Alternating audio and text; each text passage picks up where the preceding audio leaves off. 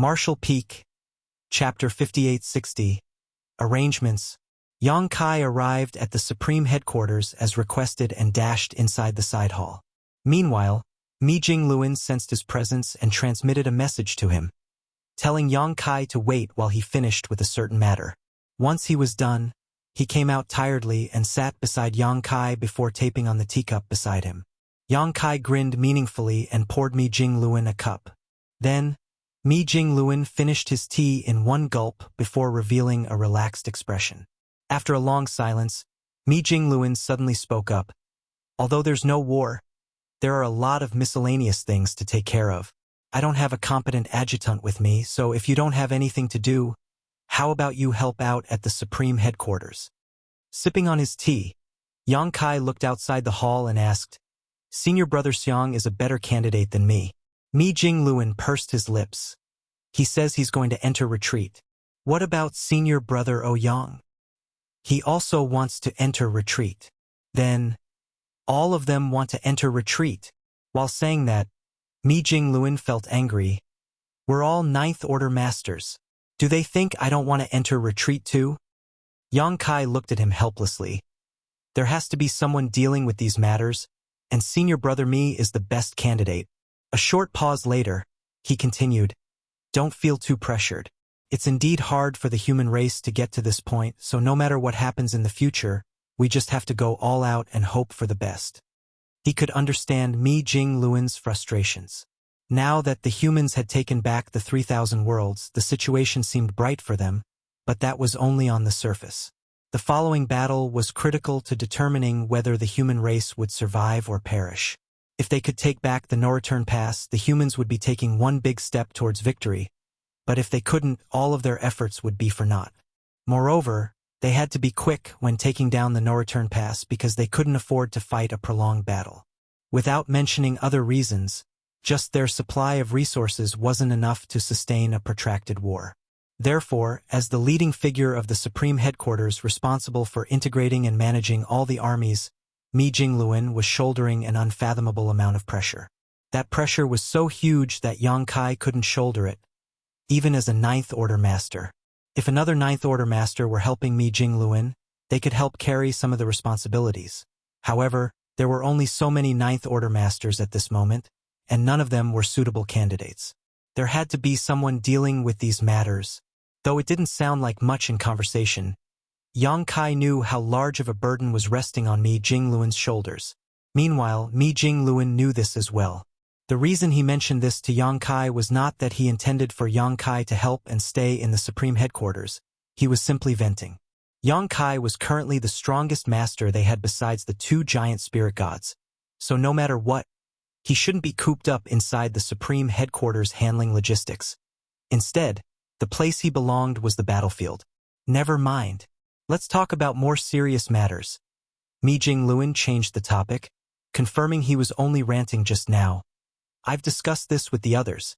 It will take 10 years at minimum, and 20 years at most for us to get ready. Then we'll be able to attack the no-return pass. Do you have any suggestions? 10 to 20 years may seem like a long time, but to prepare for a battle involving the entire race, it was actually a very short period of time. After all, they had to reorganize and coordinate all the individual armies and prepare the supplies and weapons prior to beginning the battle.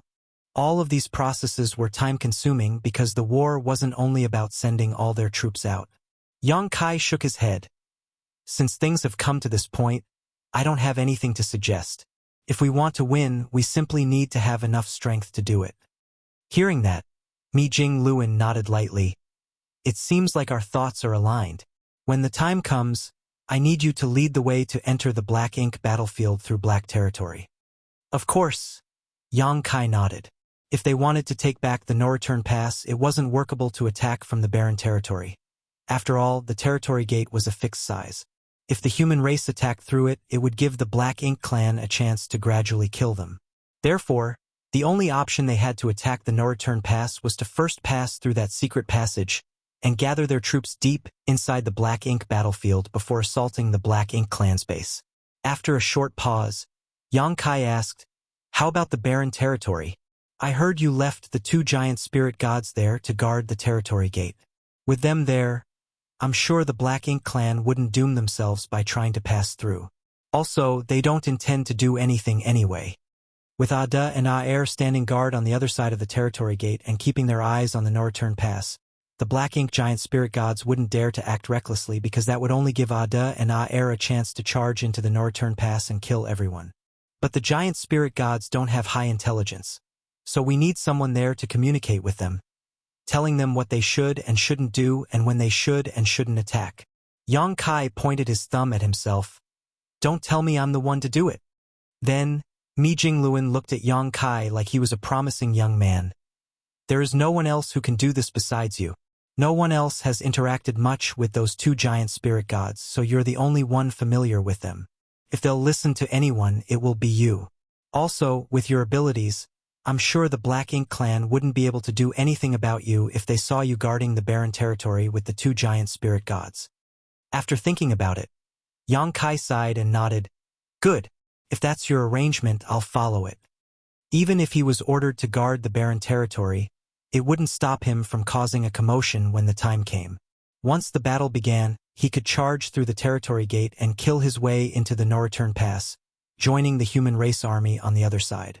From that perspective alone, there really was no other person more suitable than him to guard the barren territory. Though the other Ninth Order masters were strong as well, they couldn't move about as effortlessly as Yang Kai could. Meanwhile, Mi Jingluan immediately saw through Yang Kai's thoughts and offered, how about we split into two routes and arrange for some soldiers to assemble in the barren territory? Perhaps we can attack from both sides at a crucial moment. That's not necessary.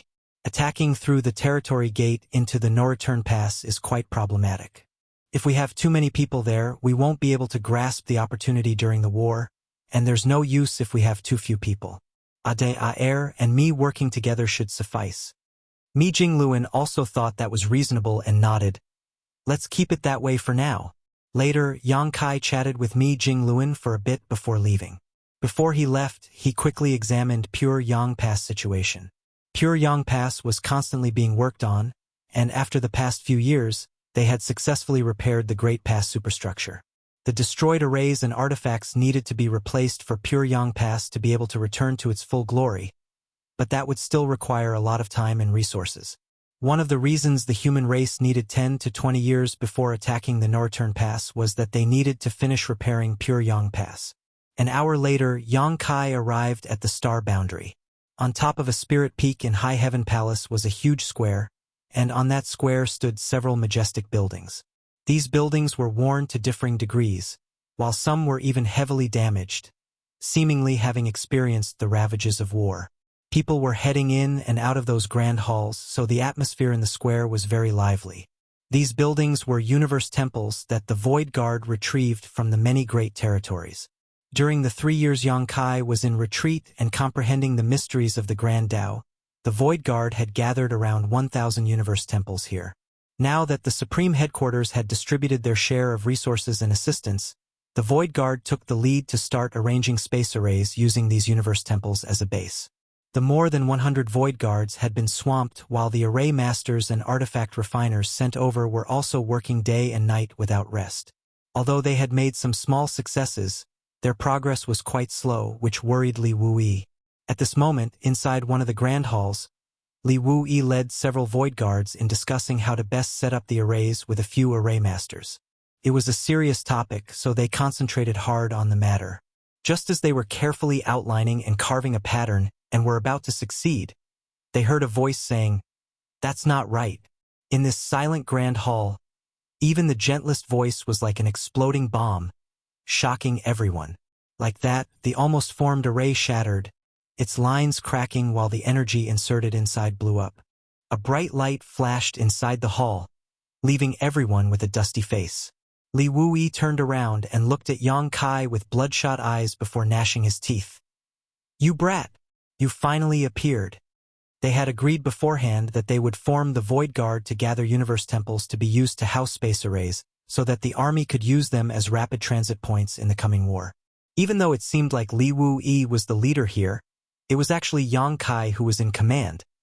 Otherwise, the Void Guard wouldn't have the word Void in the name because that was Yang Kai's title in the star boundary. However, 3 years. Do you know how I've spent these 3 years? Li Wu-yi roared viciously as he questioned Yang Kai's act of forgetting about the Void Guard after dumping everything on him. Something unexpected happened. Yang Kai coughed lightly into his fist. He didn't expect creating the Myriad Dao-sealed world would suddenly enlighten him, and he would spend 3 years in retreat. Anyway, I'm here now. Yang Kai tried to change the topic. Smelly brat. Li Wu-yi was so angry that he wanted to laugh. Afterwards, Yang Kai held Li Wu-yi's shoulder and whispered, "Don't keep calling me brat. I'm a Ninth Order master now, as well as the Dao Lord of the Void Dao Temple. How do you expect the disciples to respect me if you call me that?"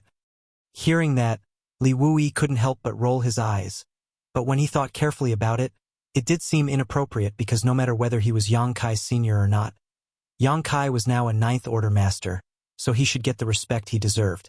Li Wu-yi's actions just now were because he was pissed off. He originally had a nominal role in the Void Guard and didn't need to worry about leading or organizing anything, but he suddenly became the one in charge after the Void Guard was formed. Taking a step back, Li Wu-yi cupped his fist. "Greetings, sir." He had a serious expression on his face as if nothing had happened just now. The other disciples also cupped their fists and bowed. "Greetings, Dao Lord." Yang Kai nodded lightly. "Sir, you said this is not right. Can Sir tell us what is the right way and perhaps show us an example?" Li Wu-yi acted like a student and respectfully asked. While looking at him, Yang Kai felt his face twitch, but still replied, "Gather everyone over here and I'll demonstrate." Several Dao Temple disciples were instantly excited.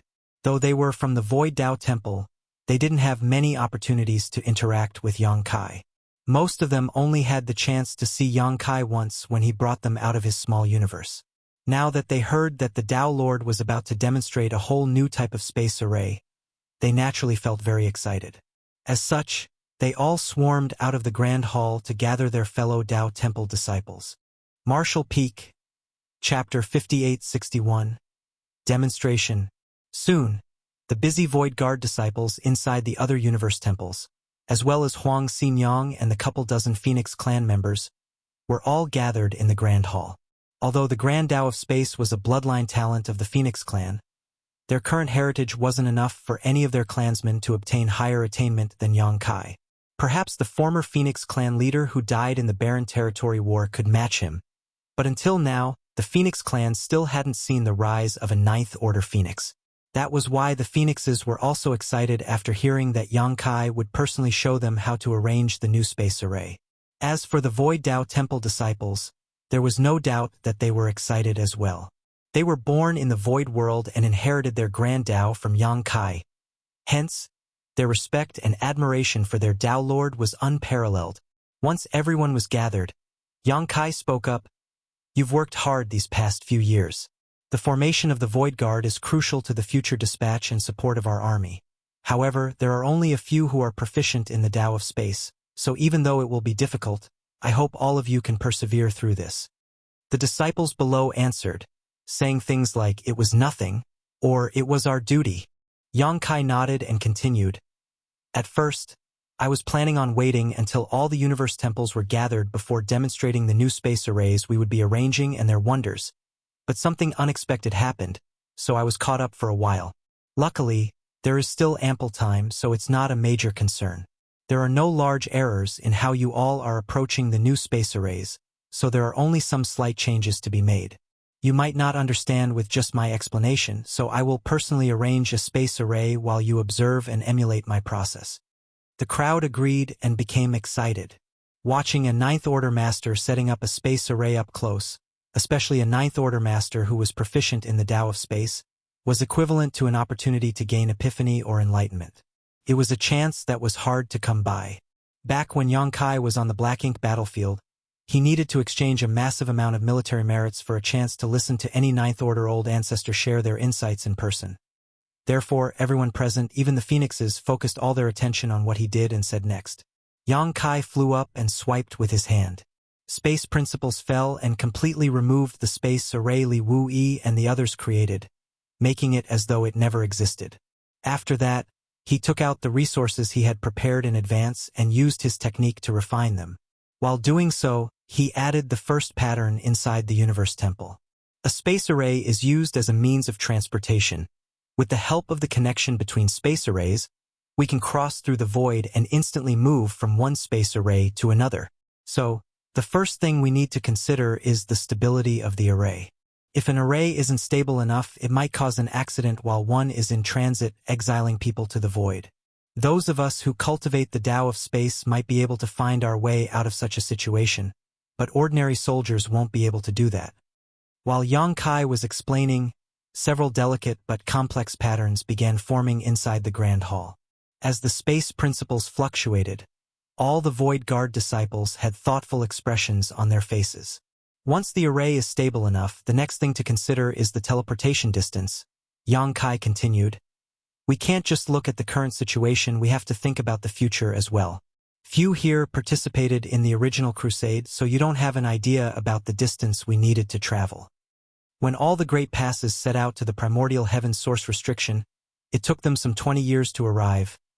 With such a large distance, once the war breaks out in full, it will be nearly impossible for the rear bases to send any reinforcements to the front lines without the help of space arrays.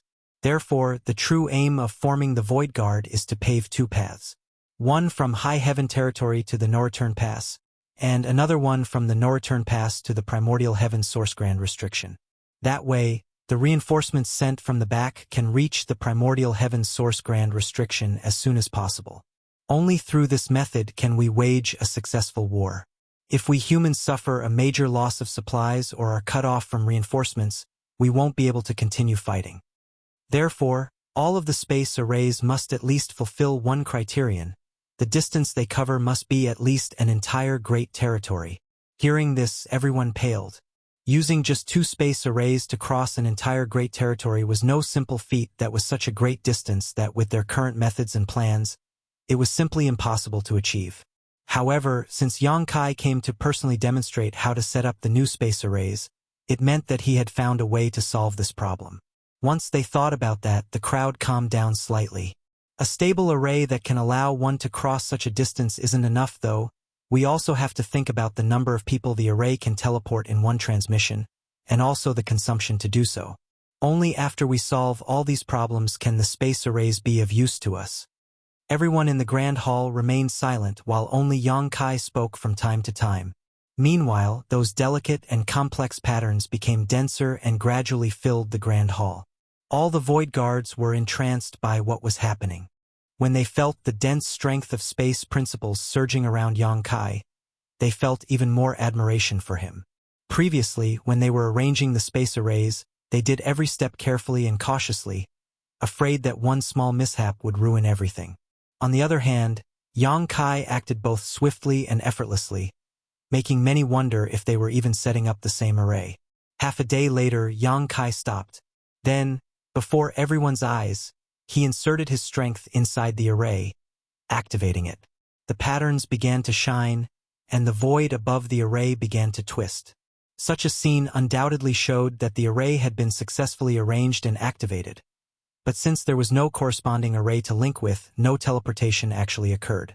As the crowd silently watched Yang Kai set up this array, they noticed that there weren't any major differences from the array they were arranging before, just some subtle changes here and there.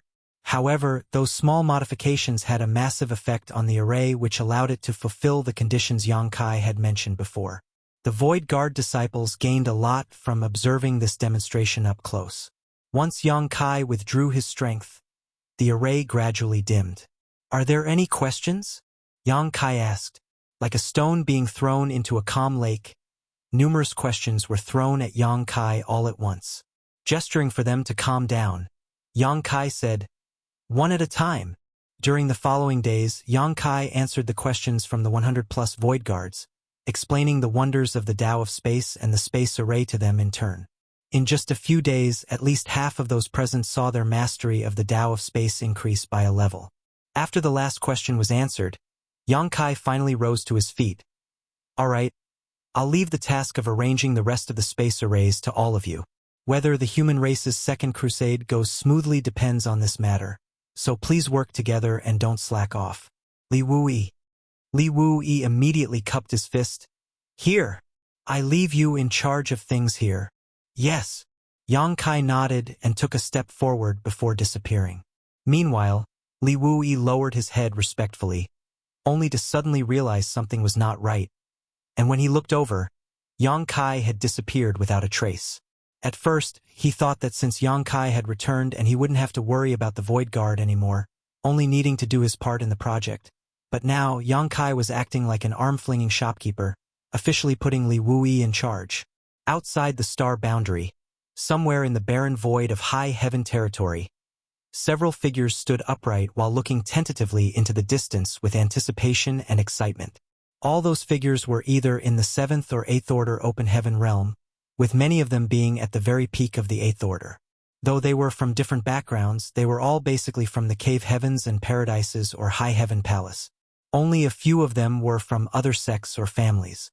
2 of them were the youngest star boundary great emperors, Scarlet Clouds and Wind and Thunder, standing with the high heaven palace disciples.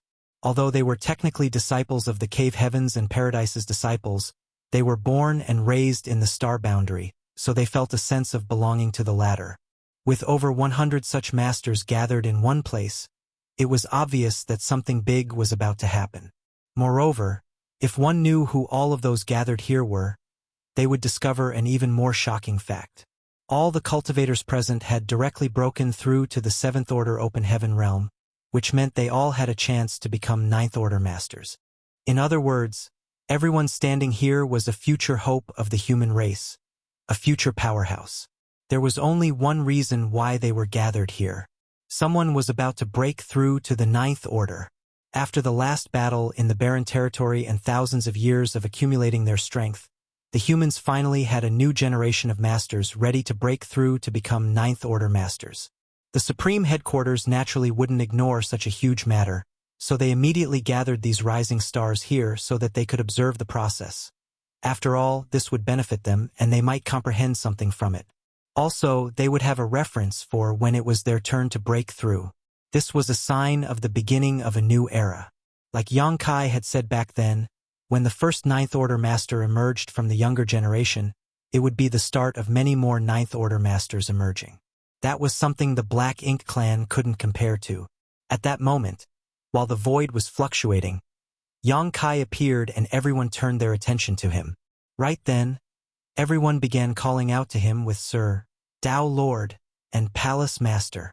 Many of the cultivators observing the situation were either from the Void Tao Temple or High Heaven Palace.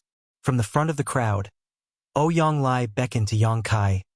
Over here, a major event like the first of the younger generation breaking through to reach the 9th order was something the Supreme Headquarters would pay great attention to. If Mi Jingluan hadn't been swamped with work, he would have even personally come to stand guard. It was a pity that he had many matters on his hands and couldn't make it. Therefore, he dragged Ouyang Lai out of his retreat and made him oversee the situation here. Moreover, Mi Jingluan had also mentioned this matter to Yang Kai before he left the Supreme Headquarters and asked Yang Kai to come over if he was free. After all, the rising star breaking through to the 9th order today was from High Heaven Palace. Being High Heaven Palace's palace master, Yang Kai should be here no matter what. Martial Peak, Chapter 5862. The Arrival of a New Era. Yang Kai arrived beside Ouyang Lai in the void and cupped his fist at the old man to the side. Congratulations, old you.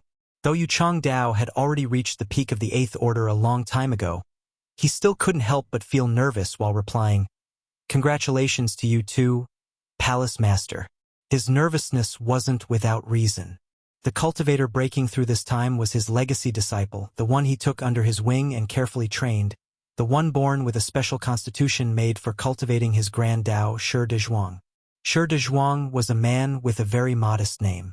If one only heard of his name but never saw him, one might mistake him for a villager living in some backwater countryside.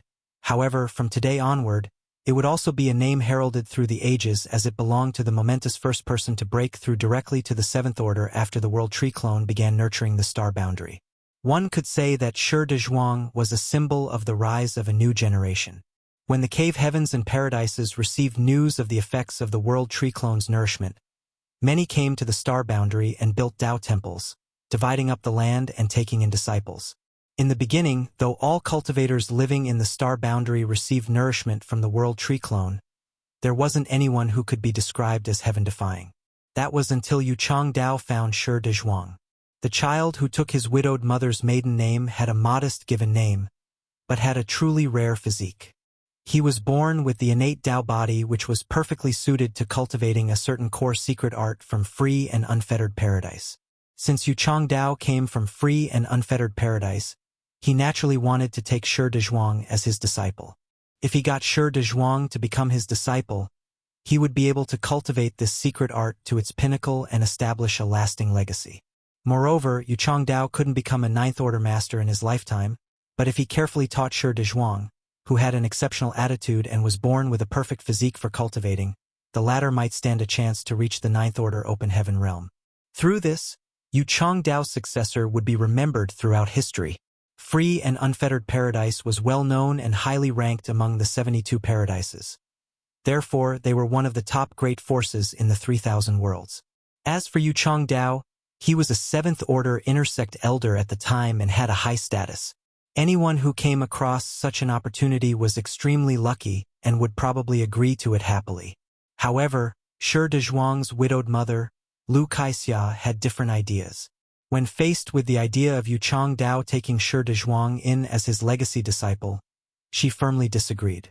Back then, it had not been long since Yang Kai worked with the other great emperors to defeat great demon god Mo Shang and save the star boundary. High Heaven Palace had an unparalleled reputation in the star boundary and was well known throughout the world. All cultivators in the star boundary took joining High Heaven Palace as their goal in life, so they didn't care about any cave heaven or paradise. Shi Dezhuang's father had died only months prior to Yu Changdao's arrival, and before he passed away, his final wish was that if his child could cultivate, he would enter High Heaven Palace. Lu Kaixia was just an ordinary woman, simple-minded and ignorant, but such people could be more stubborn than any others. She remembered her husband's last words and insisted that Shi Dezhuang enter High Heaven Palace. Yu Changdao was shocked and confused for quite a while after he went to Lu Kaixia's doorstep and told her he wanted to take Shi Dezhuang in as his disciple. After asking for the reason for her refusal, Yu Changdao didn't know whether to laugh or cry, but he felt how difficult this matter would be. With his identity and abilities, he naturally could forcefully bring Shi Dezhuang away, but by the same token, trampling the wishes of a mortal couple was far beneath his dignity. With no other choice, Yu Changdao thought of Yang Kai and personally visited him to discuss this matter with him. At first, he wanted Yang Kai to come forward and persuade Lu Kaixia to agree to let Yu Changdao take her son as his disciple. After all, this matter was greatly beneficial to Shi Dezhuang. After many twists and turns, Yu Changdao somehow became a high-ranked guest elder of High Heaven Palace and Shi Dezhuang's master after he entered High Heaven Palace. Yu Changdao knew Yang Kai had dug a pit for him in this matter, but no matter the process, he still gained his desired legacy disciple, so he jumped in all on his own. Over the years, Yu Changdao poured everything he could into nurturing his disciple. At the same time, Shi Dezhuang proved worthy of his excellent physique as his cultivation increased rapidly. What was even rarer was that he inherited his mother's modest and steady personality, not showing any of the arrogance and conceit that many gifted children had. This naturally made Yu Changdao even more satisfied. Yu Changdao guided Shi Dezhuang all the way through his cultivation, from directly reaching the 7th order until today, when he was finally about to become a 9th order master. Yu Changdao immediately reported this matter to the Supreme Headquarters, and Mi Jing Luan treated the news very seriously. Not only had he dispatched Ouyang Lai to stand guard for the event, he even told Yang Kai about this. With 2 9th order masters overseeing the situation here, it could be said that so long as Shi Dezhuang had accumulated enough heritage, it wouldn't be a problem for him to break through. Looking in that direction, Yang Kai couldn't help but sigh. Thousands of years have passed just like that. It was as though the matter of Shi Dezhuang finding a master had only happened yesterday. It happened before Yang Kai headed to the Black Ink battlefield. Even though Yang Kai was now a 9th order master, he couldn't help but exclaim how time seemed to fly by. The higher his cultivation, the faster time seemed to pass for Yang Kai. Thinking back to the days he had just begun cultivating, he felt every day and year was filled with adventure and fulfillment, but now even a simple retreat could take dozens of years without him knowing it. Even though an 8th Order Master had a long lifespan, Yu Changdao had obviously become older after several thousand years.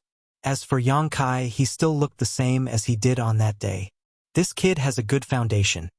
Ouyang Lai was looking in Shi Dezhuang's direction with an approving expression. When mentioning that, the usually calm Yu Changdao had a proud expression as he chuckled. The biggest virtue my disciple possesses is that he's never been anxious about his cultivation, so his foundation is naturally more stable than the others.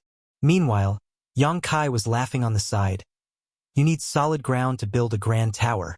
With a more stable foundation, he will be able to ascend higher than others.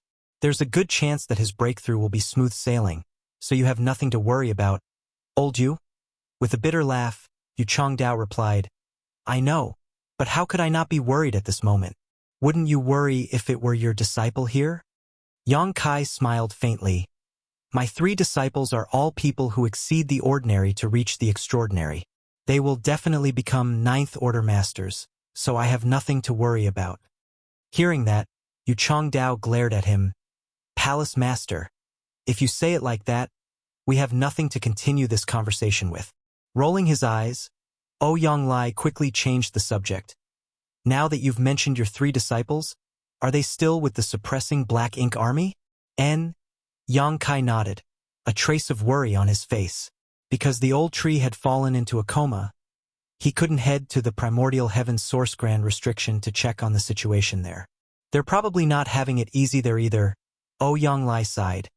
Counting the days, your eldest disciple and second disciple began cultivating at almost the same time as Shi Dezhuang. Theoretically, they should have almost reached the point of breaking through to the 9th Order Open Heaven realm too. Who knows?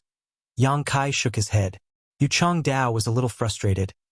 It's not that this old master wants to lecture you, Palace Master, but you care too little about your disciples. As he was a High Heaven Palace high-rank guest elder, he had a good relationship with the others from the sect. His and Shi Dezhuang's relationship resembled a father and son, whereby he would be with Shi Dezhuang all day and carefully teach and train him. On the other hand, Yang Kai and his few disciples were the exact opposite. Yu Changdao had rarely seen Yang Kai interacting with his disciples. To describe it in one saying, it would be, the master teaches the trade, but the disciples' skills are self-made. However, even though Yang Kai didn't teach them much, his disciples all had excellent achievements. Before they joined the suppressing Black Ink Army, all 3 disciples had reached the 8th Order with hopes of becoming 9th Order Masters. I was busy. Yang Kai spread his hands hopelessly. I do want to be like old Yu and teach them personally, but I can't help it. Yu Changdao groaned and sighed. It's been hard on you.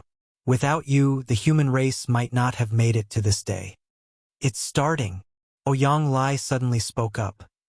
Meanwhile, the 7th Order and 8th Order Masters eavesdropping on the trio's conversation also instantly became solemn and looked in the direction of the void.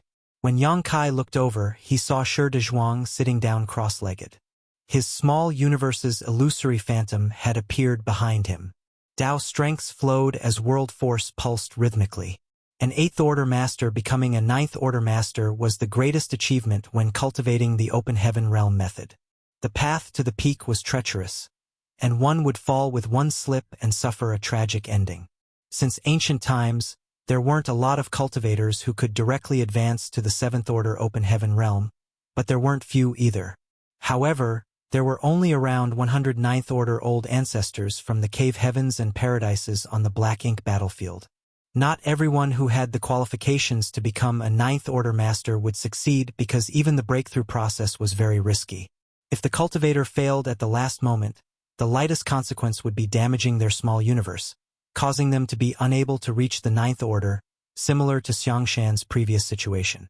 The heavier consequence would be destroying the cultivator's small universe and instantly perishing. Many people had failed in this final step, so there hadn't been many 9th Order Masters over the years.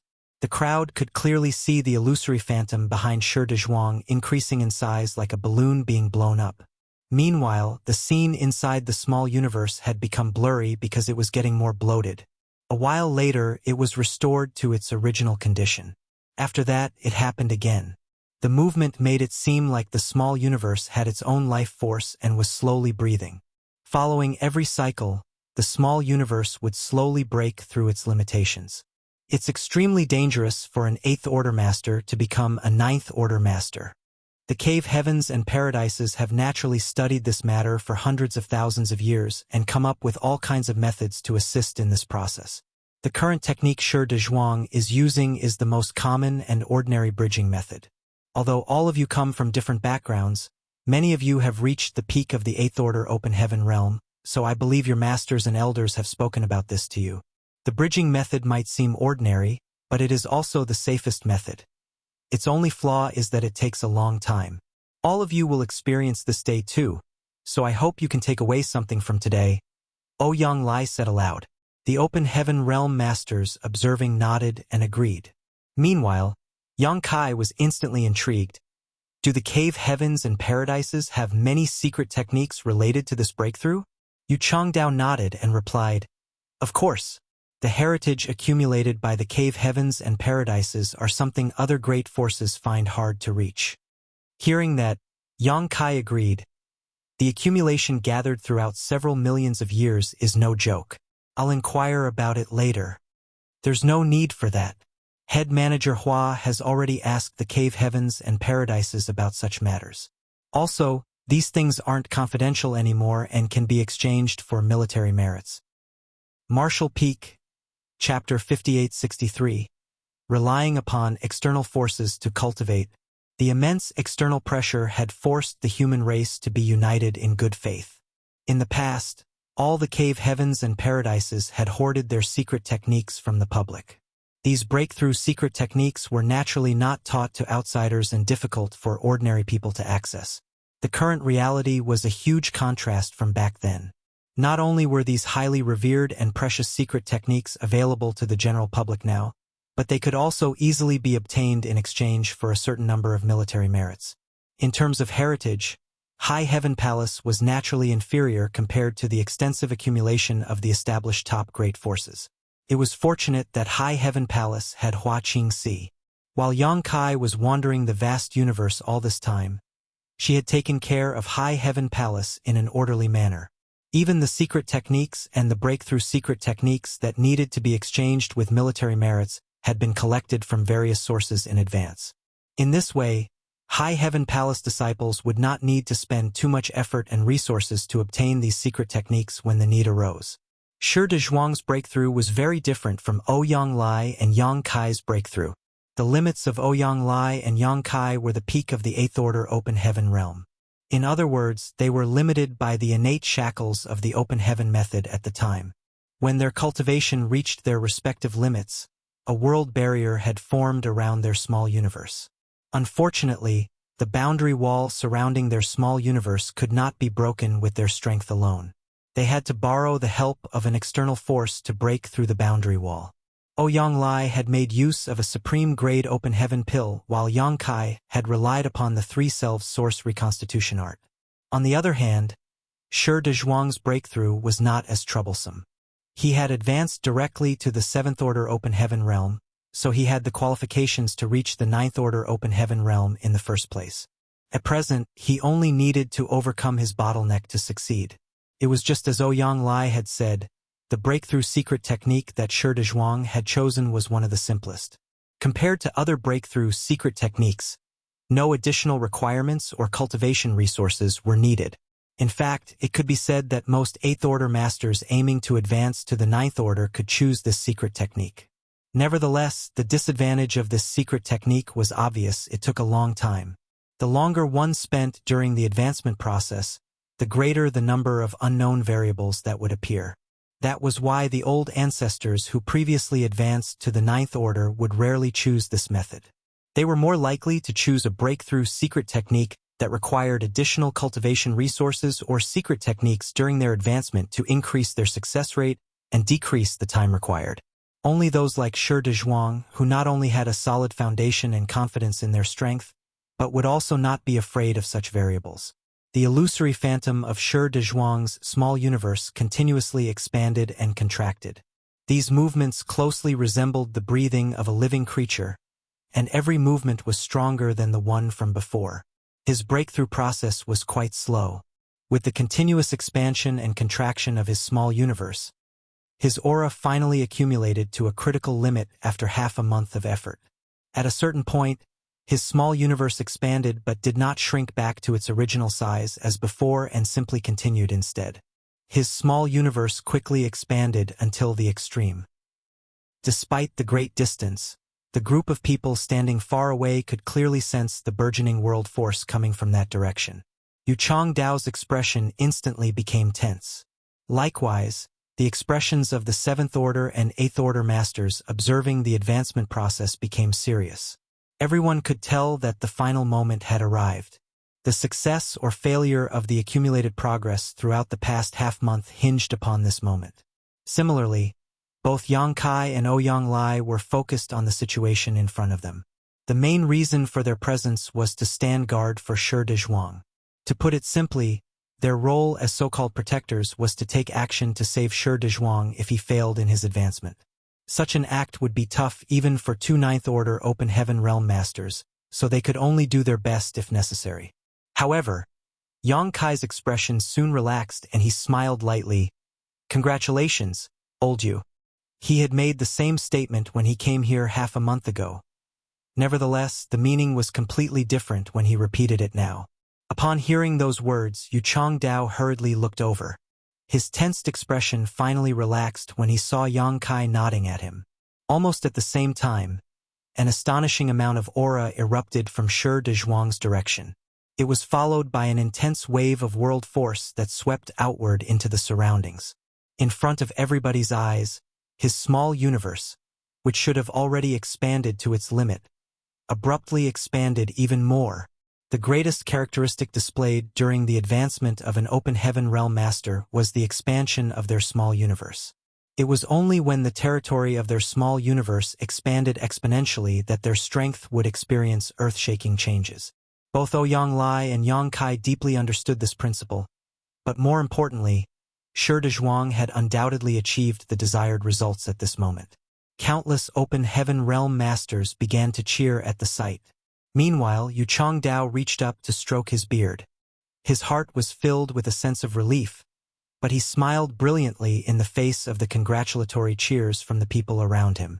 On this day, the first of the new generation of Ninth Order Masters was born to the human race outside the star boundary. It was later recorded in history books that the birth of this Ninth Order Master heralded the arrival of a new era. Yang Kai did not stay for long. Although Shi Dezhuang had successfully advanced to the Ninth Order, he would need time to consolidate his new strength. Therefore, Yang Kai left Ouyang Lai to watch over Shi Dezhuang and returned to the star boundary. Without alerting anyone, he came to a certain spot on the World Tree Clone where a tree cave was located. The interior was spacious and resembled a secluded home. This tree cave secluded home was where he had hidden himself to recuperate from his wounds in the past. To cultivate the 3 selves source reconstitution art back then, Yang Kai had paid a huge price to create his human self and monster self. Each time he created one of his selves, he would severely damage his foundation by splitting his soul in half. Hence, he had hidden himself here to recuperate from his wounds. On this occasion, his return was not for recuperation but for cultivation. Several hundred years had passed since he advanced to the Ninth Order and his heritage had clearly increased during this period, but strictly speaking, he was still just a newly advanced Ninth Order Master with a lot of room for growth. If he cultivated steadily, he would probably need to spend thousands of years to improve his cultivation to the limits in his current order. Unfortunately, the human race's second crusade was fast approaching. There was not much time left for him to cultivate, so he had to improve his strength as soon as possible. If it were anybody else, they might not have a good method to increase their cultivation quickly, but fortunately for Yang Kai, he was one of the great emperors of the star boundary, so he could borrow the power of the star boundary to increase his strength. That was precisely the reason why the great emperors of the star boundary, and even Thunder Shadow, were able to increase their cultivation to their limits far faster than ordinary people. It was because they cultivated with support from the power of the universe world. That was especially true for the star boundary. The accumulation of feedback from the World Tree Clone over several thousands of years had greatly enhanced the star boundary's heritage. At present, Not only was the star boundary's world energy indescribably rich, but the world's grand Tao and principles were also extremely stable. It could be said that there had never been another universe world like the star boundary throughout history, and this unprecedented phenomenon was all thanks to the uninterrupted feedback from the World Tree clone. If somebody had the ability to absorb all the power in the star boundary, it would be enough for them to become a ninth-order master out of thin air. Furthermore, that person would be an extremely mighty ninth-order master. Yang Kai planned to borrow the power of the star boundary to cultivate. To put it simply, he would be utilizing the world energy of the star boundary to enhance the heritage of his small universe directly. He had done something similar before. At the time, he had borrowed the power of the star boundary to temporarily raise his cultivation from the 6th order to the 7th order in order to confront a powerful enemy. Although he later returned most of the power to the star boundary, a small portion had remained in his small universe. This small portion of power had saved him hundreds of years of secluded cultivation, and it was precisely because of this incident that he discovered the benefits of being a great emperor of such a universe world. Extracting the world energy from the star boundary would naturally cause damage to the star boundary, but the star boundary's heritage was unprecedentedly rich. As long as he was measured in his usage and avoided causing damage to the foundation of the star boundary, there would not be any problems. Furthermore, the power he absorbed would eventually be replenished again as long as the World Tree clone remained in the star boundary. Yang Kai sat down cross-legged inside the tree cave and focused his mind. With a single thought, the entire star boundary came under his control. "Please assist me," he murmured softly and opened the portal to his small universe. In the next moment, an invisible and intangible force slowly began to gather from various parts of the star boundary. The force subsequently flooded into his small universe only to be refined and absorbed by him. Despite the drain on the star boundary's world energy, the change was minimal. Even if a ninth-order master were standing here, they would have trouble detecting the changes unless they were paying very close attention. Nevertheless, the great emperors of the star boundary noticed the changes immediately. Having been recognized as great emperors by the world's will, they shared the fate of the star boundary. It was only natural for them to notice the slightest changes and abnormalities in the star boundary. For a moment, the great emperors looked startled and immediately tracked the source of the phenomenon to investigate the situation. Once they learned the disturbance was caused by Yang Kai's actions, they immediately felt relieved and did not bother to interrupt his cultivation. This couldn't be helped. Every one of them had done something similar in the past, including the two youngest great emperors. The two newly advanced great emperors had advanced from the 7th order to the 8th order in several hundred years. That was not a cultivation speed that an ordinary person could hope to achieve. If they had not used the power of the star boundary to strengthen themselves, it would have been impossible for them to advance to the 8th order so quickly. Conversely, Yang Kai had never done this in the past because he had always been traveling extensively throughout the years. That was why the great emperors immediately understood his intentions once they realized that the incident was caused by Yang Kai. It was evident that he wanted to increase his strength as quickly as possible so that he would have an easier time in the upcoming war. Yang Kai was the strongest 9th order master alive. Hence, it would be greatly beneficial for the human race if he could increase his strength at a rapid pace. The star boundary's world energy flowed continuously into Yang Kai's small universe like an invisible stream of water and vanished into thin air. At the same time, the heritage of the void world in his small universe strengthened at an astonishing speed. Using this method to enhance his cultivation with the power of the star boundary was orders of magnitude more efficient than refining cultivation materials or open heaven pills. The power of a universe world itself contained various types of grand Tao, so if someone like Zhang Wuhen were to cultivate with this method, he would have to spare some time and energy to remove the Tao strengths that he did not cultivate. Such measures were necessary to prevent his small universe from being polluted. However, Yang Kai had no such need. He was currently proficient in 10,000 grand Taos, so he basically dabbled in every kind of Tao strength that existed. Therefore, he would not be troubled by the different kinds of Tao strengths pouring into his small universe from the star boundary. On the contrary, these Tao strengths would enhance his attainments in their corresponding grand Taos instead. It could be said that he was completely accepting of all the power that flowed into him from the star boundary. Everything could become his capital to become stronger. As the days passed and turned into years, the power of the star boundary constantly flowed into the void world without pause. Nevertheless, Yang Kai ensured that his actions created minimal effects by scrupulously following the principle of making gradual and orderly progress. That was why ordinary cultivators could barely sense any changes to the star boundary. Only the open heaven realm masters with high enough cultivation gradually began to notice that the star boundary was different from before. Martial Peak, Chapter 5864. Ready to set off. 10 years passed in the blink of an eye. On this day, Yang Kai opened his eyes inside the tree cave located in the World Tree Clone. Closing the portal to his small universe, he severed his connection with the star boundary and breathed out deeply.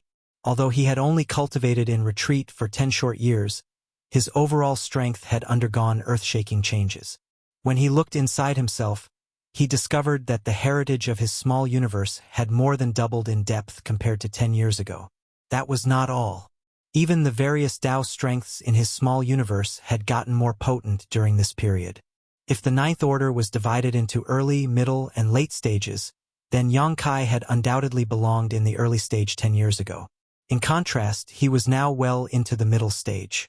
The past 10 years of cultivation had been almost as effective as cultivating for 2,000 years with normal methods.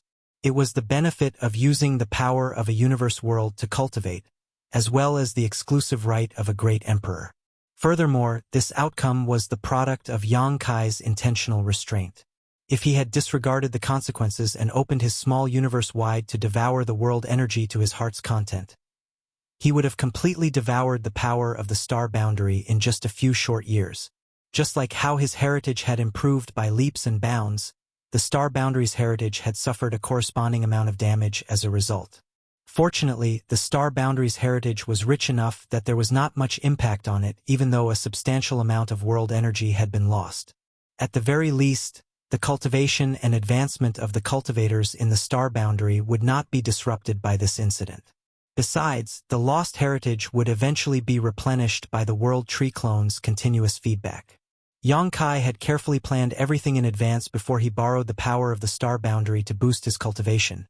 After all, he could not disregard the future of all the living creatures in the star boundary just for his own selfish interests. Otherwise, he would have done so a long time ago. Even though this was the fastest growth in his cultivation he had ever experienced since he advanced to the open heaven realm, Yang Kai could not shake the feeling that he had not grown enough. Back in the barren territory, he and several other Ninth Order masters had worked together with Ade and Aer to fight the two black ink giant spirit gods. Hence, he was very familiar with the strength of the giant spirit gods. According to Yang Kai's estimations, he would need to reach the peak of the Ninth Order just to fight a black ink giant spirit god on even ground. Even then, it was nothing more than a possibility. Seeing as he was only in the mid-stage of the Ninth Order open heaven realm, it was obvious that he did not fulfill the basic requirements at the moment. Big brother, go to the myriad monsters world. Seeming to sense his intentions, Thunder Shadow's voice appeared in his mind. Have you forgotten? I am a great emperor of the myriad monsters world. Yang Kai chuckled at those words. I did not forget.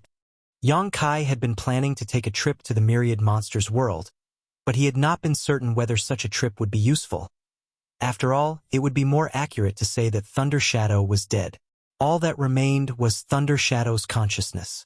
There was no saying whether Yang Kai would be recognized by the myriad monsters world's will. Nevertheless, it was something he had to try to find out. With that in mind, Yang Kai left the tree cave and transformed into a stream of light, soaring into the sky. It did not take long for him to arrive in Myriad Monsters territory by traveling through the territory gate. Then, he flew straight in the direction of the Myriad Monsters world. Many years had passed since Yang Kai first planted the World Tree Clone in the Myriad Monsters world. Compared to back then, the barbaric universe world where only ancient beasts existed now contained many traces of activity from the human race. In fact, the entire Myriad Monsters world could be said to be ruled by both the human race and monster race. The Myriad Monsters world had consecutively given birth to many other great emperors since the birth of its first, Thunder Shadow. Most of them were from the monster race, but there were also a few from the human race. That was only natural since the Grand Tao in the Myriad Monsters world was more inclined towards the Grand Tao of the monster race. Under the feedback from the World Tree clone, the Myriad Monsters world's heritage was no longer comparable to the past. While it was not equal to the star boundary, it was certainly extremely abundant. As soon as Yang Kai arrived in the Myriad Monsters world, he allowed Thunder Shadow to take over his physical body. They found an isolated place with nobody around, and then Thunder Shadow sat down cross-legged and opened both his mind and small universe to connect with the Myriad Monsters world. In the next moment, the same phenomenon that occurred in the star boundary repeated itself. The world energy of the Myriad Monsters world poured into Yang Kai's small universe without pause and became part of the Void World's heritage upon seeing this situation. Yang Kai knew that Thunder Shadow's status as a great emperor was still recognized by the Myriad Monsters world's will. Otherwise, the connection would not have been formed so easily. His actions immediately attracted the attention of the great emperors in the Myriad Monsters world, and when they learned that Yang Kai was behind the phenomenon, they couldn't help feeling a little surprised. As far as they knew, only the great emperors of the Myriad Monsters world had the qualifications to perform such actions. Yang Kai was not a great emperor of the Myriad Monsters world, so how was he able to achieve such a feat? In any case, the Ninth Order Open Heaven realm was not something any of them had ever achieved before. Combined with the fact that Yang Kai was often performing extraordinary stunts, they did not bother to question the situation even though they were puzzled. 5 years later, a general order was issued by the Supreme Headquarters and relayed throughout the lands where the human race inhabited. When the news spread to the public, everybody knew the war was about to resume. Be that as it may, this war was different from the previous wars. In this war, the human race was taking the initiative to attack the no-return pass and launch an offensive against the primordial heaven source grand restriction. If everything went smoothly, they might even succeed at eliminating the Black Ink clan once and for all. The human race army that had been resting for the past 20 years assembled once more and set off for Black territory. At every location where the human race inhabited, every single person came forward to send off the soldiers who were bravely heading to war. They did not seem overly worried or anxious. On the contrary, they were filled with determination and faith that they would not give up until they broke through the enemy's defenses. When the belief rooted itself in their very being, they firmly believed that the human race army would be invincible and indomitable. For a time, all the places that the human race's various outposts and bases became deserted as all those with the ability to participate in the war had set off to join the fight. In just 3 months, the 12 armies had gathered in Black territory. The entire Black territory instantly became overcrowded. As warship after warship continuously arrived, they eventually formed an enormous fleet. At this moment, Mi Jingluan stood with his hands behind his back on a universe fragment where the Supreme Headquarters was located, outside of Pure Yang Pass. He stared fixedly at the territory gate in the direction of High Heaven territory. He knew that many of the soldiers who embarked on this mission might never return home. There was a high possibility that many of them would lose their lives on the battlefield. Nevertheless, it was a decision that had to be made. It was also a painful tragedy that the human race was bound to face one day. They could never coexist with the Black Ink clan, and this war would either see their ultimate rise or eternal fall. They would either destroy their enemy or perish in the attempt. A stream of light suddenly came from afar. When the light came closer, Ouyang Lai's figure was revealed, and Mi Jingluan inquired, "How is it?" Ouyang Lai shook his head. He is still cultivating in retreat at the moment, but he should be done soon. The world energy of the Myriad Monsters world has almost been drawn to the limit before it will severely affect the universe world. That brat will never drain the lake just to catch the fish, after all. Mi Jingluan nodded and suddenly seemed fascinated. I wonder how much his strength has grown by now. Ouyang Lai had a nonchalant attitude towards the question. In any case, he is bound to be much stronger than you or I. Then, he couldn't help clicking his tongue in mock annoyance.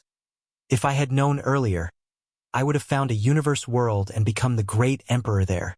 Mi Jinglu burst out laughing. It's useless even if you become a great emperor. The feedback from the World Tree clone is the only reason the Star Boundary and the Myriad Monsters world have such rich heritage. The great emperors of ordinary universe worlds would not be able to emulate him. That's true. Yonglai nodded. As the saying goes, heroes are born during troubled times.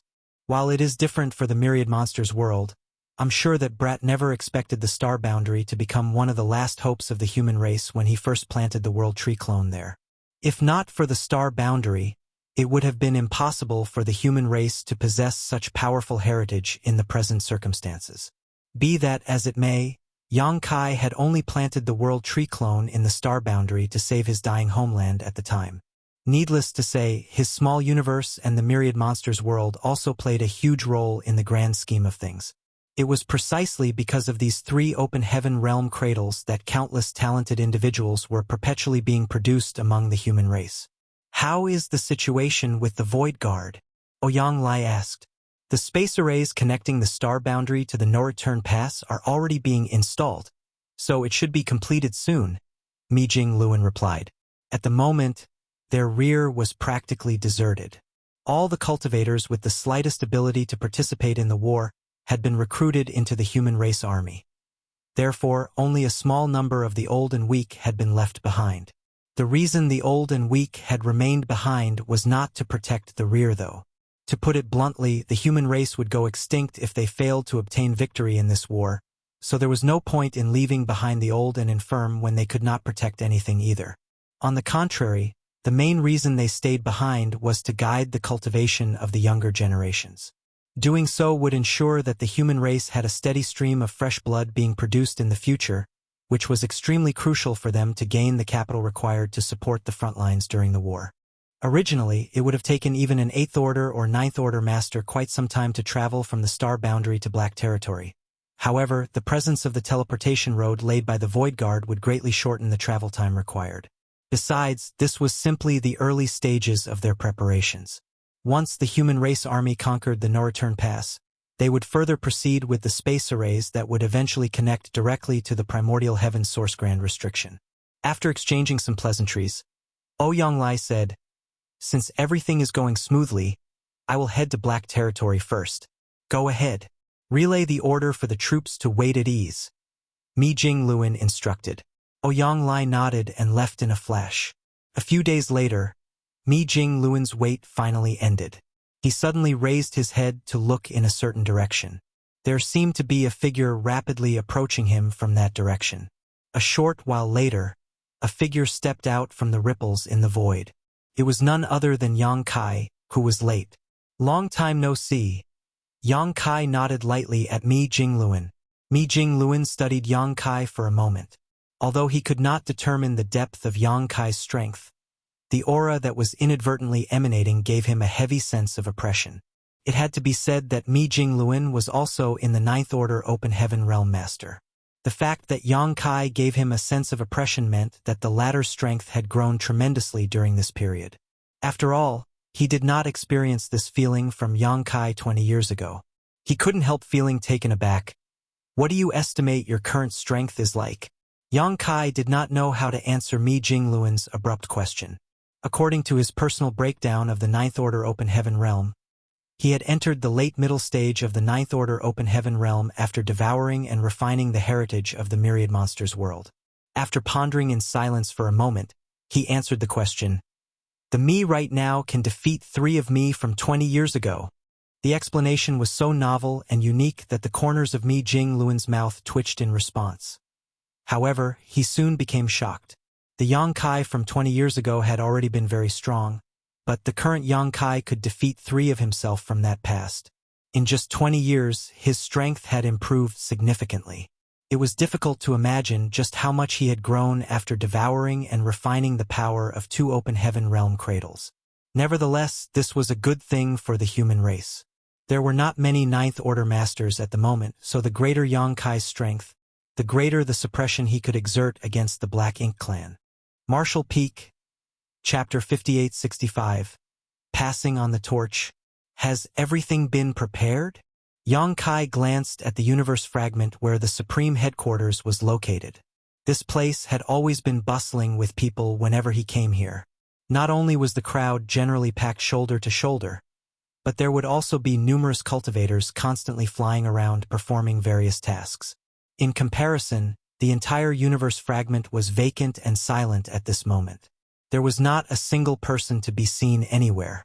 In fact, the vast pure Yang Pass contained only Mi Jingluan. It was obvious that Mi Jingluan had been waiting for him alone. The human race had drained their entire heritage in order to prepare for the upcoming war. Just looking at the myriad Dao-sealed world built by Yang Kai more than 20 years ago could provide a clear example. The myriad Dao-sealed world no longer existed in anything but name. While the sealed world remained in existence, there was no Dao strength left inside. Even if a cultivator were to enter the sealed world for training, they would no longer obtain any benefits. Such a huge sealed world had been hollowed out by the human race army in just 20 years, and a large number of 8th Order Masters had been produced as a result. Many veteran 8th Order Masters also benefited from the sealed world as their attainments in their Grand Daos had improved significantly, which in turn boosted their strength. After so many years of preparation, the human race had exhausted all their possible options. At this moment, they could be said to stand at the pinnacle of the human race. "Everything is ready," Mi Jingluan replied. Yang Kai grinned. "In that case, let's begin." When the words left his mouth, he summoned the space-time river. The meandering river wound itself around the majestic pure Yang Pass and encircled it like a dragon. As Yang Kai continuously urged the Dao strengths, the void containing the pure Yang Pass was stripped away and then gradually compressed. The main reason why Mi Jingluan had waited for Yang Kai at this spot was that he had no means to bring pure Yang Pass away with him. Apart from Yang Kai, the human race had no other means to transport or move the huge Great Pass. Even Yang Kai had to rely on his space-time river and a certain secret technique to refine the void containing the pure Yang Pass into an existence that resembled a world bead. Needless to say, Yang Kai could probably take the entire pure Yang Pass into his small universe with the current heritage. It was just that pure Yang Pass was so gigantic that taking in pure Yang Pass would place an enormous burden on him, which would inconvenience his future plans. Therefore, Yang Kai decided to follow the original plan and summon the space-time river instead. The Dao strengths kept vibrating strongly. Meanwhile, the space-time river wrapped around pure Yang Pass shrank at a speed that was visible to the naked eye. After an hour, pure Yang Pass finally transformed into a fist-sized world bead. Yang Kai put the world bead away and called out to Mi Jingluan, "Let's go." Mi Jingluan took one last look at the universe fragment where the supreme headquarters had been located. Then, he quickly retracted his gaze and left with Yang Kai. After several transfers through various territory gates, Yang Kai and Mi Jingluan arrived at Black Territory a few days later. The huge void was densely packed with an overwhelming number of warships everywhere Yang Kai looked. Most of these warships were standard squad-class warships, but there were also quite a few purifying black ink battleships in the mix. The purifying black ink battleships, which were surrounded by squad-class warships, looked very conspicuous among the fleet. Even Yang Kai, who had experienced countless large-scale battles, could not help feeling amazed at his first glance at the scene in Black Territory. Back when the human army launched their first crusade against the primordial heaven source grand restriction, the size of the fleet had not been small either. Nonetheless, that was merely the gathering of forces from 100 or so great passes. Comparatively, the current force contained all the existing heritage of the human race. The human race army from back then could not compare with the current human army in terms of the number of open heaven realm masters or the size of the fleet. The only lacking aspect was the number of 9th Order masters. In that regard, the current human race army could not compare to the human army from back then. There used to be more than 100 9th Order masters in the past, but there were no more than 10 of them now. Huh? There's an additional 9th Order master. Yang Kai glanced in a certain direction in surprise. As soon as he stepped foot in the Black Territory, he instantly detected an unfamiliar aura belonging to a 9th Order master. It was not Shi Dezhuang who advanced to the 9th Order 20 years ago, but somebody he did not recognize. Tang Tao of Golden Antelope Paradise.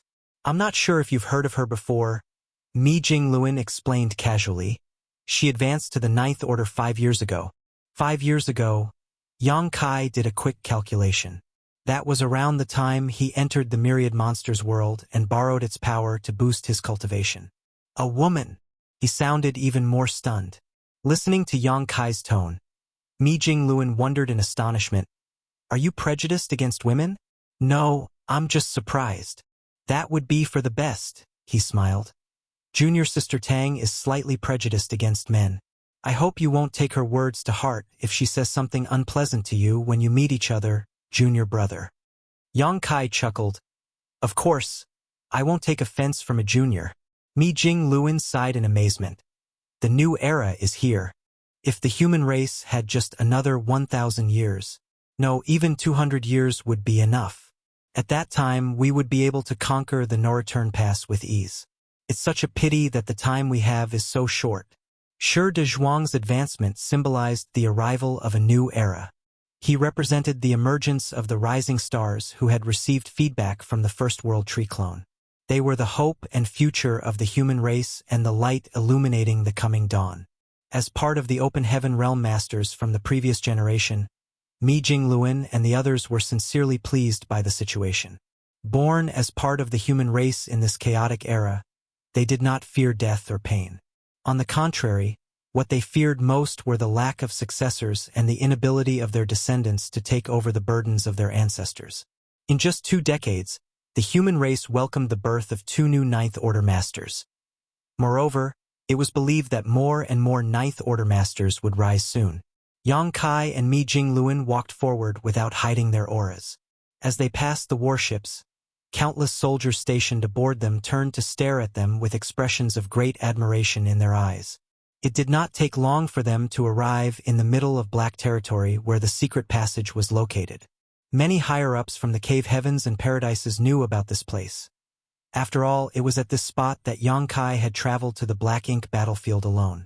Thousands of years ago, the Black Ink clan had enthusiastically searched for the entrance to this secret passage, but their efforts had proven futile.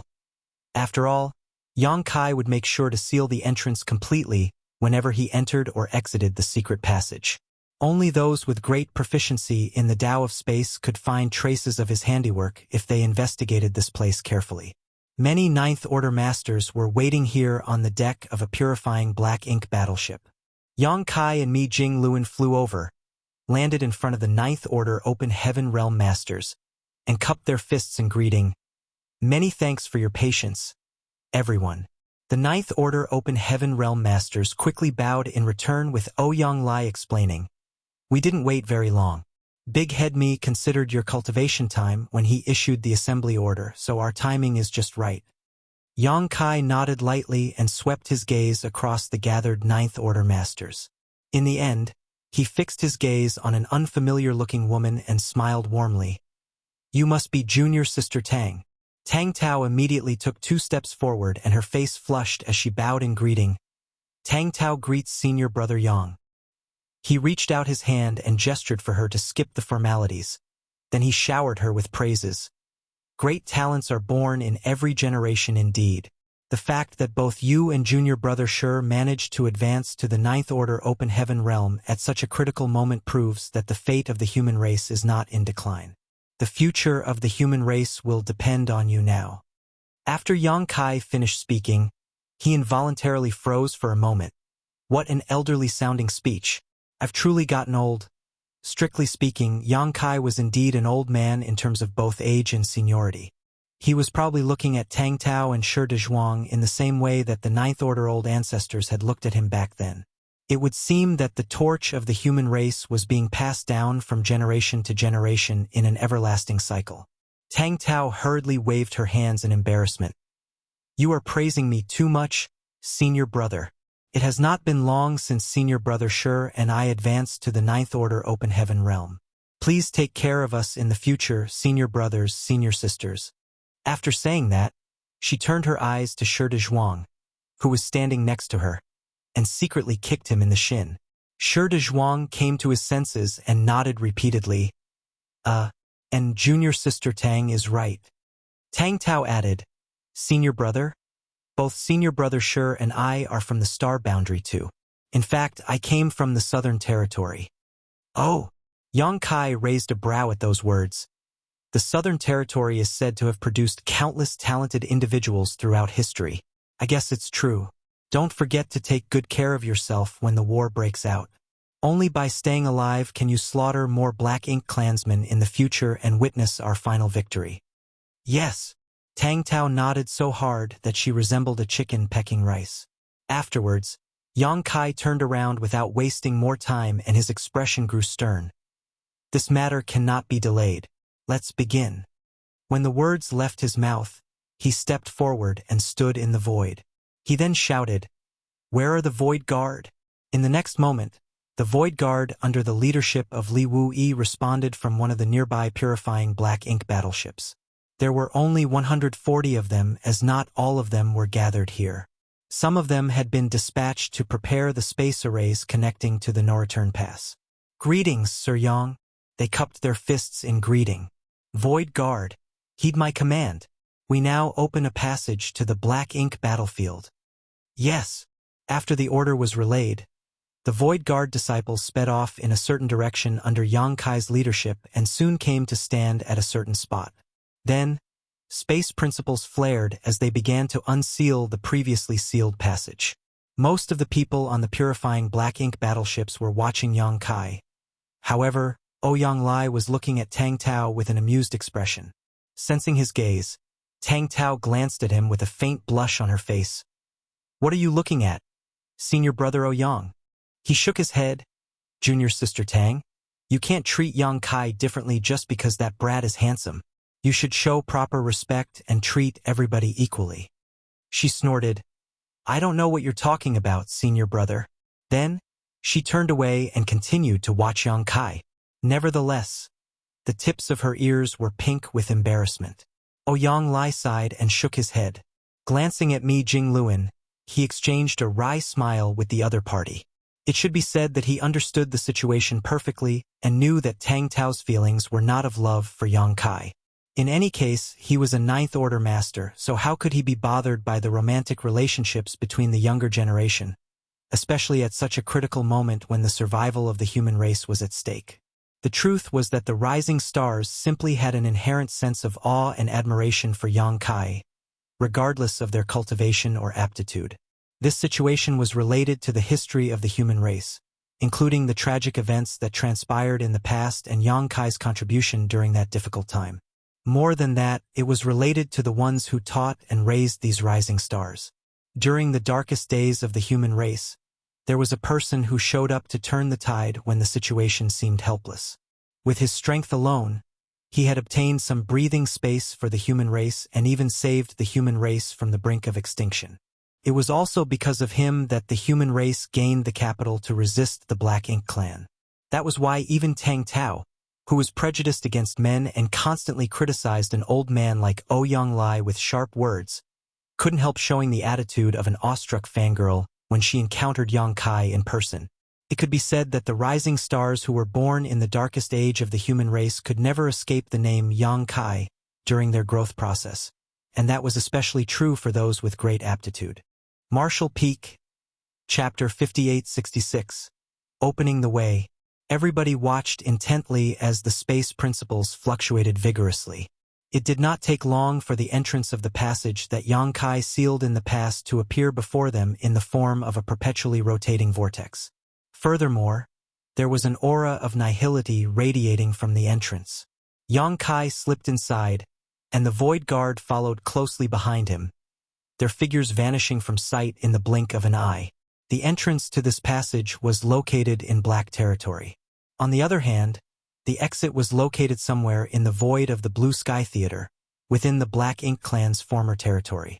Yang Kai had used this secret passage to travel between Black territory and the Black Ink battlefield on multiple occasions, so he was very familiar with the process. It would take no effort for Yang Kai to bring a small number of cultivators through this void corridor, as they would succeed as long as they persistently forged forward and overcame the few obstacles in their way. However, a massive number of people would soon be passing through this passage. There were 12 armies, and each one had at least 2 to 3 million soldiers in their ranks. In other words, the 12 human race armies consisted of nearly 30 million soldiers. The original passage could not meet the requirements of the human race army.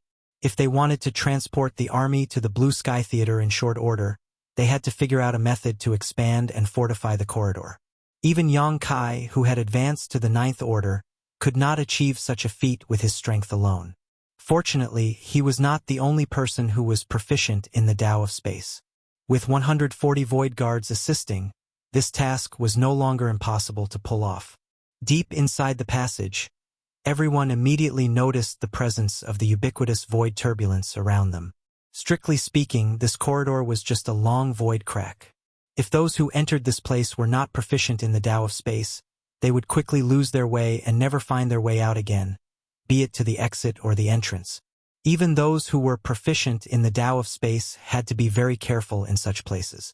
Yang Kai took the lead to clear and mark the path ahead, his space principles oscillating constantly.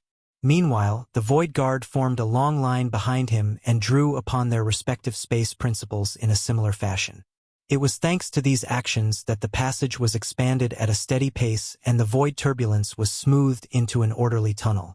During this period, Yang Kai also arranged Tao arrays along both sides of the passage to further increase its stability. The fortified passage continued to extend forward under their wholehearted cooperation. Whenever they progressed forward by a certain distance, a Void Guard would remain behind under Yang Kai's orders to monitor the situation and deal with any unexpected emergencies that might occur. Seeing as it was Yang Kai's first time undertaking such a task, he did not dare to guarantee that the passage would remain stable at all times. It was better to prepare some safety measures just in case. They steadily progressed forward with only 100 Void Guards remaining by the time they arrived at the exit. 40 Void Guards had been left behind to monitor various locations in the passage. At the exit, Yang Kai stood motionless and glanced behind him. When he saw that Li Wu-Yi and the others were following closely behind him, he raised his hand and pressed against the space before him. Space principles fluctuated, and ripples suddenly appeared in the void that had been sealed for many years. As the ripples spread out, a portal soon emerged. Yang Kai slipped out of the passage, and the Void Guard rushed out from behind him under Li Wu-Yi's lead. Stay here and expand the passage as quickly as possible. Don't forget to send a message to inform Supreme Commander Me that the preparations have been completed. I will go and check out the surrounding situation, Yang Kai instructed. Li Wu-Yi accepted the order. After choosing one person to report back to Mi Jingluan, he assigned a group of people to stand guard around the exit. As for the rest, they began to expand and stabilize the passage further. Back in Black Territory, Mi Jingluan soon received news of their progress. Following his command, the squads quickly kept their respective warships in their small universes before flying into the passage under the leadership of their higher-ups. On the other side, Yang Kai's figure flickered as he traveled through the void, his divine sense spreading out to investigate his surroundings. Now that he was in the Ninth Order, his divine sense was extremely powerful, so it did not matter whether the movement was as slight as the wind blowing through the grass. Nothing in the vicinity could be concealed from his perception. A group of Black Ink clansmen with a dozen or so members was wandering around the void. They did not seem to have any fixed goals in mind. On the contrary, they seemed to be searching for something in all directions. Every corner of the void and every piece of rock and debris was carefully investigated without exception. When they reached a certain part of the void, something unexpected occurred. Space suddenly shattered apart like a piece of broken glass. Caught in the shattered void, they didn't even have time to react before they were turned into hashed meat and severed limbs. In the next instant, Yang Kai's figure appeared not far away with a deep scowl on his face. Several dozen years ago, Yang Kai had spent some time chatting with Mo Na Yi at the no-return pass. Although they probed each other for information, neither party had gotten any valuable clues from their exchange. Yang Kai had failed to learn whether Mo, in the primordial heaven's source grand restriction, had awoken, and Mo Na Yi had failed to discover the location of the secret passage that led from the 3,000 worlds to the Black Ink battlefield. Although Mo Na Yi did not know much about the secret passage, that did not prevent him from taking action to search for it. This was actually the 5th Black Ink clan team that Yang Kai eliminated so far. All of them had been low-rank and high-rank Black Ink clansmen. Strangely enough, not a single feudal lord had been seen. Furthermore, the number in each team was small, ranging from a handful to a dozen at most. It could be conceived that Mo had dispatched many Black Ink clansmen to search in a grid-like manner over the years, all in hopes of finding the location of the secret passage.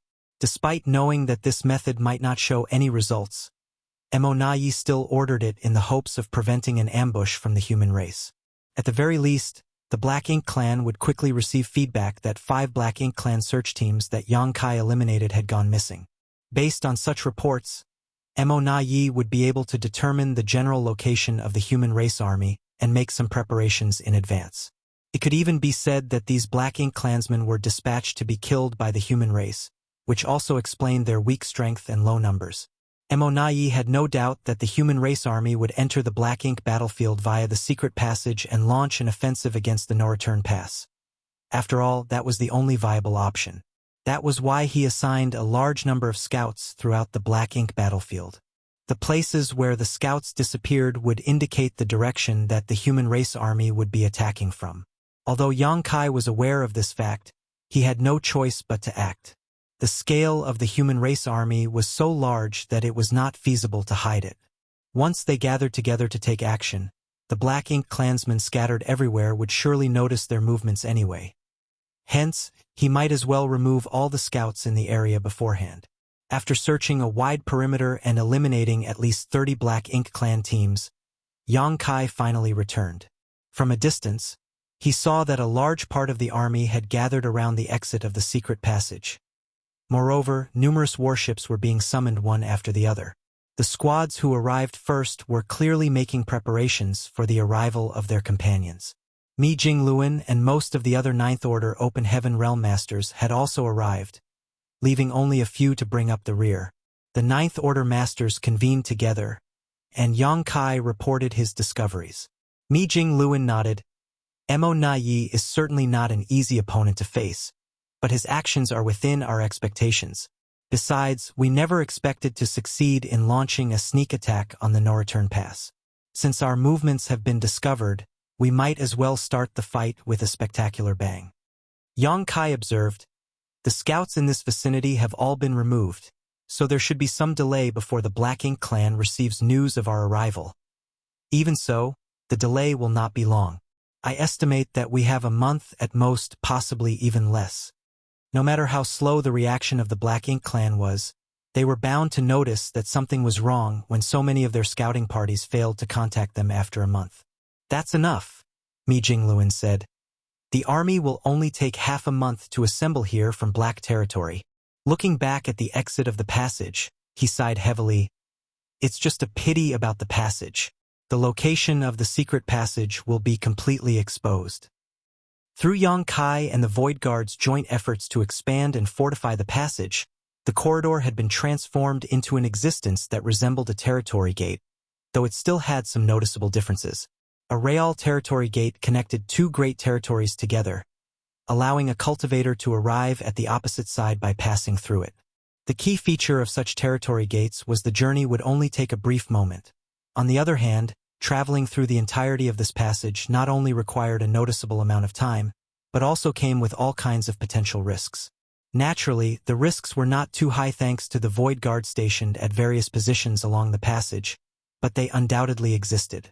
Such a passage could no longer be hidden completely at this stage. Even if Yang Kai used various means to seal the entrances to the passage again, it was no longer possible to completely conceal it. There was a high chance for the Black Ink clan to locate this opening if they worked hard enough. If we lose this battle, the human race will be doomed to extinction.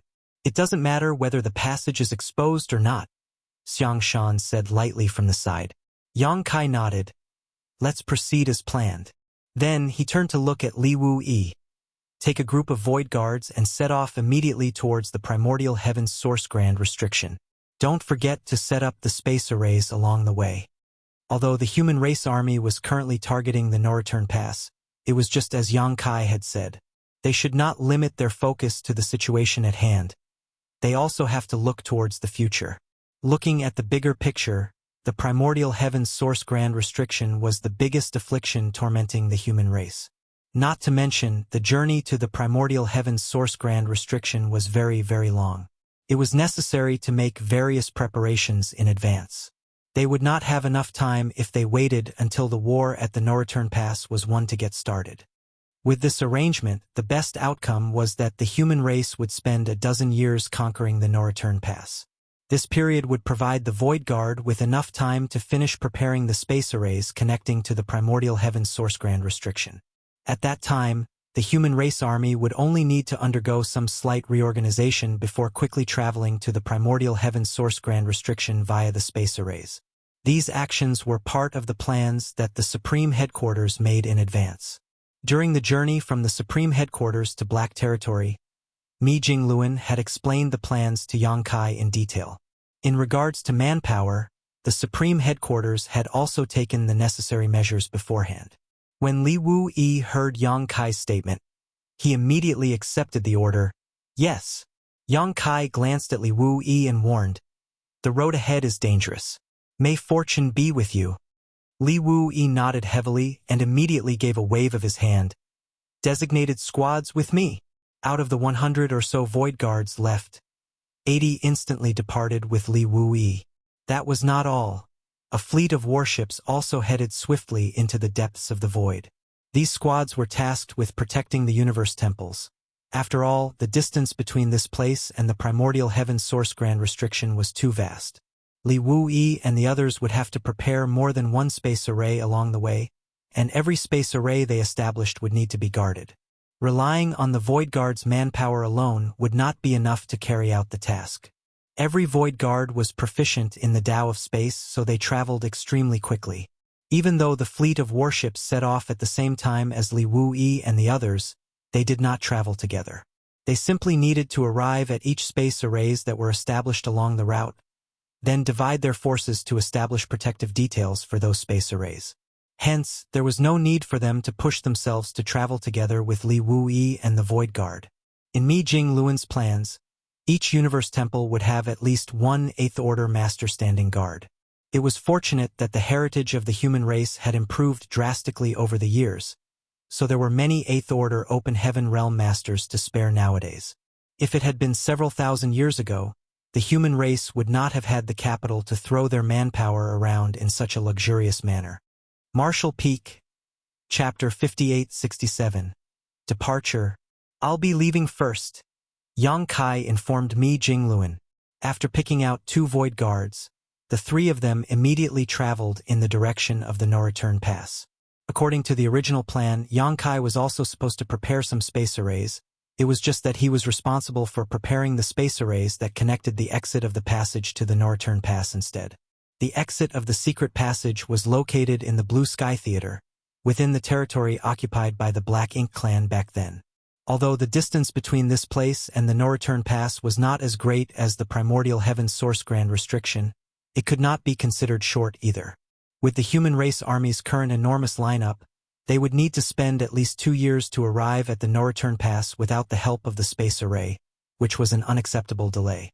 Now that the Black Ink clan scouts in the vicinity had been removed, it would not take long for the enemy to learn about the human race's attack. Speed was crucial under these circumstances. Naturally, it was better for the human race army to attack as soon as possible. After Yang Kai departed, the remaining Void Guards began to prepare the first space array that would be located here. Setting up the space array was not a difficult task because all the space arrays had been prepared beforehand and transported in the universe temples that had been collected previously. Hence, the Void Guards simply had to search for a suitable location, place the universe temple in position, and make some slight adjustments to the space array inside. One of the Void Guards in the 8th Order opened the portal of his small universe. Following his actions, the portal expanded incessantly. It did not take long before a universe temple emerged. Under Mi Jingluan's guidance, he placed the universe temple at a certain spot in the void. Several Void Guards immediately flew into the universe temple to check and calibrate the space array. A short while later, they reported that everything was ready and the space array was in perfect working condition. Thereupon, the human race army finally succeeded in placing their first space array on the Black Ink battlefield. With this space array acting as a connection point, the space arrays laid by Yang Kai in the direction of the no-return pass and the space arrays laid by Li Wu-Yi in the direction of the Primordial Heaven Source Grand Restriction could easily form a connection with the space array in this place. As such, they would have a direct transportation route from the no-return pass to the primordial heaven source grand restriction once they completed their tasks. There would be many transfer points along the way, but that was preferable compared to the long journey that the human race army would have had to make instead. In this way, they could aim straight at the heart of their enemy as soon as they conquered the no-return pass and launch a crusade towards the primordial heaven source grand restriction at the fastest speed. Afterwards, a steady stream of soldiers poured out from the exit of the secret passage. Aside from the group of elites who arrived earlier, all those who came later were soldiers with lower cultivation. The current human race was extremely powerful, and their heritage was unprecedentedly rich. Be that as it may, the mid-rank Open Heaven Realm Masters and low-rank Open Heaven Realm Masters occupied the largest proportion of their strength. In particular, the mid-rank Open Heaven Realm Masters held the highest numbers. The amount of 4th Order and 5th Order Open Heaven Realm Masters was the highest, exceeding the total number of Open Heaven Realm Masters in the 3rd Order Open Heaven Realm and below. This situation was vastly different from the situation during peaceful times. Before the Black Ink clan invaded the 3000 worlds, those in the 3rd Order and below had accounted for the majority of the human race. In fact, Yang Kai had encountered many 1st Order and 2nd Order Masters when he first arrived in the 3000 worlds. On the contrary, hardly any 1st Order or 2nd Order Masters were born among the human race nowadays. Even the weakest Open Heaven Realm Masters advanced directly to the 3rd Order. As for those who came from the 2 Open Heaven Realm Cradles, the Star Boundary and the Myriad Monsters world, the 4th Order was the minimum. There were 2 reasons for this situation. In addition to the feedback from the World Tree clone, the process to obtain resources was also much simpler than before. In the past, most of the low-born cultivators had neither the ability nor the capital to obtain the resources needed to advance to the Open Heaven realm. However, they could now redeem these resources from the human race army as long as they had enough military merits to perform an exchange. Strictly speaking, it did not become easier for cultivators to obtain resources. It was simply a more direct method of resource acquisition that had not been available to those who were born from humble backgrounds before. Back when the Great Passes were in conflict with the Black Ink clan on the Black Ink battlefield, the minimum requirement to enter the Black Ink battlefield was the 6th Order. After all, those below the 6th Order were completely helpless against the corruption of Black Ink's strength. Unlike back then, the human race now had the means to resist Black Ink's strength. Not only did they have purifying light, which could dispel Black Ink strength in a cultivator's small universe, but they also had the purifying Black Ink pills, which could prevent the corruption of Black Ink strength. Thus, the requirements had been reduced by a slight margin. Nevertheless, no matter how much they lowered their requirements, the 4th Order remained the most basic requirement. Only those in the 4th Order and above qualified to contribute their strength on the battlefield. Those in the 4th Order and below would not have much value on the battlefield. In other words, those in the 3rd Order Open Heaven realm and below did not meet the basic requirements to enter the battlefield. After all, the human race did not have the habit of using those with weaker cultivation as cannon fodder. Even so, Mi Jingluan did not hesitate to bring along all those who were in the 3rd Order and below for this crusade. The mission of those in the 3rd Order and below was not to fight on the battlefield but to mine resources. The human race had been lacking cultivation resources for a long time now. If Yang Kai had not brought back a large amount of materials from the Black Ink clan a couple dozen years ago, the repair of Pure Yang Pass would not have been possible. At the moment, though, the human race was practically bankrupt. The demand for various resources would only increase exponentially once the war at the No-Return Pass broke out. Not to mention that resources were required each time they transported the army via the space arrays. Seeing as the entire human race army would need to be transported to the primordial heaven source grand restriction in the near future, there was no doubt that the consumption of resources would soar to a shocking level. That was why they had to make preparations in advance. Even if they expected to receive an enormous amount of resources once they conquered the No-Return Pass, that would only come after they succeeded in their crusade. The 3000 worlds was an empty shell right now. There was no place left where resources could be sourced from, but the Black Ink battlefield was different. The vast Black Ink battlefield had always been a treasure trove of various cultivation resources due to how expansive it was.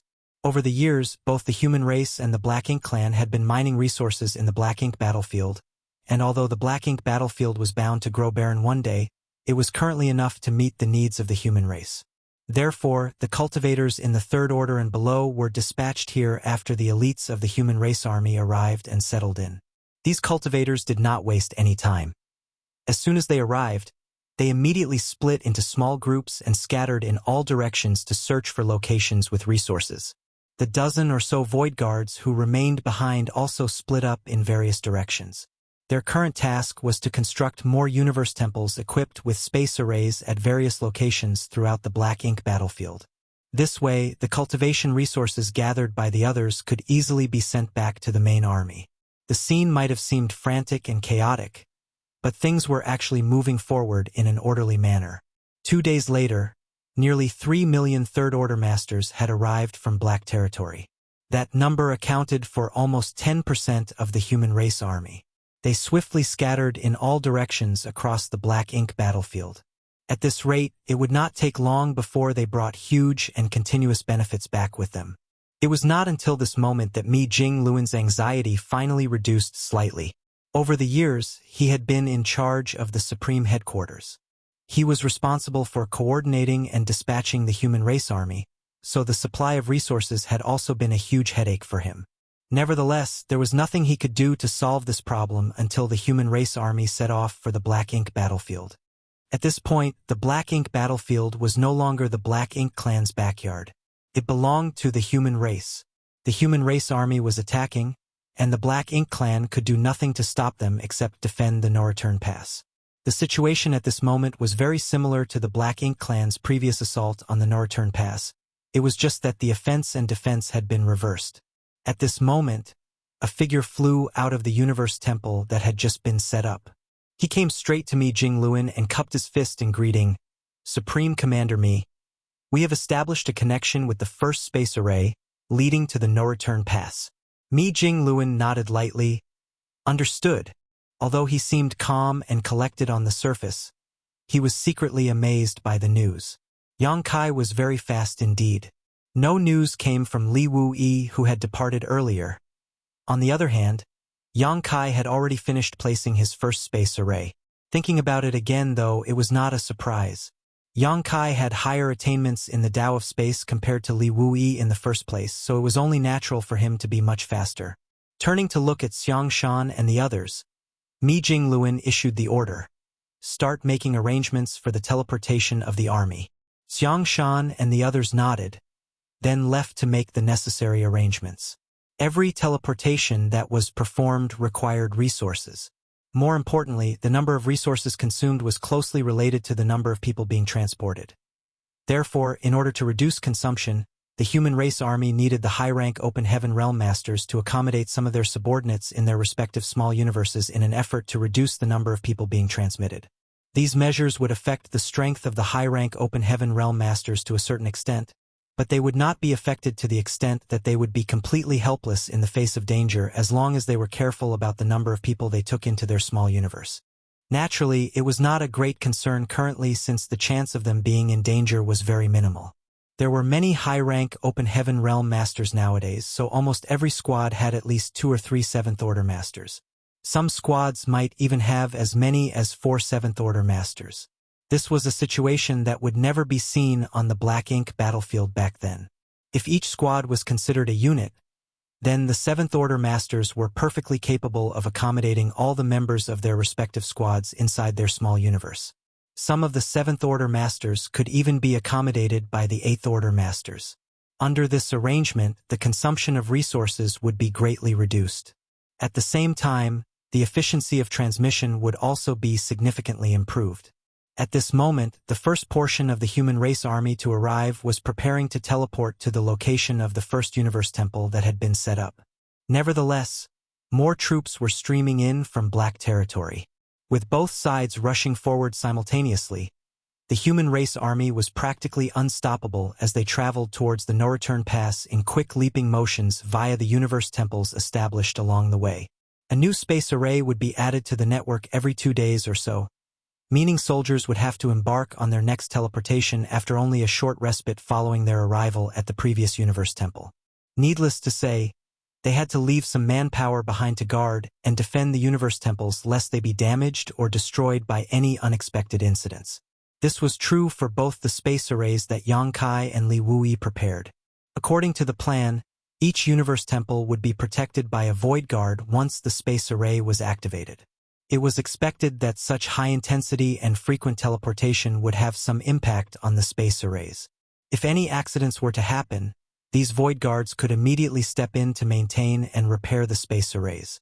Excluding Yang Kai, there were almost 150 void guards, which was just enough for such a task. During this period, they finally received news from Li Wuyi.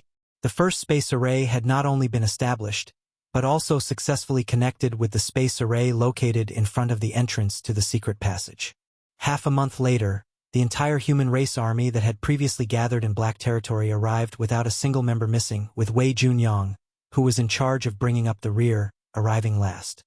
Martial Peak, Chapter 5868, Goading the Giant Spirit Gods.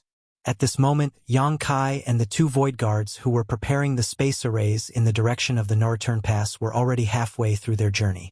They also left behind 3 universe temples that they deployed along the way.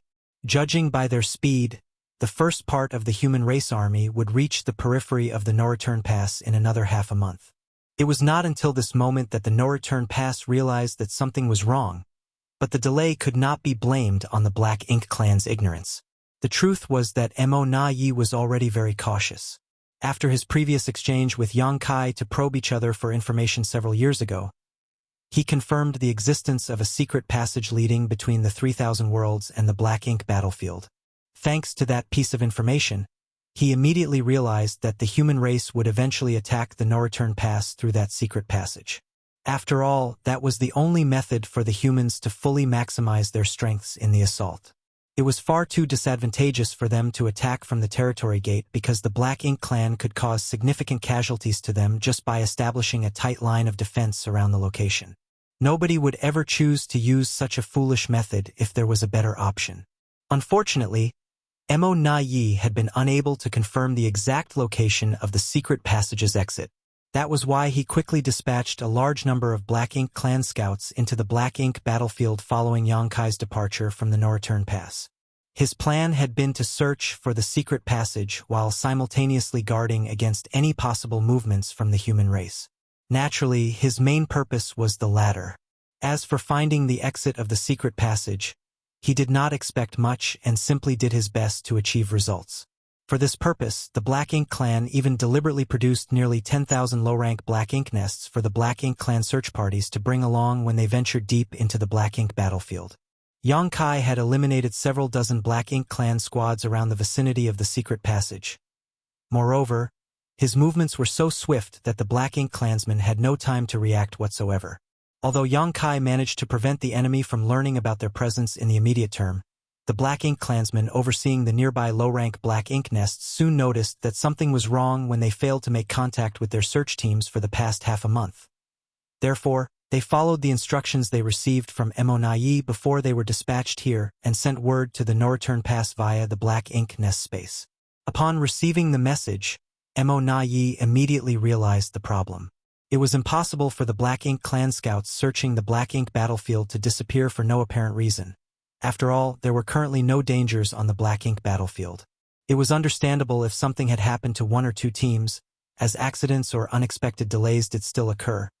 But the fact that dozens of scout teams had gone missing at the same time was self-explanatory. Under the premise that the human race army would launch an assault from the Black Ink battlefield, Missouri Na Yi would not hold any unrealistic illusions towards the information he received and immediately concluded that the humans were coming. Furthermore, their general direction and distance could now be determined from the location of the lost Black Ink clan scouts. With the no-return pass as the starting point and the location of the lost scouts as the endpoint, Mo Na Yi plotted a route and hastily ordered the Black Ink clan scouts along the route to investigate their surroundings carefully and report any sign of abnormalities immediately. The arrival of the human race army came far earlier than he expected, which was extremely bad for him.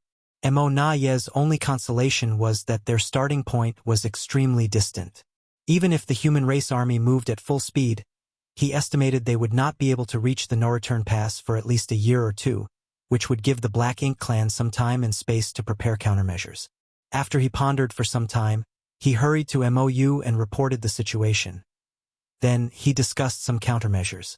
At the same time, he ordered the pseudo-royal lords under his command to continue tempting the two giant spirit gods in the barren territory. When the two black ink giant spirit gods escaped into the no-return pass back then, Yong-kai had decisively sealed the territory gate shut. Be that as it may, the Black Ink clan had long since reopened the territory gate. Moreover, the Black Ink clan had never stopped trying to target Ada and Aer over the past few years. Mo Na-yi knew that these two giant spirit gods were the strongest forces of the human race army. If they could eliminate the two giant spirit gods before the humans arrived, then the enemy would be no match for the Black Ink clan, regardless of how many Ninth Order masters were born during this period. Among the Black Ink clan nowadays, the number of royal lords could no longer compare to the Ninth Order masters, and the number of territory lords could no longer compare to the number of Eighth Order masters. Nevertheless, there were many pseudo-royal lords, so if the humans lost their two giant spirit gods, who were the pillars of their army, how could they prevent the onslaught of the numerous pseudo-royal lords and the two Black Ink giant spirit gods? According to the information that Mo Na-yi received from the Black Ink disciples, the giant spirit gods were of a race that did not boast high sentience despite their overwhelming strength. If they could utilize this aspect properly, they might just be able to eliminate those two behemoths without too much trouble. Nonetheless, they had to lure the two giant spirit gods into the no-return pass if they wanted a chance to eradicate them. The no-return pass was the headquarters of the Black Ink clan, with countless masters gathered here in addition to the two Black Ink giant spirit gods. As long as the two giant spirit gods dared to step foot into the no-return pass, they would never leave this place alive again. Provocation was one method. However, no matter how the Black Ink clan tried to taunt them, Ada and Aer never forgot Yong-kai's instructions to protect the territory gate before he departed. Their orders were to smash any Black Ink clansman who tried to pass through the territory gate. Nothing more, nothing less. Several pseudo-royal lords were injured as a result. After that, no pseudo-royal lord dared to enter the barren territory at will again. A single slap from the giant spirit gods contained a heaven-destroying and earth-shattering might. Not even a pseudo-royal lord could survive a direct hit. The Black Ink clan did not stop at provocation, though. They also employed another method: temptation. The Black Ink disciples who originated from the human race had given Mo Na-yi another valuable piece of information. The giant spirit gods fed on dead universe worlds. The 3,000 worlds was now barren and infertile, so the two giant spirit gods had probably been starving for many years now. For that reason, Mo Na-yi ordered his men to drag over several dead universes worlds from the far depths of the Black Ink battlefield to tempt Ada and Aer through the territory gate. This plan nearly succeeded. As soon as the bald giant spirit god saw the dead universe's worlds through the territory gate, his drool flowed down his chest like a waterfall. In fact, he nearly charged right into the no-return pass at first sight. If not for the giant spirit god with a tuft of hair on his head, who desperately held his clansmen back and ruined the plan, the Black Ink clan could have obliterated one of them on the spot. Back when Mo Na-yi first witnessed the scene, he was so furious that he nearly choked on his rage. Now that the pseudo-royal lords received another order from Mo Na-yi recently, they immediately looked very distressed. Their confrontation with the giant spirit gods over the past 10 years or so had shown them that the two beings were not easy opponents despite their slow-witted appearances. When the overwhelming power of each giant spirit god surpassed essentially all other living creatures in the universe, their low sentience no longer mattered. Their strength alone was not something that could be ignored. Fortunately, one of the pseudo-royal lords quickly came up with a good idea. He smashed one of the dead universe's worlds nearby to pieces and threw a small universe fragment into the barren territory. The two giant spirit gods happily shared the universe fragment between themselves. Then they turned to look at the pseudo-royal lord eagerly through the territory gate. He quickly threw a larger universe fragment to them, and they immediately shared the food again. Then he threw another larger piece. After repeating the cycle several times, he picked up an enormous universe fragment and pretended to throw it into the barren territory. However, the territory gate was too small for the enormous universe fragment to pass through. He then set down the universe fragment and beckoned towards the two giant spirit gods through the territory gate, as though inviting them over to eat. Ada was tempted. Then, Aer smacked his bald head hard several times. The blows made him clutch at his head in pain with an extremely aggrieved expression. His appearance was very pitiful, as though he did not know what he had done wrong. "Stay here and smash them. Don't go there," Aer reminded in a rumbling voice. Even though he was standing in the vast void, his voice still echoed like explosions of thunder. Ada nodded repeatedly, finally recalling the warnings of the little one. Raising his head once more, he glared at the pseudo-royal lord fiercely and shouted, "Give it or I will smash you to death." The pseudo-royal lord was stunned for a moment. In the next moment, he raised his hand and shattered the enormous universe fragment into dust while shouting at Ada through the territory gate, "Come and smash me if you dare." Ada immediately lost his temper. Starving as he was, how could he tolerate the sight of a perfectly good piece of food being ruined right in front of him? No matter how good-natured he was, he had reached his breaking point. He stood up and took a step forward. Just as Ada was about to charge through the territory gate, Aer threw himself at Ada and pinned the latter down. On that day, the entire Black Ink clan in the No Return Pass heard the roars that came from the other side of the territory gate. They could hear the bald giant spirit god screaming the words, "Smash you to death," over and over again. It was a terrifying sound. Inside the high-rank Black Ink nest that belonged to MOU, Emonayi was reporting the situation to him, but another Black Ink clansman was sitting next to them. Given his right to sit together with Emonayi and MOU on equal footing, the identity of this Black Ink clansman went without saying. He was a royal lord. The human race had produced a new generation of Ninth Order masters. Likewise, the Black Ink clan had also seen the rise of the next generation of royal lords. It had to be said that all acquired territory lords had the qualifications to become royal lords. Thus, the only question that remained was whether they had the necessary aptitude. There was the issue where it was significantly more difficult for a territory lord to become a royal lord than an Eighth Order master to advance into the Ninth Order. The root cause was the method that the Black Ink clan employed to increase their strength was very different from the humans. Unlike the human race, which relied on personal effort and accumulation to enhance their strength, the Black Ink clan relied upon their Black Ink nests to cultivate. As the power of a Black Ink clansman grew, the process for them to enhance their strength became harder in turn. It was precisely because of this factor that despite having so many powerful territory lords, most were unable to become royal lords. Nevertheless, the difficulty of the process did not matter in the end. The accumulation over thousands of years was enough for some of those territory lords to overcome the bottleneck in their cultivation.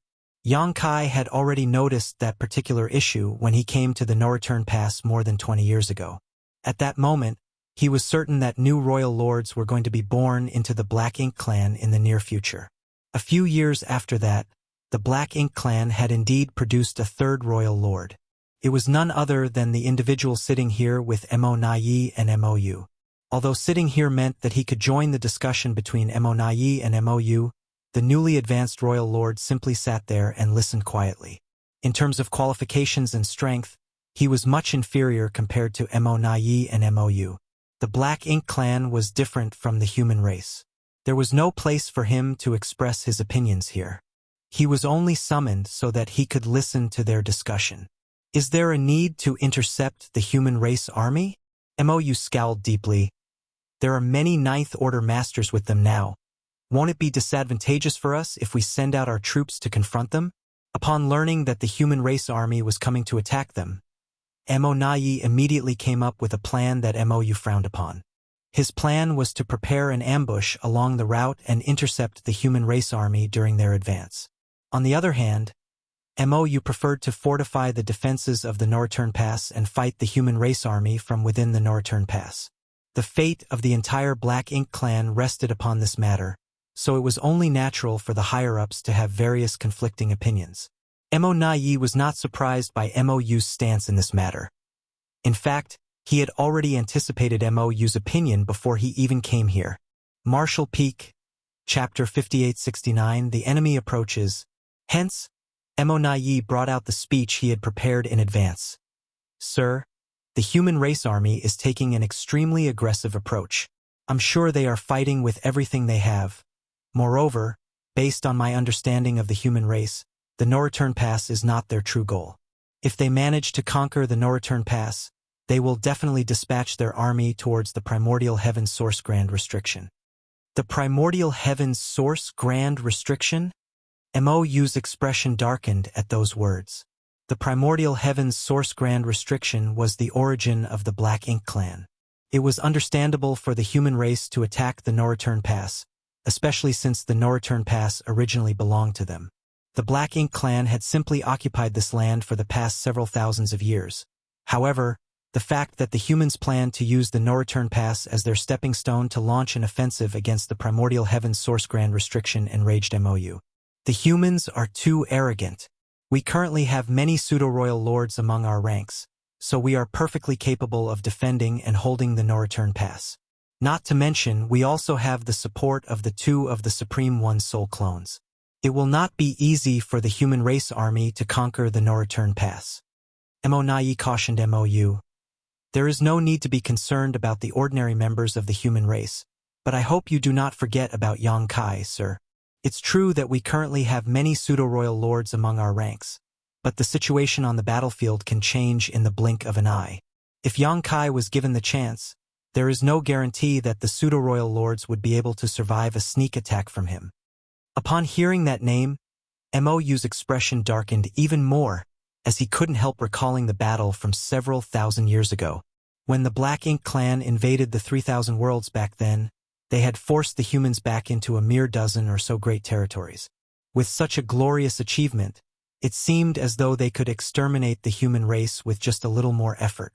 That was the era when the innate territory lords had been locked in conflict with the Eighth Order masters. At the critical juncture, though, Yang Kai had abruptly appeared out of nowhere.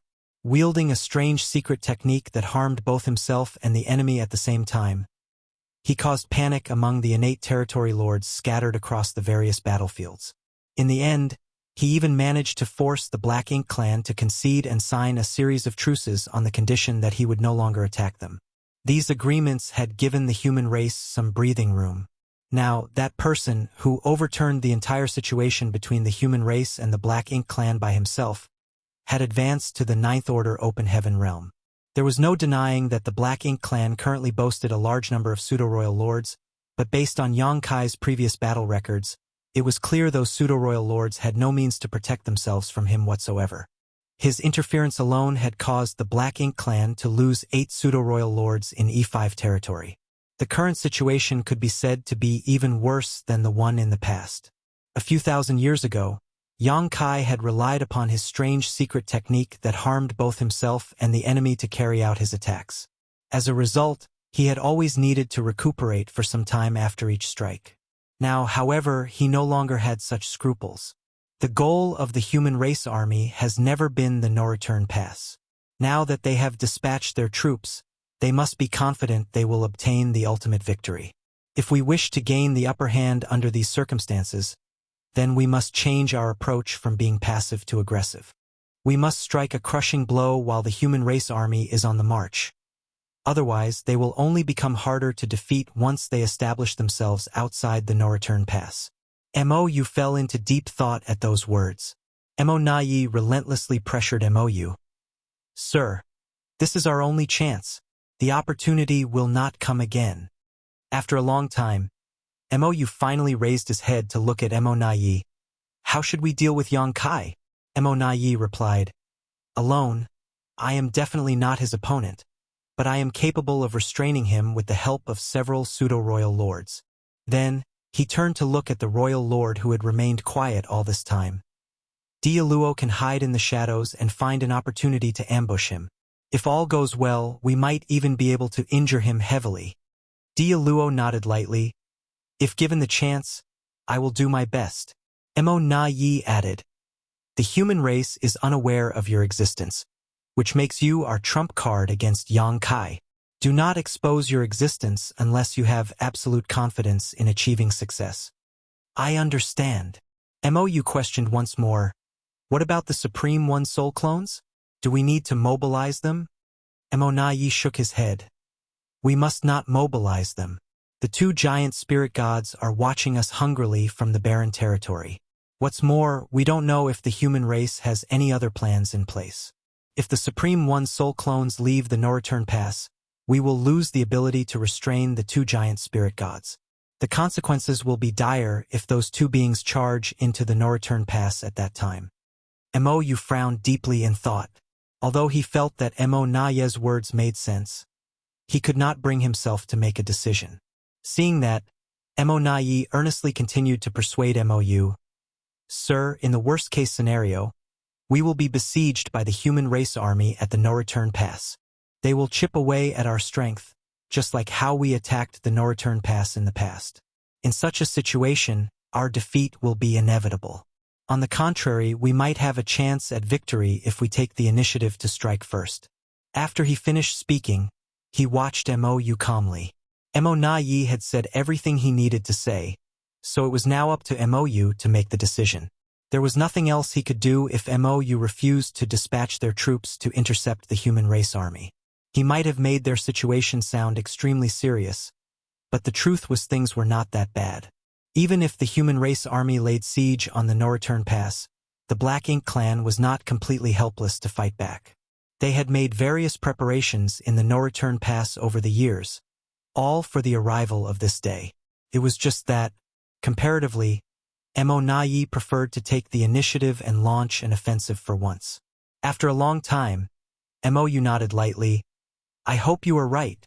Mo Naye was overjoyed, but just as he was about to leave to make arrangements, a territory lord rushed into the room from the outside with a panicked expression. Mo scowled at the territory lord and questioned in great displeasure, "What is it?" The territory lord hurriedly submitted a jade slip. "Sirs, the scouts on the front lines have discovered something of critical importance." Mo raised a hand and grabbed the jade slip. Sending his divine sense inside, he studied the contents before his expression abruptly changed. Mo Naye's heart thundered uneasily at the sight as he instantly realized that something had gone terribly wrong. Although he did not know what was written in the jade slip, he could tell from Mo's expression that it was something detrimental to the Black Ink clan. In the next moment, Mo silently handed the jade slip over. Mo Naye took the jade slip and checked the contents. His expression quickly changed upon reading the contents and he exclaimed in alarm, "How can that be?" The information indicated that they had lost contact with countless Black Ink clan scouts along the route that he previously plotted from the no-return pass to the secret passage. More importantly, the location of these scouts was situated along the midpoint of the route. In other words, there were human race masters who not only traveled the distance that would have normally taken a year in less than 10 days, but also eliminated some of their spies who were stationed to monitor their progress. Mo Naye immediately thought of Yang Kai. After all, Yang Kai was the only human at the moment who had enough proficiency in the Tao of space to travel at such mind-boggling speed. Looking back at the contents once more though, he felt his heart sinking after reading the second part. According to the information recorded, some of the Black Ink clan scouts had seen a magnificent grand hall in the void from a distance. Furthermore, the periphery of the Grand Hall was heavily guarded by the human race army. A universe temple. The Black Ink clan was no stranger to these early ancient-era creations, having learned about the functions of the universe temples from the Black Ink disciples. The universe temples were mainly used by the humans in their travels thanks to the ability to shorten the time and distance required during their journey. Almost every great territory in the 3,000 worlds had a universe temple. It was just that the Black Ink clan had destroyed many of them during the initial invasion. Nevertheless, it was evident that some had survived the war. Mo Naye never expected that an object which should have remained in the 3,000 worlds would appear on the Black Ink battlefield. Recalling the function of the universe temples, however, he immediately realized what was happening. Mo had obviously come to the same conclusion. Looking at Mo Naye, he dryly made an observation. "Looks like we do not need to attack them anymore. Prepare our defenses." In just half a month, a universe temple had appeared at the midpoint of the route that Mo Naye had previously plotted.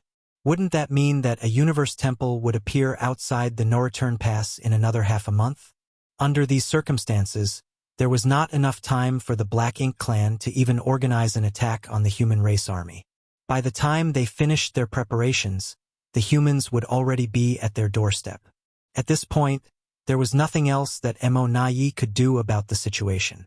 All his plans and schemes were useless in this situation. If he wanted to defend the no-return pass, then he could only confront the humans. Thus, he composed his expression and said, "I understand." Mou added, "We also need to come up with another solution for the two giant spirit gods." Agreed. There was some time until the human race army arrived. If they could deal with the two giant spirit gods before the attack, then they would be invincible. Over the next few days, the Black Ink clan significantly increased the intensity of their attempts to entice and provoke the two giant spirit gods. They even tried to send the two Black Ink giant spirit gods into the barren territory.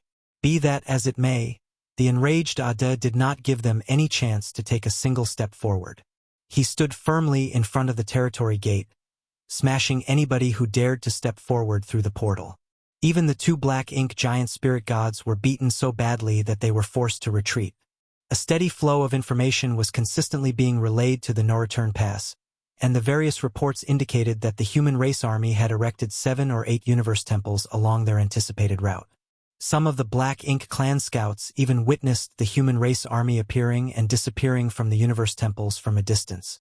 The current situation clearly explained the deployment of the human race army. With the help of the universe temples, they were rapidly approaching the no-return pass. Some 10 days later, a figure appeared just half a day away from the no-return pass. It was none other than Yang Kai, who had arrived ahead of the others. Gazing at the magnificent base in the distance, he raised his brow at the sight. The layout of the no-return pass had changed significantly compared to his previous visit. When he came here 20 years ago, the ruins of numerous destroyed great passes had been scattered around the no-return pass, and countless Black Ink nests had been distributed all over them without any regularity. At this moment, however, it was clear to see that the ruins of the great passes had been organized. The Black Ink clan had arranged the destroyed great passes left behind by the human race in a sphere outside the no-return pass to form a solid defensive barrier. Furthermore, the Black Ink clan army was gathered on the great passes. The impressive high-rank Black Ink nests had also been moved closer to the center of the no-return pass so that they could be strictly protected. It could be seen that the Black Ink clan had made various preparations in advance to deal with the humans' impending attack. Yang Kai even saw traces of large-scale artifacts on some of the destroyed great passes. The Black Ink clan were unable to perform artifact refining themselves, but they had many Black Ink disciples under their command. These artifacts must be the handiwork of those Black Ink disciples. Furthermore, 2 enormous Black Ink giant spirit gods stood guard on either side of the no-return pass, like 2 guardian gods. They towered over the majestic base with a chilling atmosphere around them. As soon as Yang Kai emerged, the 2 Black Ink giant spirit gods immediately detected his presence. Raising their heads and turning to look in his direction, the Black Ink giant spirit god on the left even raised his hand and grabbed hold of a universe fragment nearby. In the next moment, he viciously threw the universe fragment in Yang Kai's direction with a roar. Thanks to his immense strength, the universe fragment, which contained heaven-destroying and earth-shattering power, broke through the barriers of space as it rapidly hurtled towards Yang Kai. Martial Peak, Chapter 5870, Preparations. Although Yang Kai was half a day's journey away from the no-return pass, that only referred to the time required to arrive at the no-return pass through normal means for a human race squad class warship. Be that as it may, such a distance was well within the attack range of Yang Kai and the Black Ink giant spirit gods. At any rate, the Black Ink giant spirit god did not expect his attack to harm Yang Kai in any way. Yang Kai was in the 9th order, so how could a trivial universe fragment injure him? In response to the menacing attack, Yang Kai simply raised his hand slightly. The universe fragment that was hurtling towards him at an astonishing speed instantly came to an abrupt halt and quietly hovered in front of him. Then he clenched his raised hand into a fist. The huge universe fragment subsequently exploded into dust. The loud and flashy confrontation instantly alerted the entire Black Ink clan in the no-return pass to the enemy's presence. One after another, countless figures quickly rushed out of the no-return pass and stared in Yang Kai's direction. Those figures radiated with powerful auras that shook the void. They were none other than the pseudo-royal lords. The pseudo-royal lords had obtained tremendous power with the help of the source fusion technique, but in exchange, they could never utilize their full strength. The price of their power was also their lack of ability to control it. For that reason, every one of them was extremely conspicuous. They generally resembled bright lights in the dark of the night when they stepped onto the battlefield, which made it impossible for them to carry out any kind of ambush. Yang Kai also saw Mo Na Yi and Mou. The two royal lords were standing in the middle of the no-return pass, surrounded by many pseudo-royal lords. When their gazes collided, Yang Kai grinned at them. On the other hand, the expressions of Mo Na Yi and Mou darkened at the sight. Now that Yang Kai was here, how far behind could the human race army be? The Black Ink clan had known that the humans were coming to attack the no-return pass and consequently made the necessary preparations in anticipation of the enemy's imminent arrival. Nevertheless, the speed of the human race army's advance was simply too swift. After staring at each other across the distance for some time, Yang Kai raised a hand and made a slashing motion across his throat at Mo Na Yi and Mou before he casually departed. It did not take long before his figure vanished from sight. Inside the no-return pass, Mo Na Yi scowled fiercely. There was no denying that Yang Kai's actions were incredibly childish, but he could not guess the reason for him acting this way. Did he come here just to demonstrate his might? But what was the point? Could he have other intentions? Mo Na Yi instantly fell into deep thought, but he could not be blamed for being so cautious. Having been in conflict with Yang Kai for so many years, he knew that the latter had always taken advantage of the situation on every occasion. That was why, in his opinion, Yang Kai's every move was worthy of vigilance. At the same time, a universe temple had appeared in the void approximately 3 days' journey from the no-return pass, and a steady stream of human soldiers was emerging from it. The first to arrive was the Azure Sun Army. When their members had all been assembled, they quickly formed a solid line of defense around the universe temple. That was not all, as the Void Guard who arrived here the earliest were also searching for universe fragments of various sizes in the vicinity to serve as temporary camps. Mi Jingluan was standing near the universe temple when Yang Kai hurried over and reported his discovery at the no-return pass.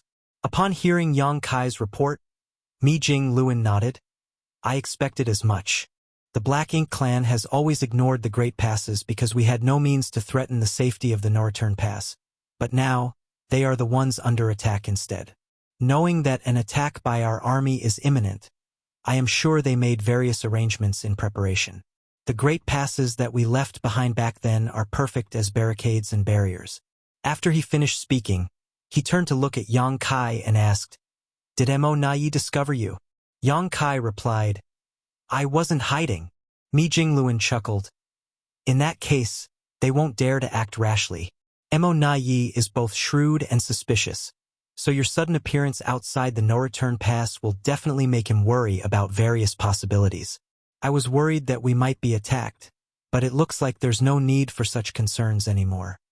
If the Black Ink clan struck before the human army could finish assembling, the latter would definitely be troubled. The situation at this moment was the perfect example. Just the Azure Sun army alone would not be able to hold back so many Black Ink clansmen. Naturally, such an endeavor would also have been a huge risk to the Black Ink clan. The defenses at the no-return pass would weaken considerably if such a large number of Black Ink clan masters were to leave, which would have allowed the humans to exploit. The possibility was not likely to occur now though, so Mi Jingluan was only being vigilant towards every scenario. At this moment, he was practically certain that the Black Ink clan would not dare to act rashly again after Yang Kai's actions. This incident had given the human race army the opportunity to fully assemble their troops. An endless stream of soldiers poured out of the universe temple, but they all marched in an orderly manner without the slightest display of chaos. Meanwhile, Yang Kai took out the sphere that had been compressed by his space-time river. After finding a wide and open place, he raised his hand and threw the sphere. The space-time river lingered around the void. Then the sphere expanded violently and quickly transformed into a majestic great pass. It was the Pure Yang Pass. Pure Yang Pass was not only the last remaining great pass in the possession of the human race, but would also be an important weapon in conquering the no-return pass. What's more, Many of the soldiers learned for the first time that they had managed to regain one of the great passes from the hands of the Black Ink clan. Thus, they couldn't help cheering at the sight. The Ninth Order masters who arrived earlier flew over and came to stand beside Yang Kai. Staring at the modified Great Pass, they couldn't help feeling emotional. It was as though they were recalling the tragic battle at the No-Return Pass. A large number of troops soon swarmed into Pure Yang Pass. Following the arrangement that had been determined in advance, they swiftly took their positions. It did not take long before the many spirit arrays began lighting up consecutively. At the same time, numerous array masters prepared some spirit arrays and unique artifacts in the nearby void. There was no need to mention the specific purpose of the spirit arrays for the time being. On the other hand, the artifacts were actually a set of void Yin-Yang mirrors, something that Yang Kai researched and refined in the past. The artifact was a large-scale one meant for teleporting massive objects, so it had no power for offense or defense. Each set of the void Yin-Yang mirrors was composed of 16 array boards, which were divided into two sides, Yin and Yang. Once activated, the artifact could swap the spaces within the range of the Yin and Yang mirrors like flipping the front and back of a mirror. The effect was both profound and mysterious. Yang Kai had mainly researched the artifact for the purpose of mining resources in Black Territory. At the time, he had used the loyalty list to bring Luan Baifeng under his command. Black Territory had also fallen into his hands as a result. Black Territory was abundant with resources, but mining them was extremely dangerous. Nobody could delve deep into Black Territory due to a massive early ancient era super array. Therefore, Yang Kai's initial idea was that the ore slaves could mine the resources safely if he could figure out a method to transport the ore stars located inside the array to a safer location. That was how the void Yin-Yang mirrors came into existence. The artifact was first created by Yang Kai, but was later modified by the artifact refining Great Grandmaster Ma Fan. The performance of the artifact became much better as a consequence. Yang Kai had not only brought this artifact to the Black Ink battlefield, but also spread it throughout the various Great Passes, allowing them the chance to study and replicate it.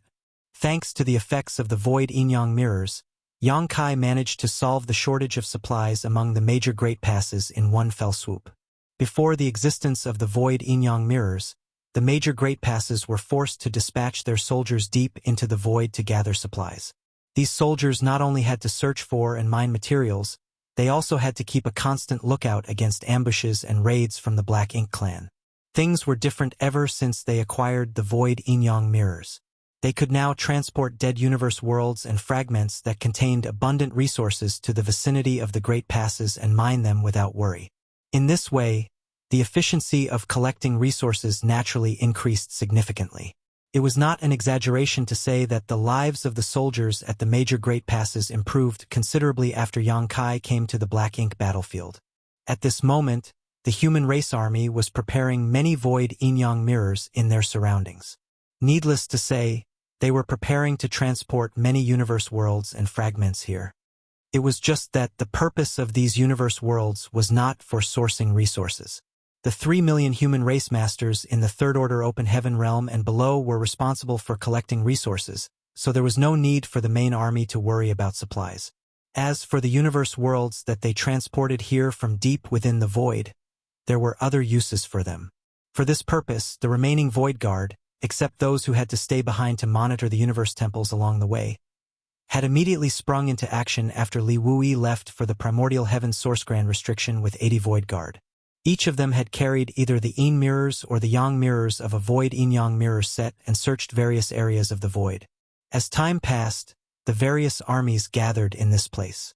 Aside from the central army under Mi Jingluan's direct command who occupied Pure Yang Pass, the other armies claimed a universe world or large universe fragment in the vicinity as their base camp. Each of these camps was soon overflowing with people as they worked to establish temporary outposts. The human race currently retained 12 armies, just like before. Mi Jingluan had not made many adjustments to the organization. After all, each army had experienced thousands of years of fighting together. The heart of the army was united by the blood of their companions and their enemies at this point, and it might instead be detrimental to make any rash changes. Therefore, the 12 armies remained even though there were not enough Ninth Order masters to oversee them all. Luo Ting, he was in command of the Azure Sun Army.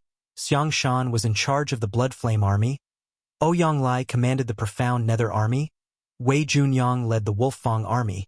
Xiao Xiao was in command of the Soaring Cloud Army. Wu Qin commanded the Purple Feather Army. The newly advanced Shi Zhuang was in command of the Shocking Thunder Army, while Tang Tao led the Red Flame Army. As for the Burning Moon Army, Twin Instrument Army, Azure Dawn Army, and Jade Cicada Army, these four remained unchanged. These four armies might not be under the leadership of a Ninth Order Master, but they had the largest numbers of divine spirits. In terms of overall strength, they were not inferior to the rest of the armies. Besides, these four armies contained many new generation Eighth Order Masters who could advance to the Ninth Order at any time. Once they experienced a breakthrough, these armies would also have the protection of a Ninth Order Master. A few days later, large ripples spread out endlessly from an area somewhere in the void that was warded off by a set of void yang mirrors. The vibration from these ripples was so strong that the space anchored by the yang mirrors became extremely unstable, making it difficult to distinguish between what was real and what was illusory.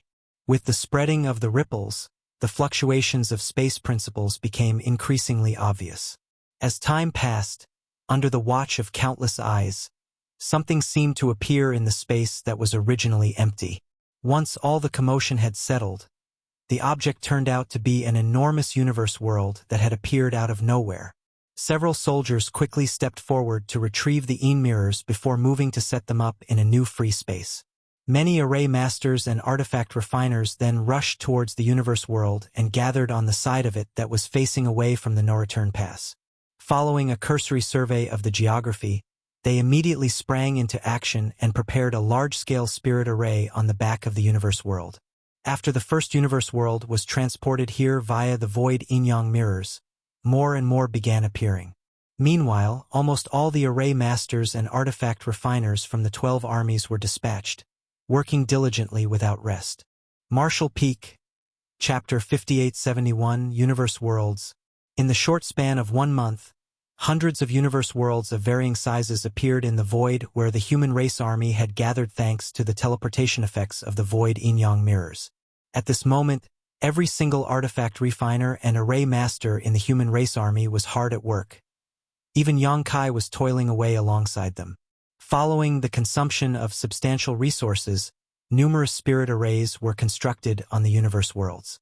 Another 2 months later, their preparations were complete. The dwindling resources of the human race were completely exhausted after such a grand and large-scale project. However, the Ninth Order Masters did not seem worried about the situation. There were nearly 3 million humans at or below the Third Order gathering resources throughout the Black Ink battlefield and many universe temples equipped with space arrays connecting to various locations. Therefore, it would not take long before large amounts of materials came flowing in from all directions. It could be said that they no longer had to worry about resources as soon as they entered the Black Ink battlefield through the secret passage. During the past 3 months, the Black Ink clan at the No-Return Pass had repeatedly sent out scouts to investigate the situation. As they did not dare to dispatch any masters for the task, the information that the weak Black Ink clansmen could obtain was very limited. All the Black Ink clan knew was that the human race army had assembled at a spot some 3 days' journey from the No-Return Pass, and that they could attack at any moment. They could not gain any further information regarding the situation. On this day, all preparations were completed. The human race army finally embarked on their quest to retake the No-Return Pass. This crusade was the first of its kind in the thousands of years since the Black Ink clan first invaded the 3,000 worlds, the first time the human race had truly taken the initiative in the war. The roles of the hunter and the prey were reversed at this moment. It was also the first battle since the human race army launched their offensive. Hence, every single soldier in the human race army displayed high morale and intense fighting spirit. The bustling void became empty in a flash. Aside from the squads who had to stay behind and guard the universe temples and the human race masters with special duties, the rest of the army had divided into 2 groups and advanced towards the No-Return Pass. 1 day later, the movements of the human race army were relayed to the No-Return Pass by their lookouts. Mo Nai finally felt his anxiety receding slightly at the knowledge. The human race army had come to attack, but there had been no movement from them for the past 3 months. The feeling of having a knife held against his neck was extremely uncomfortable. He did not know what sort of preparations and arrangements the enemy was making during this period, but he could be certain about one thing: he could not afford to underestimate them.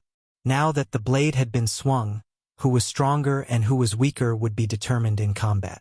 There was no doubt that the human race army was the strongest it had ever been, but the Black Ink clan was not inferior. Mo Nai also believed that the Black Ink clan had a slight advantage as the defending party. Under these circumstances, the human race army would most likely be sent back in defeat if they came attacking directly from the front. It was truly unfortunate that the commander of the opposing party was Mi Jingluan, who would never make such a stupid decision. After receiving the report from the scouts on the front lines, Mo Nai glanced at the information and frowned deeply. It was just as he had expected. The human race army had made various deployments and arrangements in advance. The reports indicated that the human race army was not aiming for a frontal attack. On the contrary, they had divided their forces into two groups and taken a considerable detour by traveling in a wide arc. Judging by their formation, they seemed to be approaching the no-return pass from both the right and left sides in a pincer attack. The deployment of the human race army was both reasonable yet also unexpected. Nevertheless, their actions confused Mo Nai. He knew that Mi Jingluan was not naive enough to believe the humans could conquer the no-return pass with such a simple pincer attack, but he could not figure out the purpose behind their deployment either. Unable to determine their aim, Mo Nai could only adopt countermeasures on the fly according to how the situation evolved. At his command, most of the Black Ink clan army in the no-return pass mobilized various defensive measures ahead of the human race army's advance. The humans sailed forward aggressively. It was always necessary to take the initiative in a war. After all, the only deciding factor between victory and defeat was the limit of casualties that could be sustained by the respective parties. At this moment, Yang Kai was back at the base camp of the human army on one of the largest universe worlds in the vicinity of the Universe Temple. He was lying down in a deserted mountain valley with his arms behind his head and one leg crossed over his knee. Staring into the void blankly, he looked like he was enjoying a rare moment of peace amidst the chaotic situation. He had been fighting the Black Ink clan for countless years. During this period, he had always been cultivating hard or rushing somewhere to accomplish a mission. There had never been a time when he could relax, so he couldn't help feeling a little strange at the abrupt change. Nevertheless, the reason he did not join the assault was that he had his own mission to carry out.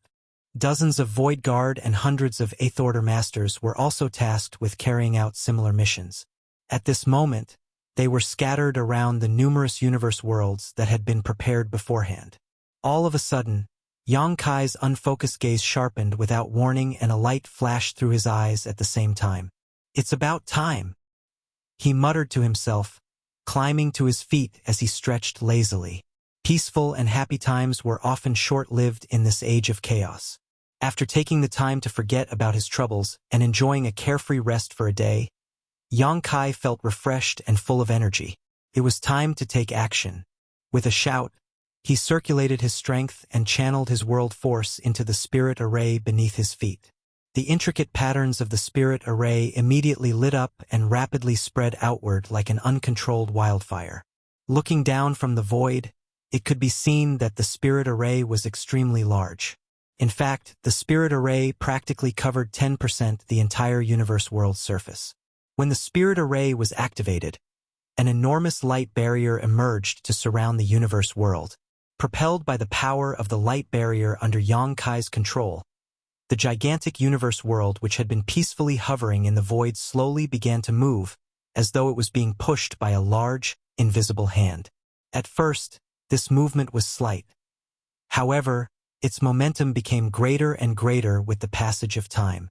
After passing through the various spirit arrays that were constructed in the void beforehand, the speed of the universe worlds increased sharply. Furthermore, the direction in which the enormous universe world was advancing was none other than the direction where the no-return pass was located. Behind this enormous universe world, countless other universe worlds and fragments of varying sizes were moving in the same direction. It was a magnificent sight to behold. Yang Kai stood on top of the universe world, looking bold and heroic. Throwing his head back with laughter, He sent a divine sense transmission in all directions. Proud soldiers of the human race, let us charge into battle. Many Eighth Order Masters and Void Guards responded gallantly from the backs of those universe worlds. The strategy to attack the Black Ink Clan by making use of the impact caused by the collision of universe worlds was pioneered by the Great Evolution Army during the previous war. While the Northern and Southern Great Evolution armies blockaded the Great Evolution Pass under Mi Jingluan's command, Xiangshan led the Eastern and Western armies to assault the royal city. At that time, Xiangshan had repeatedly unleashed this tactic, draining the strength of the Black Ink Clan to a huge extent. This strategy was generally very difficult to employ. After all, it was very strenuous to gather the universe worlds that were scattered throughout the void. Simply transporting appropriate universe worlds with manpower alone was not only extremely time-consuming but also incredibly labor-intensive, so the effort was considered impractical. However, the strategy became much more viable with Yang Kai's void Yin-Yang mirrors. The human race army gained the ability to gather universe worlds that were originally scattered throughout the void thanks to the support of the void Yin-Yang mirrors. Then, they prepared various spirit arrays to support and reinforce their weapons. The Great Evolution Army had employed this tactic to cause not only tremendous damage to the Black Ink Clan, but to also threaten the royal city in the Great Evolution Theater. At the same time, the losses faced by the Great Evolution Army were reduced significantly. The scouts dispatched by the No Return Pass had naturally discovered traces of the human race army gathering universe worlds. Needless to say, even low-rank Black Ink clansmen couldn't miss hundreds of universe worlds being brought over by the humans. The gathering of so many universe worlds was by no means a small-scale action after all. When Mo Nai received the information from his scouts, he was amazed that the humans had such mysterious means. He did not think too much about this matter, though, as he simply assumed that the human race masters were planning to mine resources from those universe worlds. How could he have known that they were planning to use these universe worlds to attack the No Return Pass? If there were any survivors from the Black Ink Clan army of Great Evolution Theater, they would have understood the human race army's intentions in a heartbeat. It was a pity that the entire Black Ink Clan army from the Black Ink battlefield back then had been exterminated by the humans during the First Crusade. Furthermore, the Black Ink disciples under the current Black Ink Clan's control had not participated in the previous war on the Black Ink battlefield. There had also been no need for the human race army to employ this tactic over the past few thousands of years. The assault on the No Return Pass was the first opportunity to make use of this strategy. Mi Jingluan did not expect this battle to determine victory and defeat. There were countless masters in the No Return Pass, not to mention 2 Black Ink giant spirit gods. They were by no means easy prey to defeat. Nevertheless, it was the first battle since the human race army set off to conquer the No Return Pass, so it was only natural to start things off on the right foot. Therefore, they had not hesitated to bring out the universe world impact strategy that was used to besiege Great Evolution Royal City in the past. The humans even exhausted their remaining resources transporting and modifying several hundred universe worlds for this initial battle. The reason why the human race army had to divide into 2 groups and sail in a wide arc was to leave a clear path for the universe worlds that were hurtling towards the No Return Pass. Otherwise, these universe worlds would have collided with their troops that were blocking the way. It would be extremely embarrassing if they struck their own forces before they even managed to attack their enemy. Besides, the human race army would also distract the Black Ink Clan's attention by marching ahead. All the forces of the Black Ink Clan in the No Return Pass were currently focused on the human race army advancing from the left and right sides. How could they ever have imagined that hundreds of universe worlds would come flying at them from their center? Many Black Ink clansmen were gathered in the Grand Hall of the No Return Pass, and the atmosphere was gloomy. The attack of the human race army had long been expected. In fact, Mo Nai had already anticipated today's situation all the way back when he recalled all the pseudo-royal lords more than 20 years ago. At the time, the Black Ink Clan could have chosen to retreat from the No Return Pass, but where would they go after leaving this place? Were they supposed to aimlessly wander around the Black Ink battlefield? Even if they did that, they would be found by the human race army one day. Rather than fighting in the void of the Black Ink battlefield, it was better to stay and defend the already fortified No Return Pass. Furthermore, the mission of the Black Ink Clan had always been to erode the 3,000 worlds and destroy the human race so that Mo would rule the universe. The Black Ink clan was not born to fight for their survival, but for their supreme one's ultimate hegemony. Report after report came from the front. Following the steady approach of the human race army from both sides, the atmosphere in the Grand Hall became increasingly depressed. It was not until the human army was only half a day's journey away from the no-return pass that Mo slowly got to his feet. Glancing around at the many pseudo-royal lords gathered below him, he solemnly declared, "Everyone, assume your duties and take your positions. Since the humans dare to come attacking, then we will slaughter them until not a single one of them is left alive." The pseudo-royal lords accepted the order and hurriedly flew away. Then Mo looked at Mou again. "Sir, when the time comes, we will need you to restrain one of the Ninth Order Masters. However, the situation on the battlefield changes rapidly. Please adapt to the circumstances as you see fit." Mou nodded. "I know, but I probably won't even need to worry about anything. The Ninth Order Masters will come to me themselves." Mo agreed. There were more Ninth Order Masters than Royal Lords at the moment, so they would surely attempt to restrain both himself and Mou. There was really no need for Mou to bother taking the initiative. Marshall Peak, Chapter 5872, One-Way Journey. Mo glanced at Di Luo. "I will engage with Yang Kai in battle. Meanwhile, look for an opportunity to make your move. Do not expose yourself unless you find a suitable opening." "I understand." Di Luo nodded heavily. As the only royal lord born within the Black Ink clan over the past 20 years, he was the trump card that Mo had prepared against Yang Kai, so his existence could not be exposed. The moment he appeared, he had to strike a deadly blow against Yang Kai. Among all the Ninth Order Masters, Yang Kai posed the greatest threat to the Black Ink clan. No matter the strength of the other Ninth Order Masters, they could be contained by several pseudo-royal lords working together. Only Yang Kai, whose Dao Strength River was both profound and mysterious, was extremely difficult to handle. The pseudo-royal lords alone were not enough to restrain him. It was only possible to stop him if a royal lord personally took action.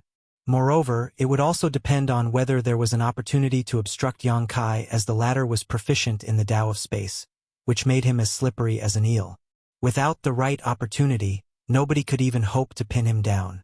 Although the Black Ink clan had 2 Black Ink giant spirit gods, they could not be dispatched into battle casually, as the true giant spirit gods were eyeing the no-return pass eagerly.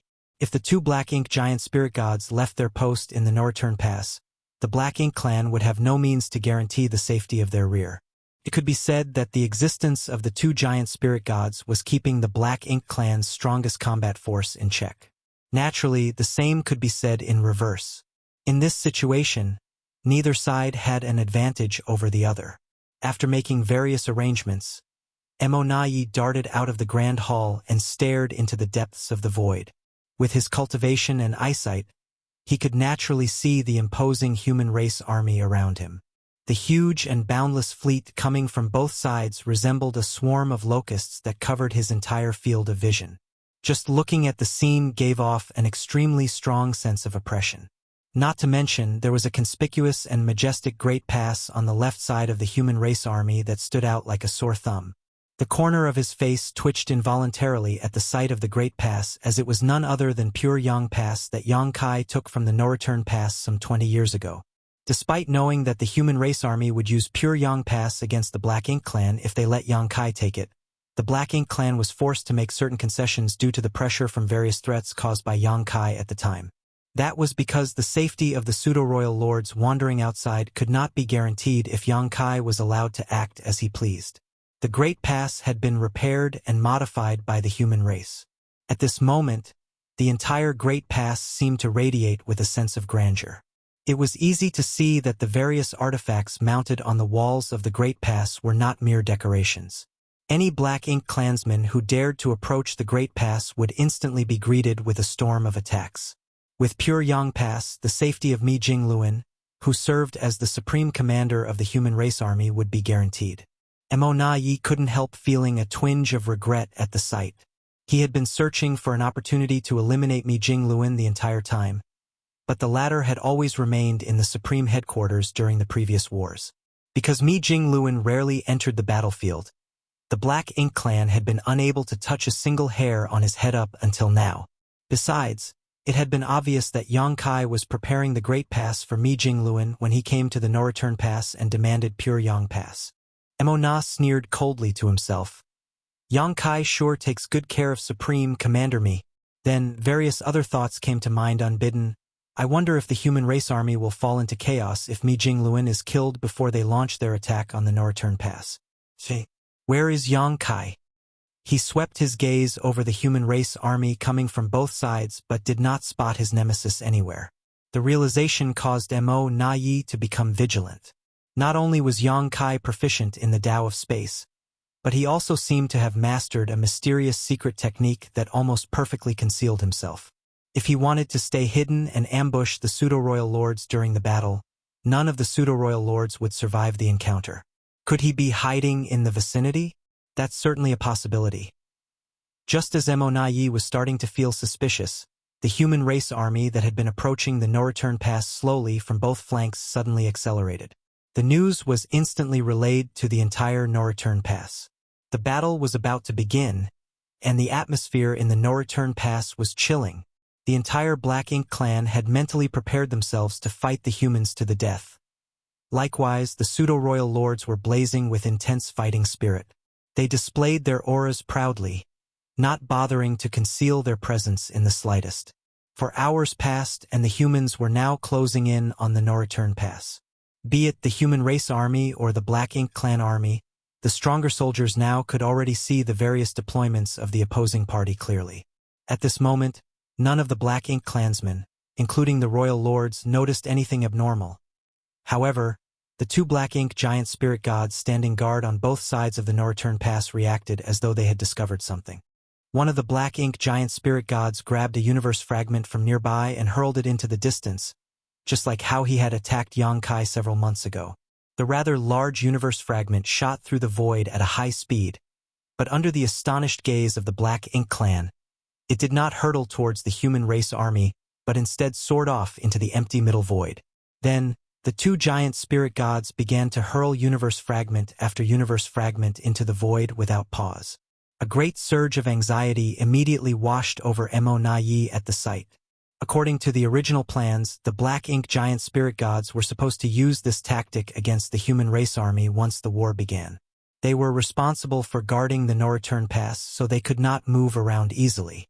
Nevertheless, they could rely on throwing these universe fragments to create a great degree of disturbance to the human race army. If they were lucky, they might even injure their enemies. Even the Eighth Order Masters would not be able to withstand such an attack from these Black Ink giant spirit gods. However, the two Black Ink giant spirit gods had unexpectedly begun to take action before the war started or the Black Ink Clan army in the No-Return Pass engaged the enemy. The sudden turn of events was very different from the original plans. As the two Black Ink giant spirit gods were both soul clones of the Supreme One, Mo Na Yi had no right to criticize them for anything. Be that as it may, he gradually began to notice the abnormality after observing their actions.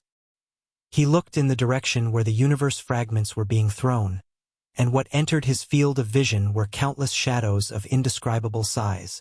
When he finally caught a clear glimpse of the shadows, his body began to shake involuntarily. At the same time, he felt as though his head was about to explode at the sight. Those shadows were actually enormous universe worlds. He finally realized something about the piece of information that he had neglected before. The reason the human race army had gathered so many universe worlds was not to mine for resources. They were using them as weapons to attack the No-Return Pass. With the abilities of the human race, it was not surprising for them to achieve such a feat. It was just that Mo Na Yi never expected them to attack in such an outrageous manner. The Black Ink Clan had only thought of relying on the Black Ink giant spirit god's strength to attack the human race army by throwing universe fragments at them. But the humans found a way to do something similar. They had brought the universe worlds to the war. Moreover, there were hundreds of them. It was simply outrageous. In Mo Na Yi's field of vision, the universe world that came first was particularly massive. At the same time, Yang Kai's figure finally appeared on the periphery of a large universe world. He was flying through the void, leading hundreds of unstoppable universe worlds in a torrent behind him. Facing the first universe fragment that the black ink giant spirit god hurled at him, Yang Kai simply raised his hand slightly and clenched his fist lightly. In response, the universe fragment instantly exploded into dust. Pointless tricks. 10 million kilometers away, Yang Kai looked in the direction of the no-return pass and grinned at Mo Nai. Immediately after that, he summoned the space-time river. The river was like a whip, dancing wildly in the void, smashing all the universe fragments hurtling towards him. Useless. All useless. His voice resounded through the void. Mo Nai. There is an old saying among the human race that goes, "It's rude not to reciprocate a kind gesture." The Black Ink clan delivered pure Yang Pass and a considerable amount of resources to me 20 years ago, so I brought you a generous gift today in return. Please accept my sincerity. Behind the universe fragments, hundreds of Eighth Order masters shouted in unison, "Please accept our sincerity." Their unrestrained and defiant expressions nearly gave Mo Nai a heart attack from rage. Likewise, the expressions of the Black Ink clansmen in the no-return pass turned increasingly solemn. They would not have worried if they were simply attacked with hundreds of universe worlds. All from the Black Ink clan masters were currently assembled in the no-return pass, so with their combined strength, mere hundreds of universe worlds could easily be destroyed before they even got close. However, the human race army was currently surging towards their left and right flanks. If the Black Ink clan diverted their strength to intercept these universe worlds, the human army would surely take advantage of their distraction. On the other hand, the impact on the no-return pass would be too much if they simply ignored the universe worlds. The Black Ink clan masters might not be too affected, but those with lower cultivation would definitely suffer heavy casualties. Any possible casualties were merely their secondary concern, however, as their primary worry was that the impact of such an attack might threaten the safety of the Black Ink nests. After all, Black Ink nests were all extremely fragile. At this moment, the intention of the humans was extremely clear. The two groups pressing them from either side abruptly increased their speed so that they arrived at the same time as the universe worlds. They were planning to completely overwhelm the Black Ink clan from all sides. It was too late to reposition the troops at this point, so all Mo Nai could do was make some subtle adjustments here and there. He relayed order after order to the Black Ink clan army, and to their credit, the Black Ink clan army flawlessly executed his commands. The short wait that followed felt like endless torture. As the hundreds of universe worlds drew nearer, their huge shadows seemed to block out the entire sky, causing every single Black Ink clansman to feel a heavy and oppressive pressure. Many Black Ink clan masters also held their breaths and braced themselves against the coming impact. An hour later, the hundreds of universe worlds that were launched from the depths of the void finally entered the attacking range of the Black Ink clan. Mo Nai swiftly unleashed a secret technique. His actions were immediately followed by an overwhelming wave of attacks that burst out from the no-return pass and blasted towards the distance. Good!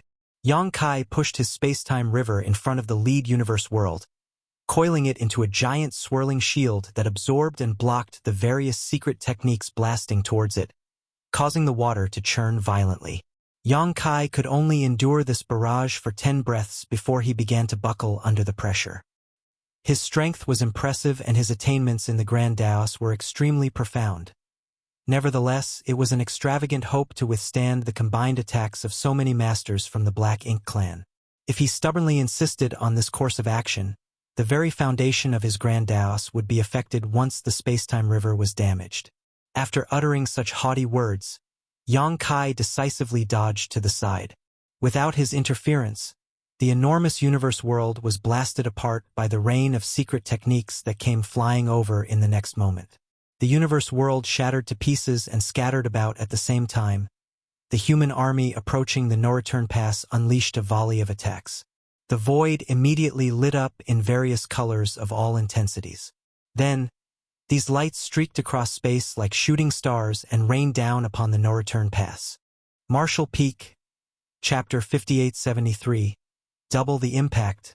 Countless Black Ink clan miscellaneous troops were stationed along the outermost edges of the no-return pass, and their numbers were overwhelming in every sense of the word. This formation was the most commonly used tactic by the Black Ink clan. Throughout the years of constant conflict with the human race, The Black Ink clan often relied upon the sacrifice of their cannon fodder to shave away at the strength of the humans at the outset of battle. After all, they could spawn as many of these miscellaneous troops as they wanted as long as they had Black Ink nests and resources. That was why the Black Ink clan remained unaffected by the deaths of these troops, no matter how many of them died. Besides, the existence of the cannon fodder could do more than just wear down the strength of the human race army. Following the deaths of the countless lower soldiers, the Black Ink strength in their bodies would permeate their surroundings and gather together to form dense Black Ink clouds. It was equivalent to artificially creating a battlefield that was advantageous to the Black Ink clan.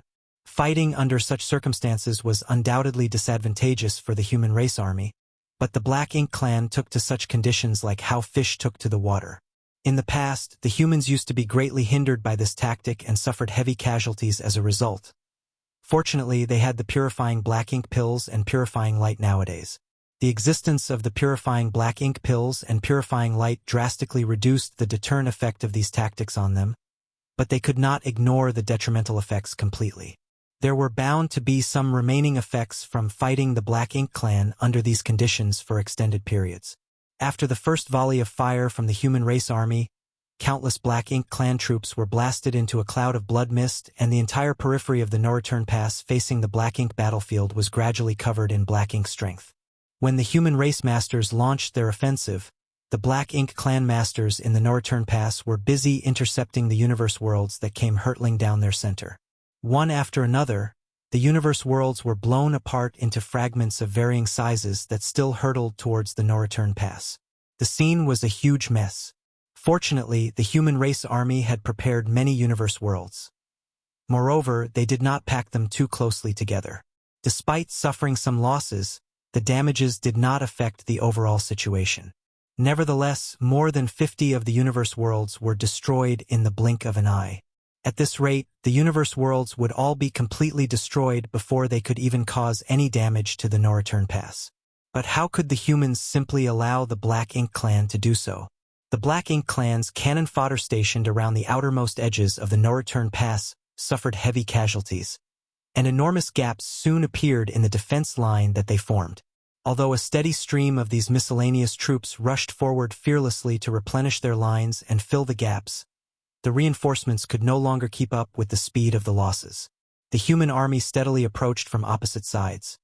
In addition, the continuous barrage of secret techniques and artifacts that blasted out of the huge fleet and shot in the direction of the no-return pass forced the Black Ink clan to rely on the Black Ink giant spirit gods to intercept the attacks.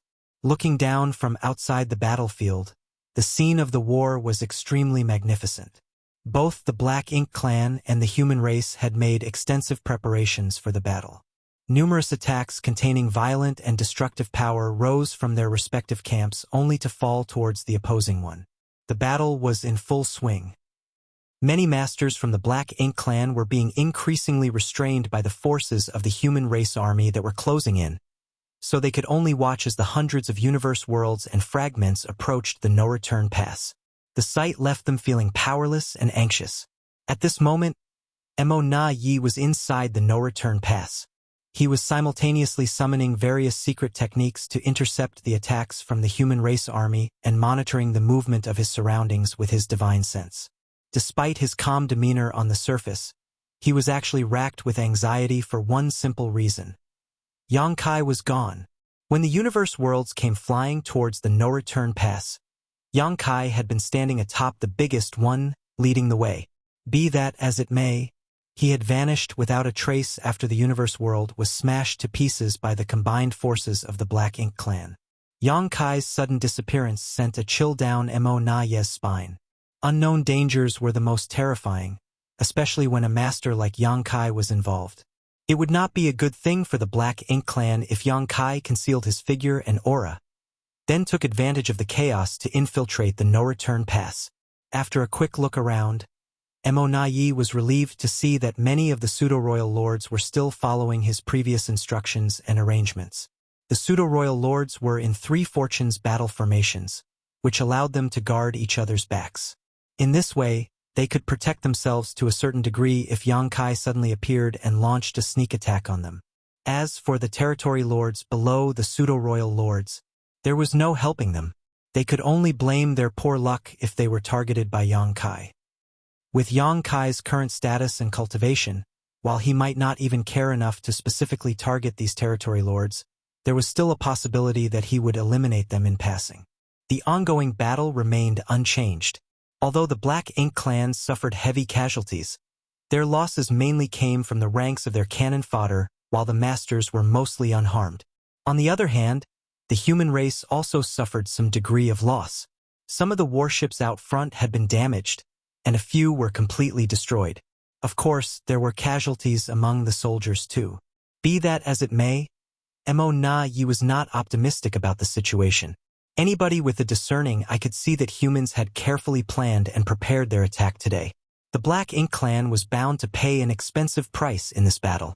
The human race army rapidly closed in on the no-return pass from both sides, and the hundreds of universe worlds flying forward approached the no-return pass at a high speed. These universe worlds were constantly being blown up as they closed in. It was fortunate that the Eighth Order masters controlling these universe worlds quickly noticed the danger and escaped beforehand. If not, they could not have defended themselves from the dense storm of attacks raining down on them. Ultimately, though, the Black Ink clan found themselves lacking the necessary numbers to handle the situation. Even though the Black Ink clan desperately tried to defend themselves, they simply lacked the manpower to face both the human race army and the universe world attack at the same time. An hour into the confrontation, one of the universe worlds finally broke through layers of heavy blockades and slammed into the Black Ink clan's outermost line of defense. At the moment of collision, the spirit arrays arranged on the universe worlds suddenly blazed with light and illuminated the entire sky like a great sun. The spectacle was immediately followed by the grand explosion of the universe world, which detonated with a terrifying force. It could be seen that the power of the spirit arrays was impressive indeed. It only took a moment for the Black Ink clan soldiers in the vicinity to be wiped out completely. Even a few of the territory lords staggered backwards from the force of the explosion. Meanwhile, the auras of many feudal lords vanished from existence.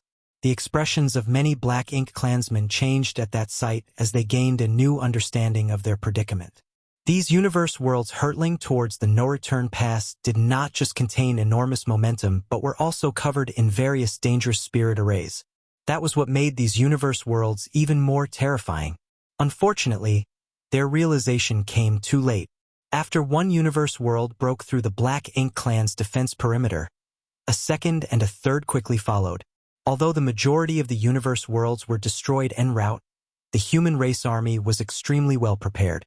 In fact, they even went so far as to exhaust all their remaining resources just to arrange the spirit arrays on so many universe worlds. The places along the line of defense that were struck by the universe worlds were in complete disarray. There were countless casualties, and several spots now had wide gaps in them. Hence, the Black Ink clan masters nearby were rushing to restore the defense perimeter to hold the line. Nevertheless, this was just the beginning. At this point, the true power of the human race army had yet to be displayed. The previous exchange had merely been a long-distance confrontation, and the attack relying upon the collision of the universe worlds was simply borrowed from external forces. The power of the humans itself remained hidden from sight. Mo-Na-Ye's heart sank. Before the war began, he had already mentally prepared himself for the fact that the Black Ink clan would suffer considerable losses. However, it would now seem that they were going to take far more casualties than he originally expected. All of a sudden, he turned his head to look in a certain direction. 3 pseudo-royal lords were standing along the line of defense in that direction. They had formed the 3 Fortunes formation and were working together to attack one of the incoming universe worlds. This universe world had almost made it to the defense line at this point.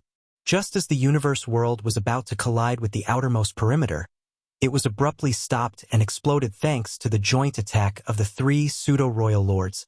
The huge impact unleashed a shockwave that caused ripples to spread out across the void in all directions, and the figures of the 3 pseudo-royal lords involuntarily staggered from the resulting aftermath. "Watch out!" Mo-Na-Ye's furious roar suddenly rang out in the ears of the 3 pseudo-royal lords. Their reaction was undeniably swift. Almost at the same time that Mo-Na-Ye shouted his warning, they drew upon their respective power and blasted their strongest attack in a certain direction. In that direction, a figure suddenly emerged from the space that was originally empty. It was none other than Yang Kai, who had gone missing previously. Nobody knew how Yang Kai had infiltrated the defenses of the Black Ink clan, or when he had appeared at that position. After his three selves united, he successfully mastered Thunder Shadow's innate divine ability, which gave him an unmatched advantage in terms of concealment. Only a royal lord could perceive his movements and whereabouts within a limited range. If the pseudo-royal lords had investigated their surroundings wholeheartedly, they might have had a chance to notice his approach. Unfortunately, it was impossible for the pseudo-royal lords to see through the traces of Yang Kai's movements under such chaotic conditions. The chaos had created the perfect conditions for Yang Kai to hide in. Therefore, it was not until he made his move that the three pseudo-royal lords noticed his presence. Mo Na Ye's warning had sounded at roughly the same time. When the sound of the surging river entered the depth of their hearts, the three pseudo-royal lords involuntarily gulped nervously as a wave of fear washed over them. Yang Kai's achievements in E5 territory had long since spread throughout the no-return pass. At this point, not a single Black Ink clansman remained ignorant about that tragedy. A total of 8 pseudo-royal lords had died at Yang Kai's hands, all thanks to the mysterious Dao strength river he possessed. As the saying went, a lesson from the past was a guide for the future. The deep-seated fear of Yang Kai experienced by these 3 pseudo-royal lords could be said to come from the bottom of their hearts. Accompanied by the sound of roaring water that resounded throughout the void, the Dao Strength River appeared and swept towards the 3 pseudo-royal lords like a flood. It was natural to try to avoid such attacks as soon as possible under normal circumstances. After all, they would never recover if they were caught in the currents of the Dao Strength River. Unexpectedly, though, the 3 pseudo-royal lords did not dodge the attack immediately. On the contrary, their fighting spirits seemed to awaken at this juncture of life or death. The aura that was closely connected between them became increasingly solid as a result as they swiftly blasted out a continuous barrage of attacks at the Dao Strength River sweeping towards them. The Dao Strength River, which was relatively calm in the beginning, abruptly churned violently. As the bombardment from the pseudo-royal lords intensified, the waves of the Dao Strength River swelled to greater heights. Yang Kai, who was holding the Dao Strength River in his hand, involuntarily gave a muffled grunt. At the same time, the strength of his offensive weakened considerably as a result. Seeing that, the 3 pseudo-royal lords were overjoyed as they also secretly felt a sense of admiration and respect for Mo Na Ye. Sir Mo Na Ye is a hero indeed. His instructions were indeed an effective method to counter Yang Kai's Dao Strength River. The truth was that Mo Na Ye had taught the pseudo-royal lords various methods and strategies to counter Yang Kai's Dao Strength River after the battle in E5 territory.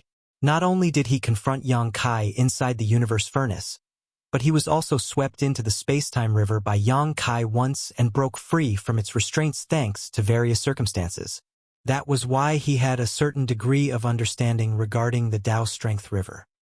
Marshall Peak, Chapter 5874, Fake and Real. The battle at E5 territory had resulted in great losses for the Black Ink clan. The deaths of 8 pseudo-royal lords had left Mou and Mo Na Ye heartbroken.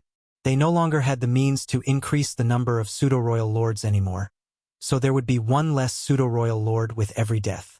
After that incident, Mo Na Ye had seriously considered various methods to overcome Yang Kai's Dao Strength River.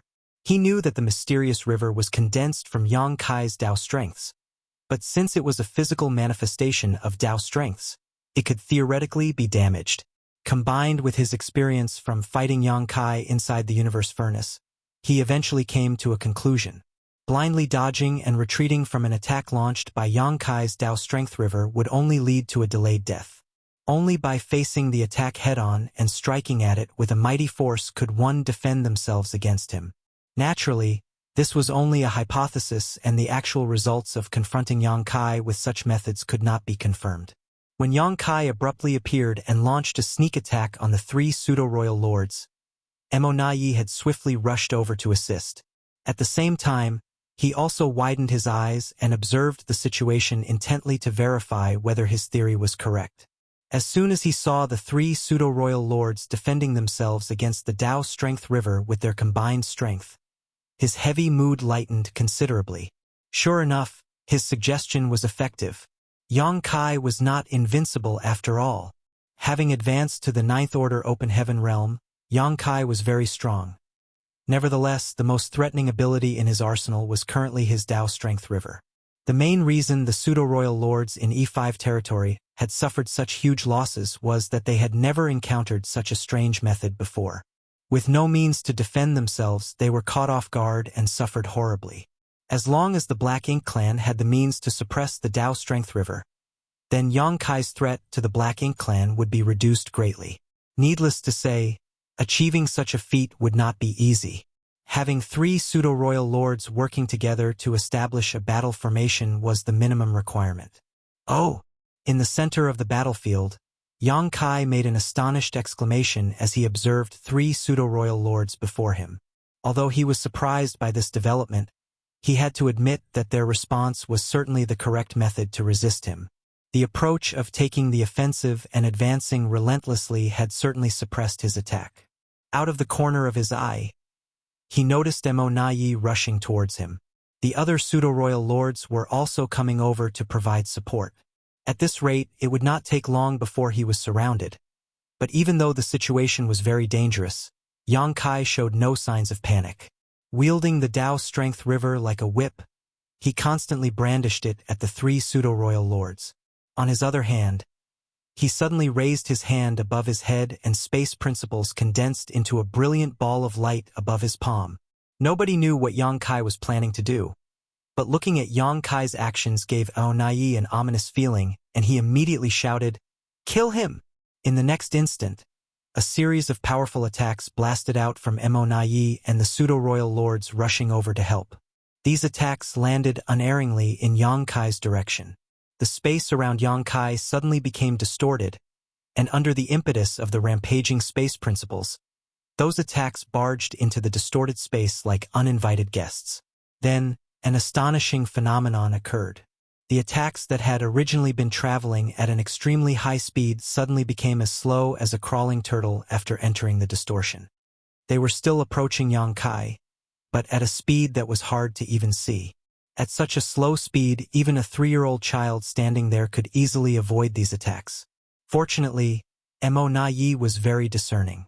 He could tell at a glance that the secret techniques thrown at Yang Kai had not become slower.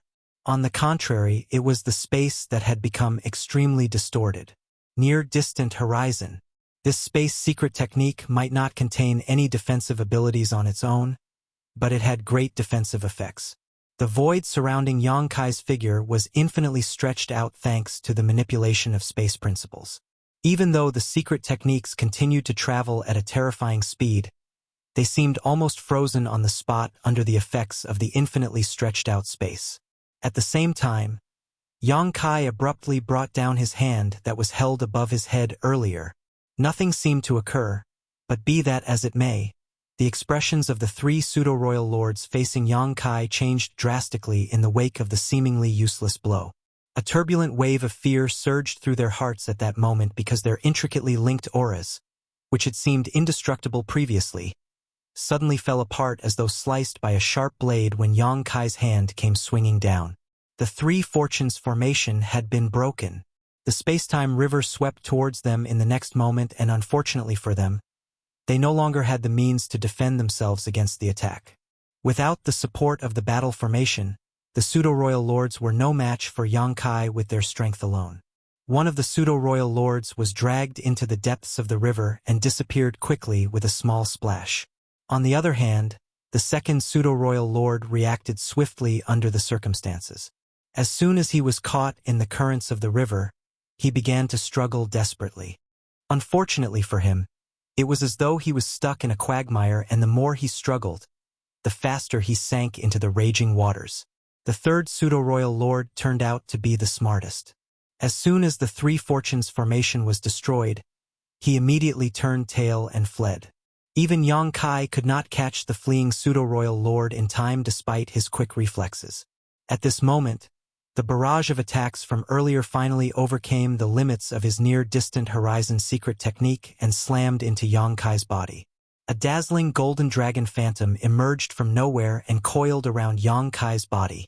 When the powerful attacks exploded, The phantom dragon dissipated and Yang Kai's body shook violently from the impact. A trickle of blood leaked out from the corner of his mouth as a result. If it were any other Ninth Order master who bore the brunt of these attacks instead, they would inevitably suffer heavy injuries as a result. However, Yang Kai was a divine dragon. By relying on the physique of a divine dragon to protect him, he only suffered minor injuries from these attacks. That was an advantage that no other Ninth Order master enjoyed. The dragon clan stood at the top of the divine spirits after all, so it was only natural for them to possess incredible strength. Emonayi was close at hand and a howl burst from his lips. "Yang Kai, why are you calling my name?" Yang Kai sneered and took a step backwards. At the same time, his figure suddenly turned into an illusory phantom and space principles fluctuated wildly. Emonayi's fist landed on the illusory phantom, causing it to shatter. Unfortunately, Yang Kai was nowhere to be found by then. Yang Kai's laughter came from the distance. "Who can stop me if I am determined to eliminate your pseudo-royal lords?" Emonayi turned and looked in the direction of Yang Kai's voice only to see Yang Kai standing at the head of the Dao Strength River. The waters in the Dao Strength River were turbulent, churning and roiling violently. At a glance, it almost seemed as though Yang Kai was standing on top of a dragon. It was a magnificent and majestic sight to behold. If there was no other external aggression threatening the Black Ink clan, Emonayi would not have allowed Yang Kai to be so arrogant. Unfortunately, the human race army was pressing their attack, and there were still many universe worlds threatening to impact the no-return pass. Even now, Emonayi was powerless to rescue the two pseudo-royal lords who were captured earlier. Yang Kai glanced at Emonayi coldly, and then he turned around and plunged into the river. In the next moment, the movements within the space-time river became more turbulent. It was evident that masters were fighting inside. Just 10 breaths later, Yang Kai's figure appeared once more with a corpse in each hand. It was none other than the two pseudo-royal lords whom he dragged into the river previously. All the Black Ink clansmen who witnessed the scene couldn't help feeling a sense of sympathy for their comrades. The war had yet to begin in earnest, but the Black Ink clan had already lost two pseudo-royal lords. While there were indeed many pseudo-royal lords, their numbers would not be enough to endure for long at this rate.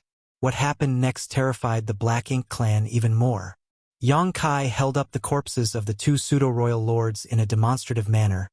Then he casually tossed them aside and withdrew the space-time river. In the next moment, his figure vanished out of sight once more. The pseudo-royal lords were in mortal danger, and the realization caused a chill to run down their backs. Moreover, they all now felt that Yang Kai was watching them intently from the shadows, harboring malicious intentions towards them. Contrary to the reaction of the Black Ink clan, the morale of the human race army increased sharply after they witnessed Yang Kai infiltrating the enemy camp alone and reaping the lives of two pseudo-royal lords. The attacks shooting out from the human race army and towards the no-return pass became more vicious and concentrated as a result.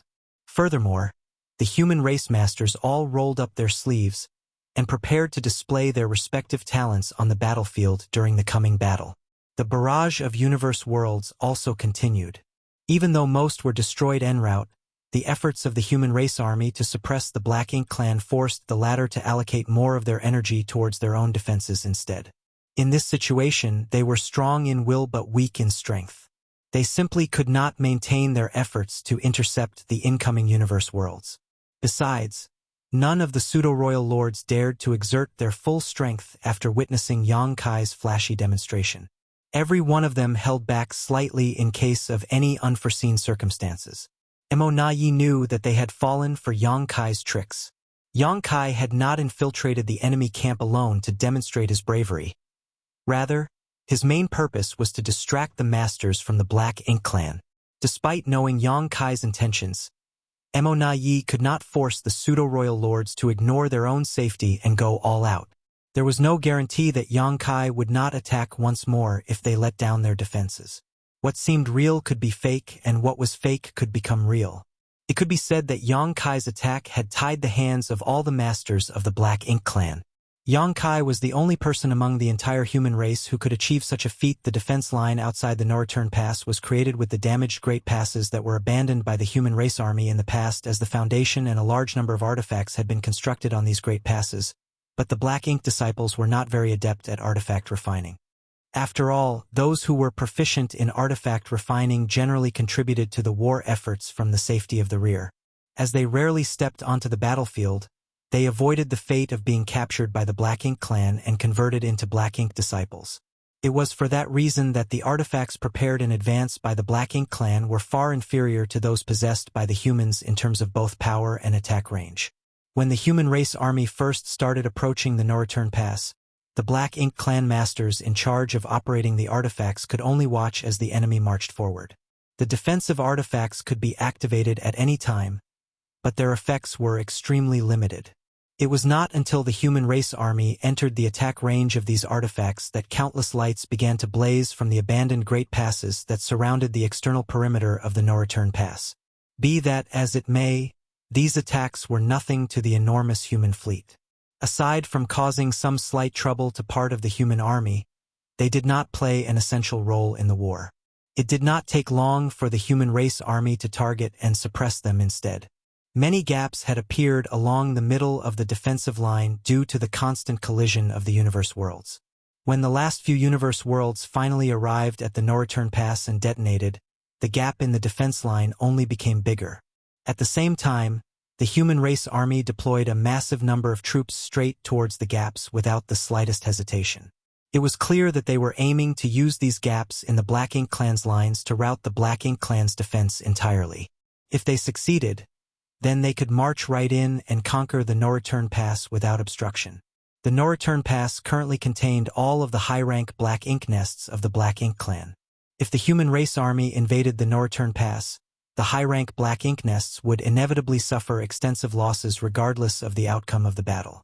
There was no question that such losses would affect the production of more Black Ink clansmen as well as the healing of their masters. How could Mo Nai allow such a thing to happen? He immediately mobilized many masters and led the Black Ink army to intercept those invaders. Marshall Peak, Chapter 5875, The First Attack on the No-Return Pass. The opening of the first battle of the No-Return Pass was fought at long range, and although the humans gained a huge advantage, it did not fundamentally change the situation. To really retake the No-Return Pass, they still had to rely on their soldiers to engage in close-quarter combat with the Black Ink clan. The Blood Flame, Wolf Fong, Soaring Cloud, Burning Moon, Azure Dawn, and Jade Cicada armies flooded over like a raging tidal wave, pouring through the gaps in the Black Ink clan defense line. The remaining 6 armies continued their assault from the left and right flanks of the no-return pass, holding down the Black Ink clan masters and army as best they could. As the human army continued to tighten its encirclement, the battle between the two sides became more and more intense. There were constant sounds of death all across the battlefield from both the Black Ink clan and the humans. Across the vast conflict zone, aside for the few masters who stood at the pinnacle, the might of an individual became insignificant. However, the synergistic power of combined forces became more than simple numbers would imply. When this was applied on the battlefield, a scenario of death by 1,000 cuts became a reality.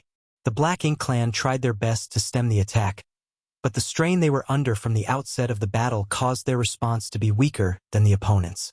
Their resistance only lasted less than half an hour before the 6 human race armies broke through the defense perimeter and stormed through the gaps. The human soldiers soon reached the broken Great Passes, which once belonged to the human race but had been abandoned for thousands of years. Warships sailed through and struck the enemy with secret techniques and artifacts, while dodging the enemy's counterattacks with astonishing agility. This was the first battle of the human race Grand Army at the No-Return Pass, so they needed to achieve a spectacular victory. Mi Jingluan did not expect to retake the No-Return Pass in one fell swoop. After all, that was simply unrealistic. Nevertheless, momentum and morale were key factors in winning any war. The ultimate goal of the battle was determined even before the army was mobilized: inflict maximum damage on the enemy while minimizing their own casualties. With such an objective, the human warships did not act as lone squads, but rather moved as battalions. Squad worked in units of 8 or 9, protecting each other, advancing and retreating together, so that they could maximize the advantages of the warships and attack the enemy while preserving themselves. The masters of the two sides had also taken action against each other.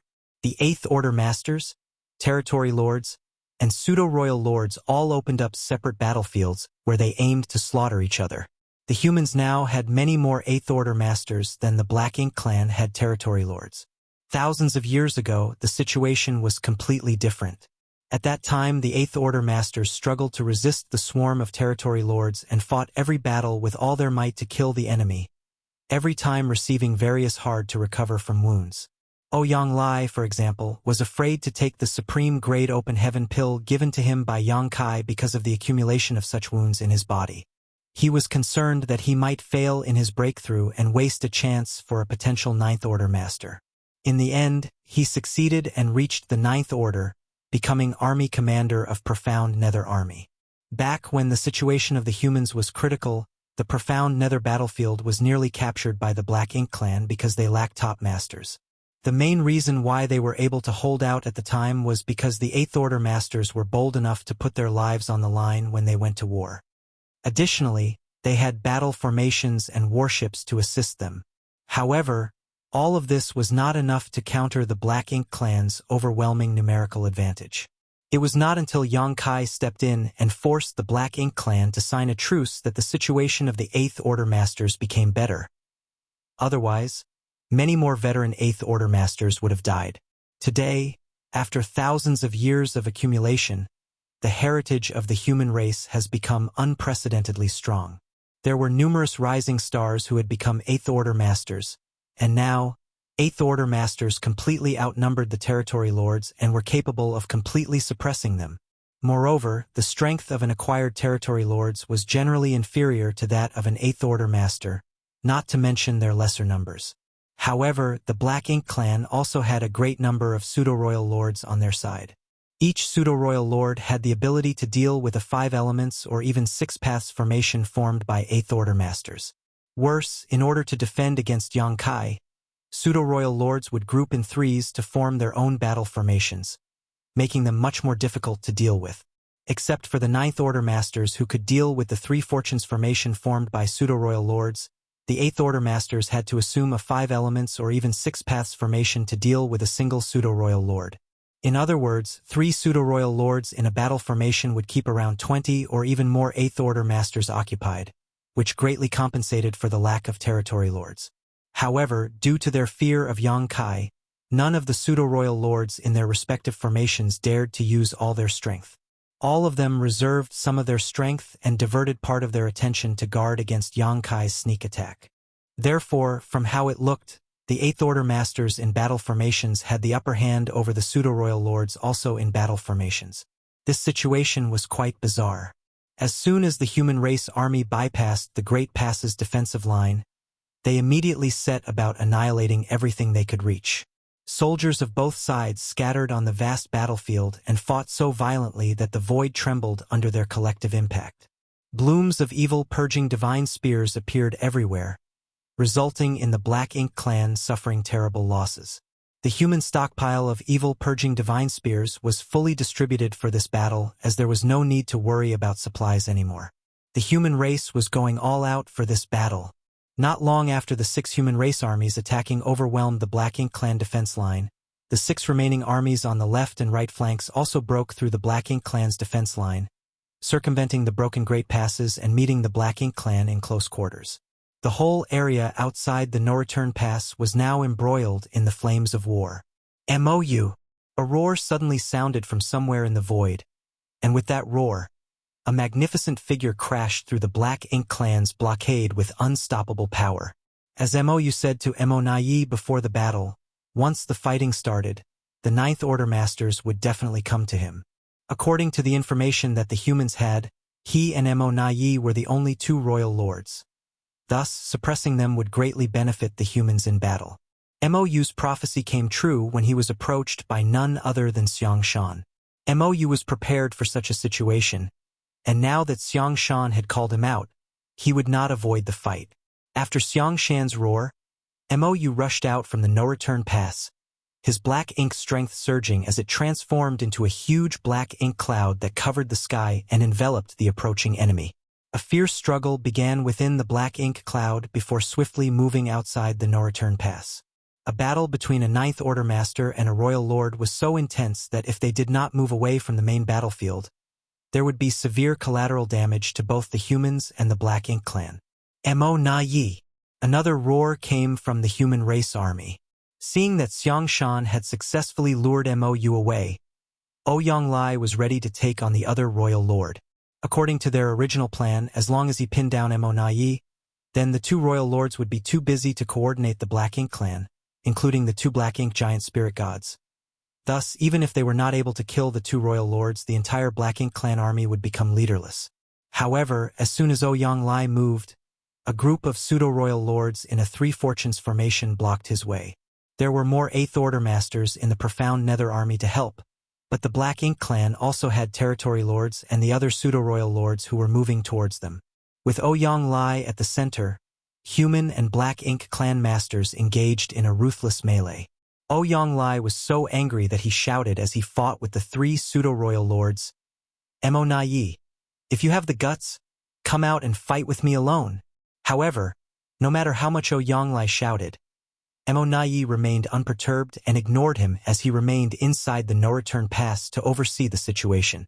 With a huge potential threat like Yang Kai lurking in the shadows, Mo Na Yi would not care about Ouyang Lai. From his standpoint, the biggest threat from the humans was Yang Kai.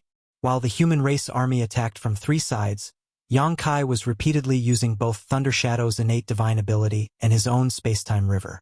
Needless to say, he made gains almost every time he struck.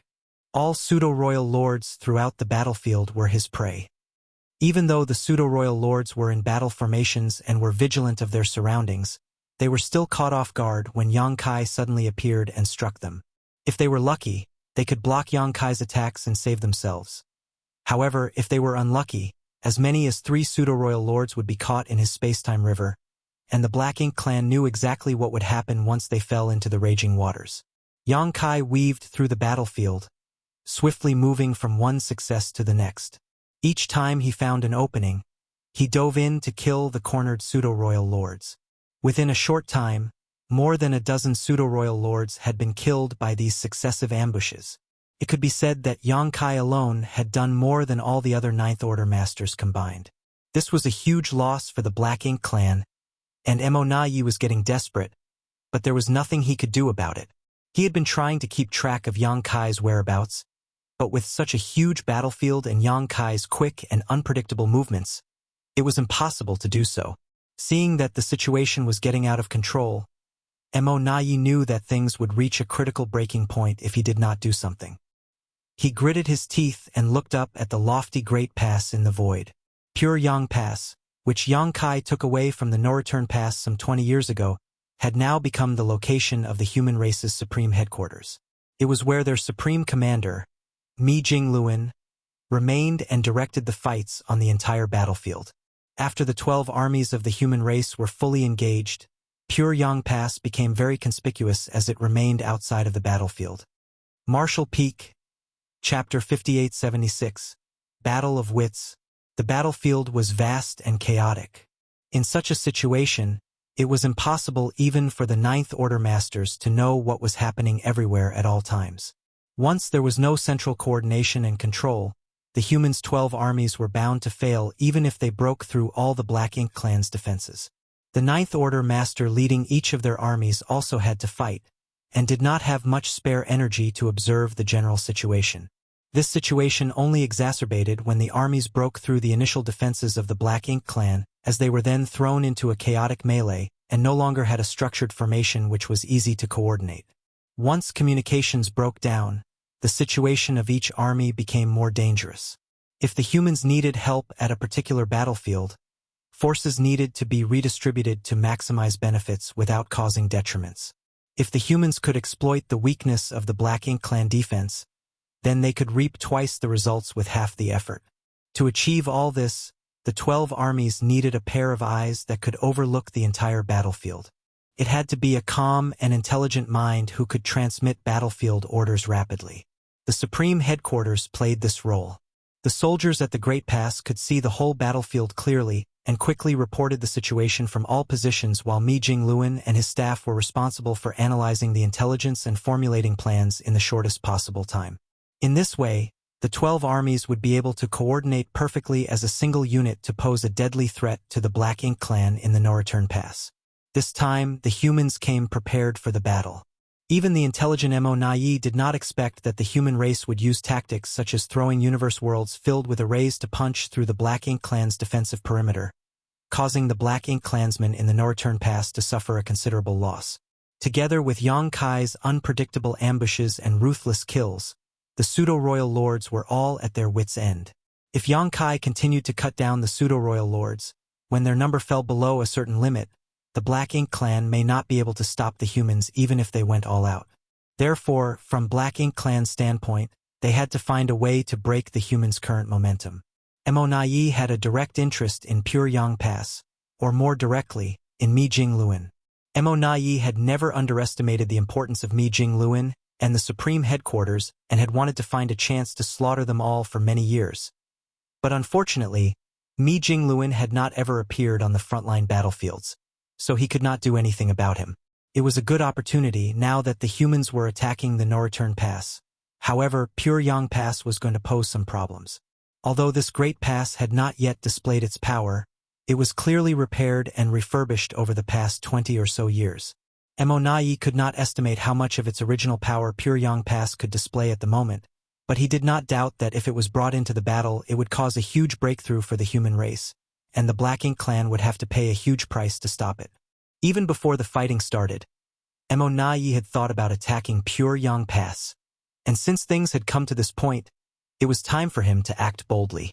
Many thoughts flashed through his mind as Mo Nai's divine sense surged, sending commands in all directions. The next moment, the Black Ink clan army on the battlefield suddenly turned from defense to offense, and many of them rushed towards the human warships. The warships were caught off guard by this sudden onslaught, and many were blown to pieces across the battlefield. The human soldiers inside now did not have the protection of their warships and were quickly swamped by the boundless Black Ink clan soldiers. Only a few managed to escape by virtue of their strong cultivation. The scene looked like a group of sharks tearing at their bleeding prey. The nearby human soldiers quickly moved to provide assistance, but this barely stabilized the situation. At that moment, Mo Nai, who had been watching from the No Return Pass, lunged forward. Along with him, 12 other figures rushed out from the No Return Pass. Judging from the unmistakable auras, those were 12 pseudo-royal lords. There were numerous Black Ink clan's pseudo-royal lords. Not all of them were deployed to the battlefield in the previous wars. It was estimated that only 70% of them fought on the battlefield, while the remaining 30% were recuperating in the No Return Pass. They did this to preserve their strength and to guard the No Return Pass. After all, Yang Kai could turn up at any moment to harass them, so Mo Nai did not dare to relax his vigilance. If Yang Kai rushed into the No Return Pass and stirred up chaos, the high-rank Black Ink nests would be decimated. So even though 12 more pseudo-royal lords were coming out of the No Return Pass, there were still a good number of pseudo-royal lords engaged in the main battle.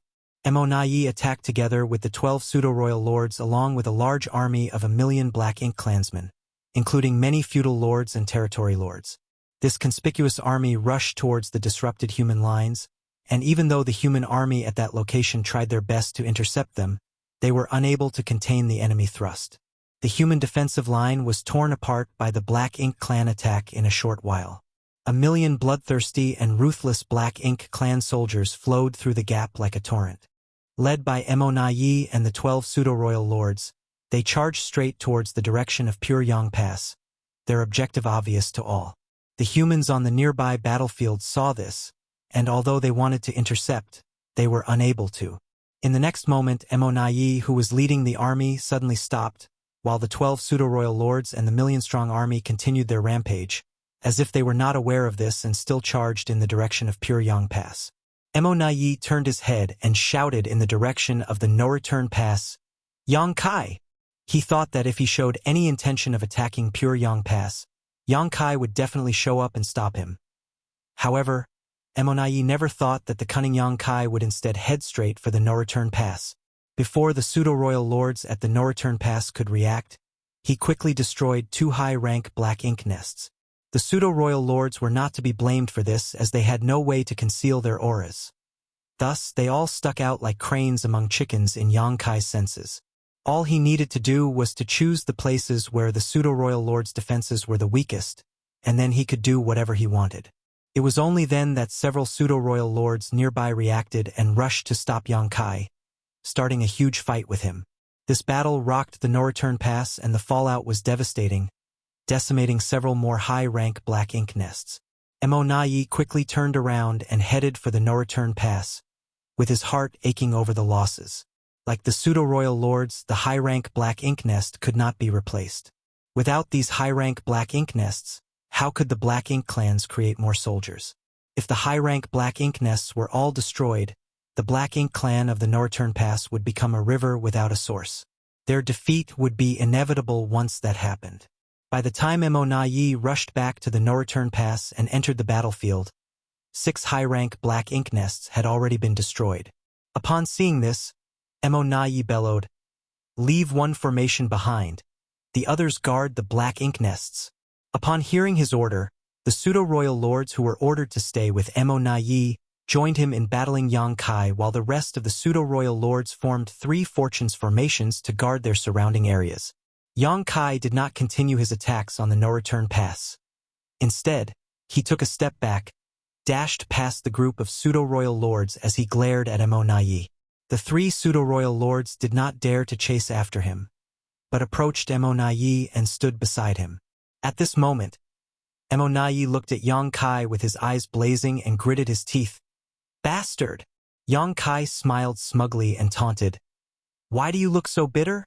You deployed your troops against pure Yang Pass, and you expect me not to do anything? Wasn't your intention to draw me out? You should be happy that you achieved your goal." Mo Nai looked at him with a deep frown and his anger slowly eased as he said with a frown, "You saw through my intentions." However, he was not faking his anger. Since the beginning of the war, more than a dozen pseudo-royal lords had been killed by Yang Kai and now half a dozen high-rank black ink nests had been smashed. Even if Mo Nai had a steady temperament, it was impossible for him not to be furious. However, his anger was not as intense as expected. Yang Kai raised his hand, pointed to his eyes, and asked as he glared, "Do you know what these are?" Mo Nai's mind raced and asked in return doubtfully, "What? Eyes?" Yang Kai replied, "I'm not blind." Mo Nai was flabbergasted. Although the battle was in full swing outside the no-return pass, 2 top masters were simply staring at each other inside the no-return pass. They just stared and talked to each other without fighting. However, the tension was very tense and treacherous. Moments later, Mo Nai quickly asked, "Has Mi Jing-Luen broken through to the 9th Order? What makes you think so?" Yang Kai asked with a puzzled expression. The Black Ink clan should not know about Mi Jing-Luen becoming a 9th Order master. Even if they found out about the 2 newly promoted 9th Order masters, it should have been impossible for Mo Nai to know Mi Jing-Luen had also broken through. Mo Nai replied with a shrug, "It's obvious. Originally, I had already guessed that Mi Jing-Luen might have become a 9th Order master. After the battle in the Universe Furnace, the Universe Furnace world became a hunting ground for the humans. The humans might have obtained another supreme-grade open heaven pill, and the most logical person to take it would be Mi Jing-Luen, but that was all only a guess. When I saw how you reacted just now, though, I became 80% certain." Marshall Peak, Chapter 5877. Of course I can. So that's how it is. Yang Kai appeared to be enlightened. The attack on Pure Yang Pass was not only to lure me out, but also to verify your suspicions. After a pause, Yang Kai continued, "Your main purpose must be the latter."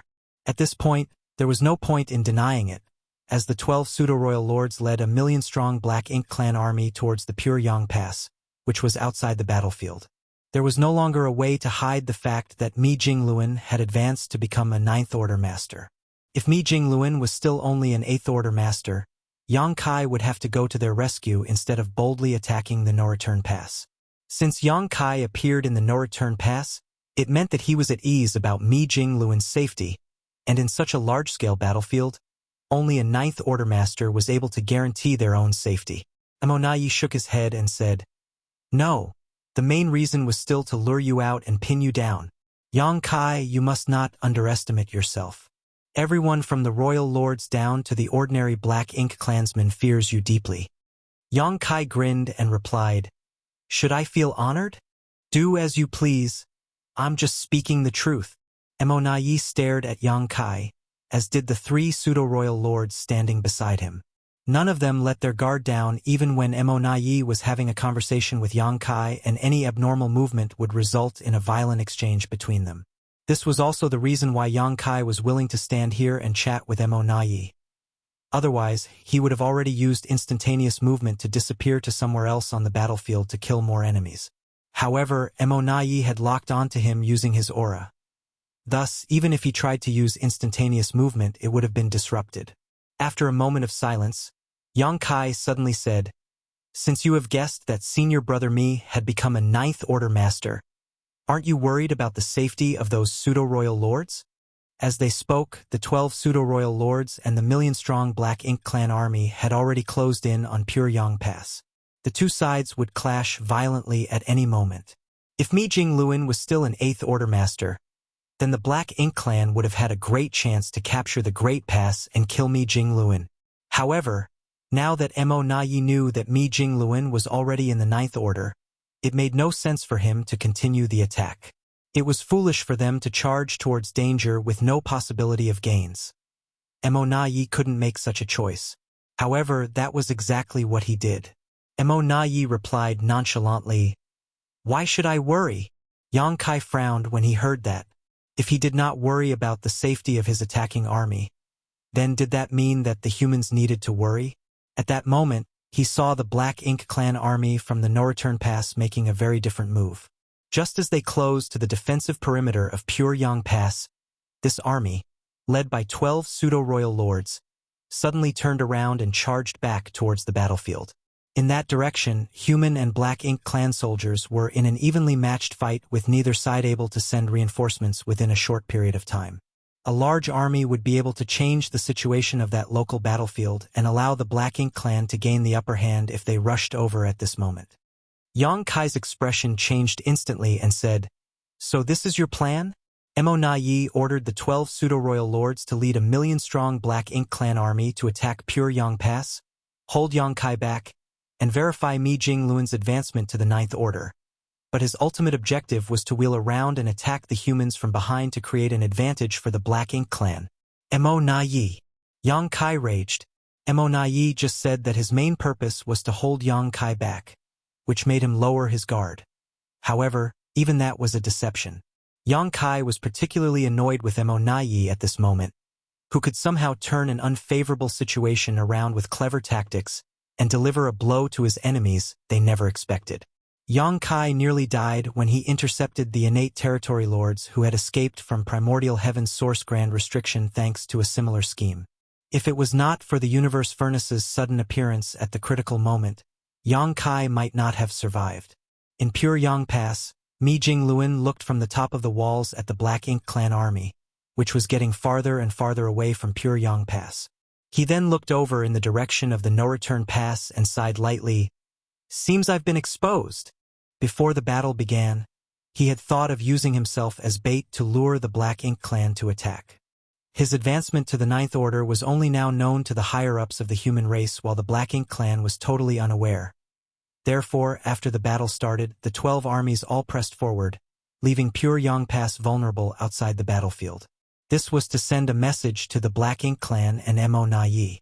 The Supreme Headquarters is on Pure Yang Pass, and Mi Jingluan is also on Pure Yang Pass. As long as the Black Ink clan could take down Pure Yang Pass, then the humans would become blind and deaf. When that happened, regardless of how strong the humans were, even if they could recapture the Supreme Headquarters, they would eventually be defeated. This deception was initially successful. Emonai had an army charge towards Pure Yang Pass, but just when they were about to engage each other, the pseudo-royal lords leading the way turned around and flew back to the battlefield. Their target had always been the human race army. If Black Ink clan defeated the humans at their targeted spot, Then the Black Ink Clan army would be able to gain a foothold and use that part of the battlefield to expand their advantage. No need to hide anymore. Let's fight, Mi Jing Luin said softly. The next moment, numerous figures suddenly shot out from Pyongyang Pass and chased after the Black Ink Clan army with the 12 pseudo-royal lords leading them. The two leading figures, with powerful auras, were the two newly promoted Ninth Order Masters of the human race. Right behind them were nearly 200 Eighth Order Masters. Mi Jing Luin had used Pyongyang Pass and himself as bait, so naturally, he had made all the necessary arrangements. The garrison of Pyongyang Pass might have seemed obvious at a glance, but under the cover of many concealment arrays, the two newly advanced Ninth Order Masters and a large group of Eighth Order Masters were quietly lying in wait. If the 12 pseudo-royal lords and the million-strong Black Ink Clan troops dared to set foot on Pyongyang Pass, they would end up with heavy casualties. For this reason, Mi Jing Luin even hid Shi Dezhuang and Tang Tao from the public even when the battles began. However, now that they had been exposed, there was no longer any point in hiding them anymore. They were now Ninth Order Masters. Thus, it was time for them to play a role in the battlefield. The two Ninth Order Masters led some 200 Eighth Order Masters towards the Black Ink Clan army, and although their numbers were far less than the enemy, their strength was comparable. The two Ninth Order Masters took point and charged into the enemy army, slicing through it like a hot knife through butter. Black blood splattered with body parts flying everywhere, leaving a trail of dead and dying Black Ink Clansmen. It was only when the leading 12 pseudo-royal lords managed to intervene and blunt the human race masters' assault, halting the wanton slaughter of their subordinates. So, you had two more Ninth Order Masters, Mo Na Yi remarked calmly as he watched Yang Kai closely, able to sense the violent fallout from the clash even from where he stood. The sudden appearance of the two Ninth Order Masters' auras naturally did not escape his notice. Mo Na Yi was actually not surprised by this. Since Black Ink Clan had a new royal lord, then the humans could also have new Ninth Order Masters. If he counted Mi Jing Luin, the humans had 3 more Ninth Orders in just the last 20 years. It was unknown whether the two new appearances relied on their own accumulation of cultivation to break through, or did so with the help of supreme-grade open heaven pills. If it was the latter, then it did not matter as the number of supreme-grade open heaven pills were limited and would eventually run out. However, if it was the former, then the situation was untenable. The human race had produced several new Ninth Order Masters while the Black Ink Clan only gained 1 new royal lord. It was obvious which side had the advantage and time would only exacerbate the situation. The Black Ink Clan is doomed, Yang Kai taunted. Mo Na Yi scoffed and replied, Brother Yang underestimates my Black Ink Clan. Oh, Yang Kai frowned and continued. Is it possible that a new royal lord appeared in the Black Ink Clan? Which one is it? Why doesn't he introduce himself? Mo Na Yi maintained a straight face. If that is the case, you will find out eventually. The answer was so flat and plain it was difficult for Yang Kai to determine if there was a new royal lord in the Black Ink Clan or not. He had carefully checked all parts of the no-return pass previously but did not find anything. He had an ominous feeling when he came to the no-return pass but could not be sure based on that feeling alone. There were so many masters from the Black Ink Clan at the no-return pass right now, so if he was not careful, he could find himself in a critical situation regardless of the truth. So, Mo Na Yi lowered his eyes, and his tone suddenly lowered. That's the end of the small talk. Yang Kai raised his brow and asked, Is it time to fight? No more stalling? I see that your pseudo-royal lords seem to be secretly setting up something. If it's not properly set up, we can chat a while longer. His completely nonchalant attitude made Mo Na Yi's flaming rage burst out as he roared. Yang Kai, you arrogant bastard, do you really think that the no-return pass is a place where you can come and go as you wish? Yang Kai looked at him seriously for a long time and then said, This is the territory of the human race, so of course I can come and go as I please. Prove it. As soon as Mo Na Yi finished his sentence, the no-return pass hummed in all directions as if there was an invisible power swept through it. In the next instant, this huge stretch underwent a subtle change. This change was extremely inconspicuous, and it was difficult for ordinary people to notice, but Yang Kai only had to scan around to know what happened. He frowned slightly and remarked, You improved the heaven-sealing earth-locking array. Marshall Peak, Chapter 5878, The Battle of Courage. The Black Ink clan always wanted to use the 4 Gates 8 Palaces Great Pagoda Array to deal with Yang Kai. However, the Spirit Array was a bit troublesome to set up and could not be done so quickly. On several occasions, the Black Ink clan would be in the middle of setting up the array when Yang Kai suddenly dashed away or interfered. They could only hope for Yang Kai to stay somewhere long enough for them to finish setting up the array.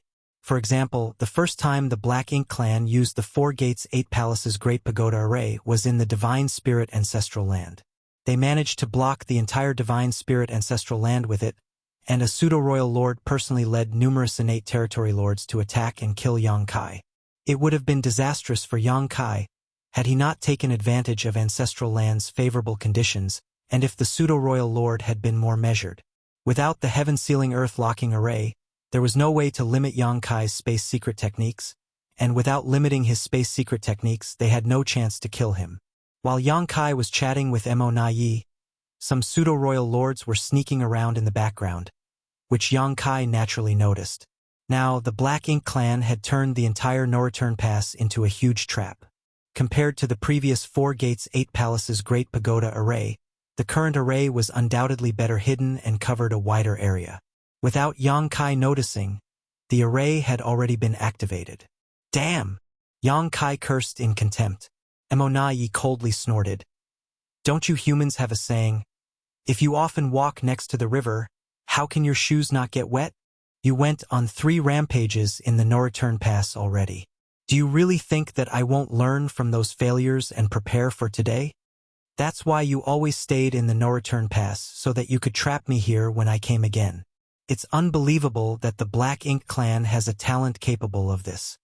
This kind of improvement to the array could only be done by one who had a high attainment in the Tao of Spirit arrays. The Black Ink clan had numerous Black Ink disciples, but they did not have many who were skilled in the Tao of Spirit arrays and Tao of Artifact refining. Thus, they were still vastly inferior compared to the humans. However, it had been so many years that if those array masters worked hard enough, they could achieve some gains. It's too late now. Mo Na Yi raised his hand and pointed at Yang Kai. Today you will be buried here. Yang Kai glanced around and said grimly, Aren't you afraid that the high-rank Black Ink nests in the No-Return Pass will be destroyed if we fight here? This was where the Black Ink clan's foundation was located. Although there were still a large number of masters, the presence of the high-rank Black Ink nests here was also a constraint for the Black Ink clan. That's why I only let 3 pseudo-royal lords come to assist me. Mo Na Yi replied indifferently. Yang Kai looked surprised for a moment before he nodded. So that's how it is. There were many pseudo-royal lords at the No-Return Pass, but only 3 were participating directly in the battle together with Mo Na Yi, while the others remained at their posts. They were responsible for guarding the high-rank Black Ink nests in their respective areas. None of them could stand up to Yang Kai, but they were more than capable of blocking some shockwaves from hitting the nests. With them stationed here, the high-rank Black Ink nests would most likely not be affected. Of course, if necessary, Mo Na Yi said with determination. There can be more pseudo-royal lords to deal with you. Simply said, I am prepared to do whatever it takes to kill you today. From these words alone, one could see Mo Na Yi's determination to eradicate Yang Kai. There was nothing left to say as everything was in place on the Black Ink clan side. As such, Yang Kai simply decided to follow the flow. He slightly raised his hand, summoned the Azure Dragon Spear, and clenched its shaft. As his Tao strength stirred, the space-time river began to coil around the long spear. His fighting spirit began to boil and his killing intent surged. Yang Kai held the spear, pointed it forward, and proclaimed, Then, let's see how many of your masters I kill before I fall. Begin! Mo Na Yi and the 3 pseudo-royal lords lunged forward simultaneously and attacked Yang Kai from opposite sides.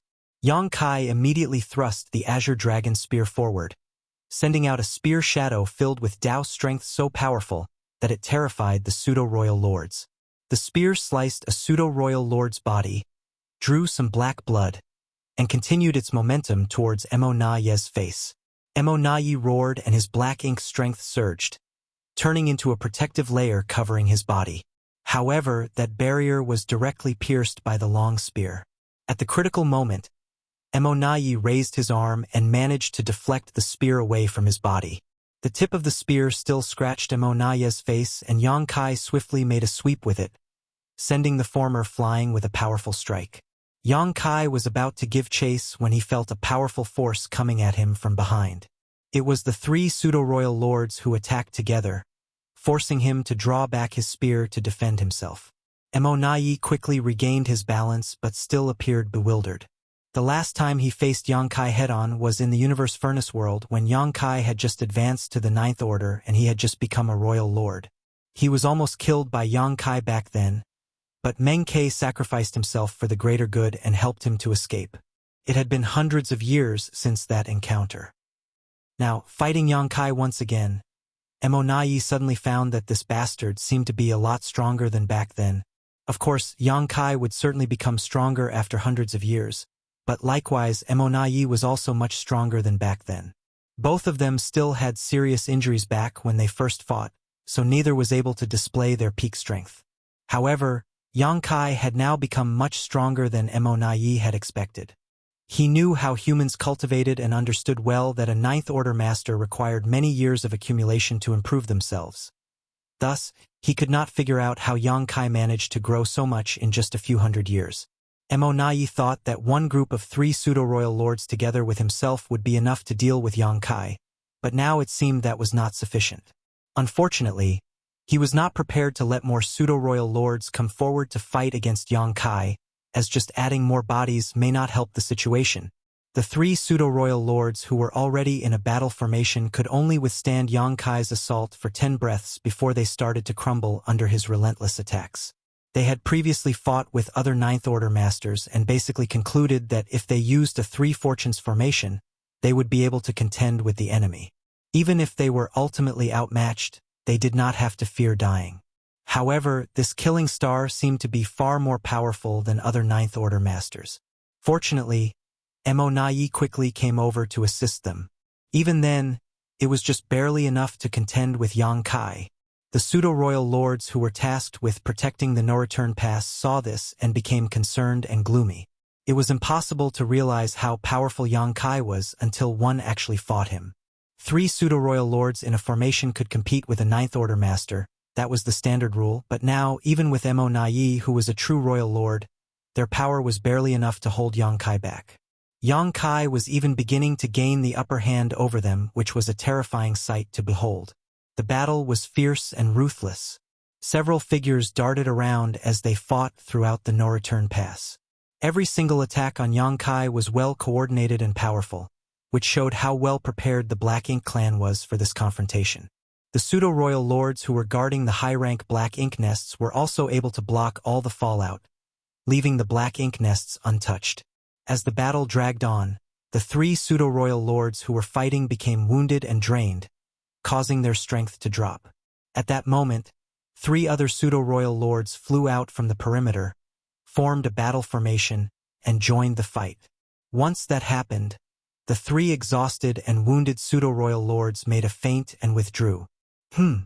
Yang Kai remarked in slight surprise. So this is your plan? Three fresh pseudo-royal lords replaced the three who were exhausted. This tag-team tactic was easy for the Black Ink clan to execute and sustain as they had enough pseudo-royal lords to rotate into the fight. As long as the three pseudo-royal lord replacements joined the battle smoothly, Yang Kai would constantly be under pressure. Since you're using this tactic, why don't you summon more pseudo-royal lords and fight together? Yang Kai asked as he thrust his spear at Emonai. Emonai dodged, coldly snorted, and counterattacked. There's no need for that. The array has been activated, and the no-return pass has been isolated. You want to take me down with minimal effort? That's a good plan. Yang Kai raised his brow as he continued his rush towards Emonai. Although I have to admit that this tactic is effective, you might have forgotten that there is a major flaw to it. Emonai asked indifferently. What? Yang Kai replied. The most crucial factor of this plan is you. After all, there is no one to replace you. So what? So... Yang Kai's aura suddenly changed and became exceedingly violent. All I have to do is kill you. Martial Peak, Chapter 5879. concealing one's ability by feigning weakness. The space-time river, which had wrapped around the Azure Dragon Spear, suddenly turned into another spear which had the Tao strengths attached and shot out towards the three pseudo-royal lords to block all their attacks. Simultaneously, Yang Kai thrust out his Azure Dragon Spear and charged at Mo Na Yi. Mo Na Yi's expression changed as he realized that Yang Kai had not exerted his full strength, causing him to stare at his opponent in total disbelief. How could he have grown so much in just a few hundred years? However, Mo Na Yi could not afford to think about it at this moment. Yang Kai had obviously grown significantly, but he too had not idled in the last few hundred years and had also grown stronger. Though not as much as Yang Kai, his cultivation was completely consolidated now. He was able to fight back and not just be on the receiving end of Yang Kai's killing blows. Black ink strength rumbled as a giant black ink cloud billowed, enveloping a huge portion of the void. The black ink cloud resonated with Mo Na Yi's roar. How long can you last like that? He could see that Yang Kai had used some kind of secret technique to boost his strength, but such secret techniques always had limitations. Yang Kai immediately snarled, "Not for long, but it's enough to kill you. Come." The two taunted each other like petulant children within the black ink cloud, confusing the pseudo-royal lords at the no-return pass. Yang Kai was fighting alone while the human race army and the Black Ink clan army were engaged in a chaotic melee on the perimeter of the no-return pass. While the humans were woefully outnumbered, they seemed to have the upper hand. Moreover, Black Ink clan's tactical situation was different from that of the humans. The humans had pure Yang Pass outside the battlefield coordinating their movements. Precise orders were issued from pure Yang Pass to all parts of the battlefield, so the soldiers only needed to follow these directives and the entire human race army became like a tightly knit entity. They advanced and retreated together, providing assistance to each other whenever needed. On the other hand, Mo Na Yi and Mo Yu were both fully engaged in the fighting. Mo Na Yi had anticipated the situation before the war started and had informed several of his subordinates to take over commanding the Black Ink clan Grand Army. However, they did not have enough experience, and their tactical and strategic thinking were lacking. They did not stand a chance against the battle-hardened veteran Mi Jingluan. If the Black Ink clan did not have the geographic advantage as the defensive side, and could not immediately receive reinforcements, they would have lost the battle already. However, the humans also had their concerns. Despite the fact that they had the advantage in essentially all aspects of this battle, the Black Ink clan still had the two Black Ink giant spirit gods which were eyeing them dangerously. These two beings were wary of Ada and Aer, who were still in the barren territory, and dared not move from the no-return pass just yet. However, they could still launch attacks remotely. Even the simplest attack from a Black Ink giant spirit god was so powerful that it could not be underestimated, and many humans had already been slaughtered by them. Thus, it was unrealistic for the humans to think that they could retake the no-return pass in a single battle. Just as the Black Ink clan had a clear understanding of the situation between the two sides, so did the humans. The deciding factor of the war between the two races was the four giant spirit gods. Whoever could solve the other's giant spirit gods first would seize an irreversible advantage. However, how could either army even attempt to solve the giant spirit gods of the other side? The biggest gain so far for the human race was the Black Ink clan army feigning an attack on Pure Yang Pass, exposing their backs to the humans' reserve force. Outside Pure Yang Pass, the 12 pseudo-royal lords had led a million-strong Black Ink clan army towards the rear command post of the human race army before suddenly turning around and heading to a weak spot in the humans' offensive. Seeing this, Mi Jingluan ordered the two newly promoted 9th Order Masters to lead 208th Order Masters to pursue them. The Black Ink clan army, which wanted to coordinate with their clansmen in the no-return pass, was suddenly set upon by these human masters. The 12 pseudo-royal lords naturally saw this situation, but instead of confronting the enemy in the open, they ordered their army to escape back to the safety of the no-return pass. Unfortunately, this resulted in half of their subordinates being slaughtered. Mi Jingluan looked at the situation on the battlefield from Pure Yang Pass and sighed. After this fight with the Black Ink clan, he realized that the enemy had more strength than he had expected. Unlike the Black Ink clan, who did not care about their casualties, every human soldier was a rare warrior. Taking the no-return pass was just the beginning. The humans still had to go to the primordial heaven's source grand restriction. If too many were killed or critically wounded in retaking the no-return pass, how could they embark on the next part of the plan? So, when Mi Jing-Luen dispatched the army for this battle, he had emphasized the principle of preserving their war potential rather than maximizing the damage to the Black Ink clan. He endeavored not to have severe losses in the army, especially among the high-ranking Open Heaven Realm masters. At this point in the battle, the humans certainly had the absolute upper hand. However, without resolving the Black Ink giant spirit gods, there was no way to retake the no-return pass. If they continued the fight unabated, there would definitely be more casualties. In such an intensely violent battlefield, every soldier would consume a lot of strength. Additionally, the medicinal efficacies of the purifying Black Ink pills, which were taken in advance, were time-limited. With so many dead Black Ink clansmen on the battlefield, creating massive amounts of Black Ink clouds, the protective effects of the purifying Black Ink pills were being constantly eroded. Once the medicinal efficacies of the purifying Black Ink pills failed, it would be difficult to fight in an environment filled with Black Ink strength. Mi Jing-Luen could not help but turn his head and look at the depths of the no-return pass, where he vaguely saw several figures in the midst of a fierce battle. Upon seeing this, he frowned slightly and muttered, "Concealing one's ability by feigning weakness?" Unlike Mo Na Yi, Mi Jing-Luen was aware of Yang Kai's actual strength, as he had discussed this with the latter recently. After 20 years of cultivating with the power of the two Open Heaven Realm cradles, Yang Kai's strength was vastly superior to what it used to be. With Yang Kai's current strength, he should not have any problems killing Mo Na Yi, even if 3 pseudo-royal lords were assisting the latter. However, the battle seemed to be an even struggle. Clearly, Yang Kai did not use his full strength, as he was intending to conceal the extent of his abilities. Mi Jing-Luen naturally was not worried about Yang Kai's safety. Before the battle started, Yang Kai approached Mi Jing-Luen and chatted with him privately, planning for various scenarios, including the current situation he was in. Mi Jing-Luen naturally knew why Yang Kai decided to feign weakness, even to the extent of letting Mo Na Yi live. Revealing his true strength to Mo Na Yi was not advantageous at this moment. It was far more important for the humans to deal with the 2 Black Ink giant spirit gods. Yang Kai decided to conceal his ability and only strike at the critical moment against the Black Ink giant spirit gods. After a few more moments of watching, Mi Jing-Luen withdrew his gaze and said to himself, "We've met our objective." The officers around him immediately focused and waited for the order to be given. The next moment, Mi Jing-Luen declared, "Pass down the order. All armies are to retreat and regroup at Pyongyang Pass." "Yes, sir." The messages were immediately sent to all the armies. At the same time, Pyongyang Pass, which had been outside the battlefield, also moved and pressed forward in the direction of the no-return pass as all its artifacts came to life. Mi Jing-Luen then flew up and rushed towards the battlefield. As a Ninth Order master, he should have already taken to the battlefield to kill the enemy. However, he had to remain behind to direct the army's movements.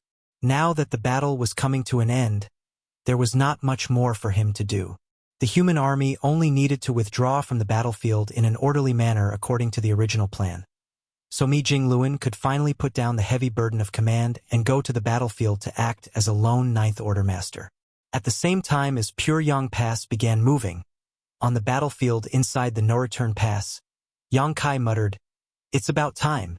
Pyongyang Pass heading to the battlefield was a signal for the retreat of the human race army, and Yang Kai knew it well.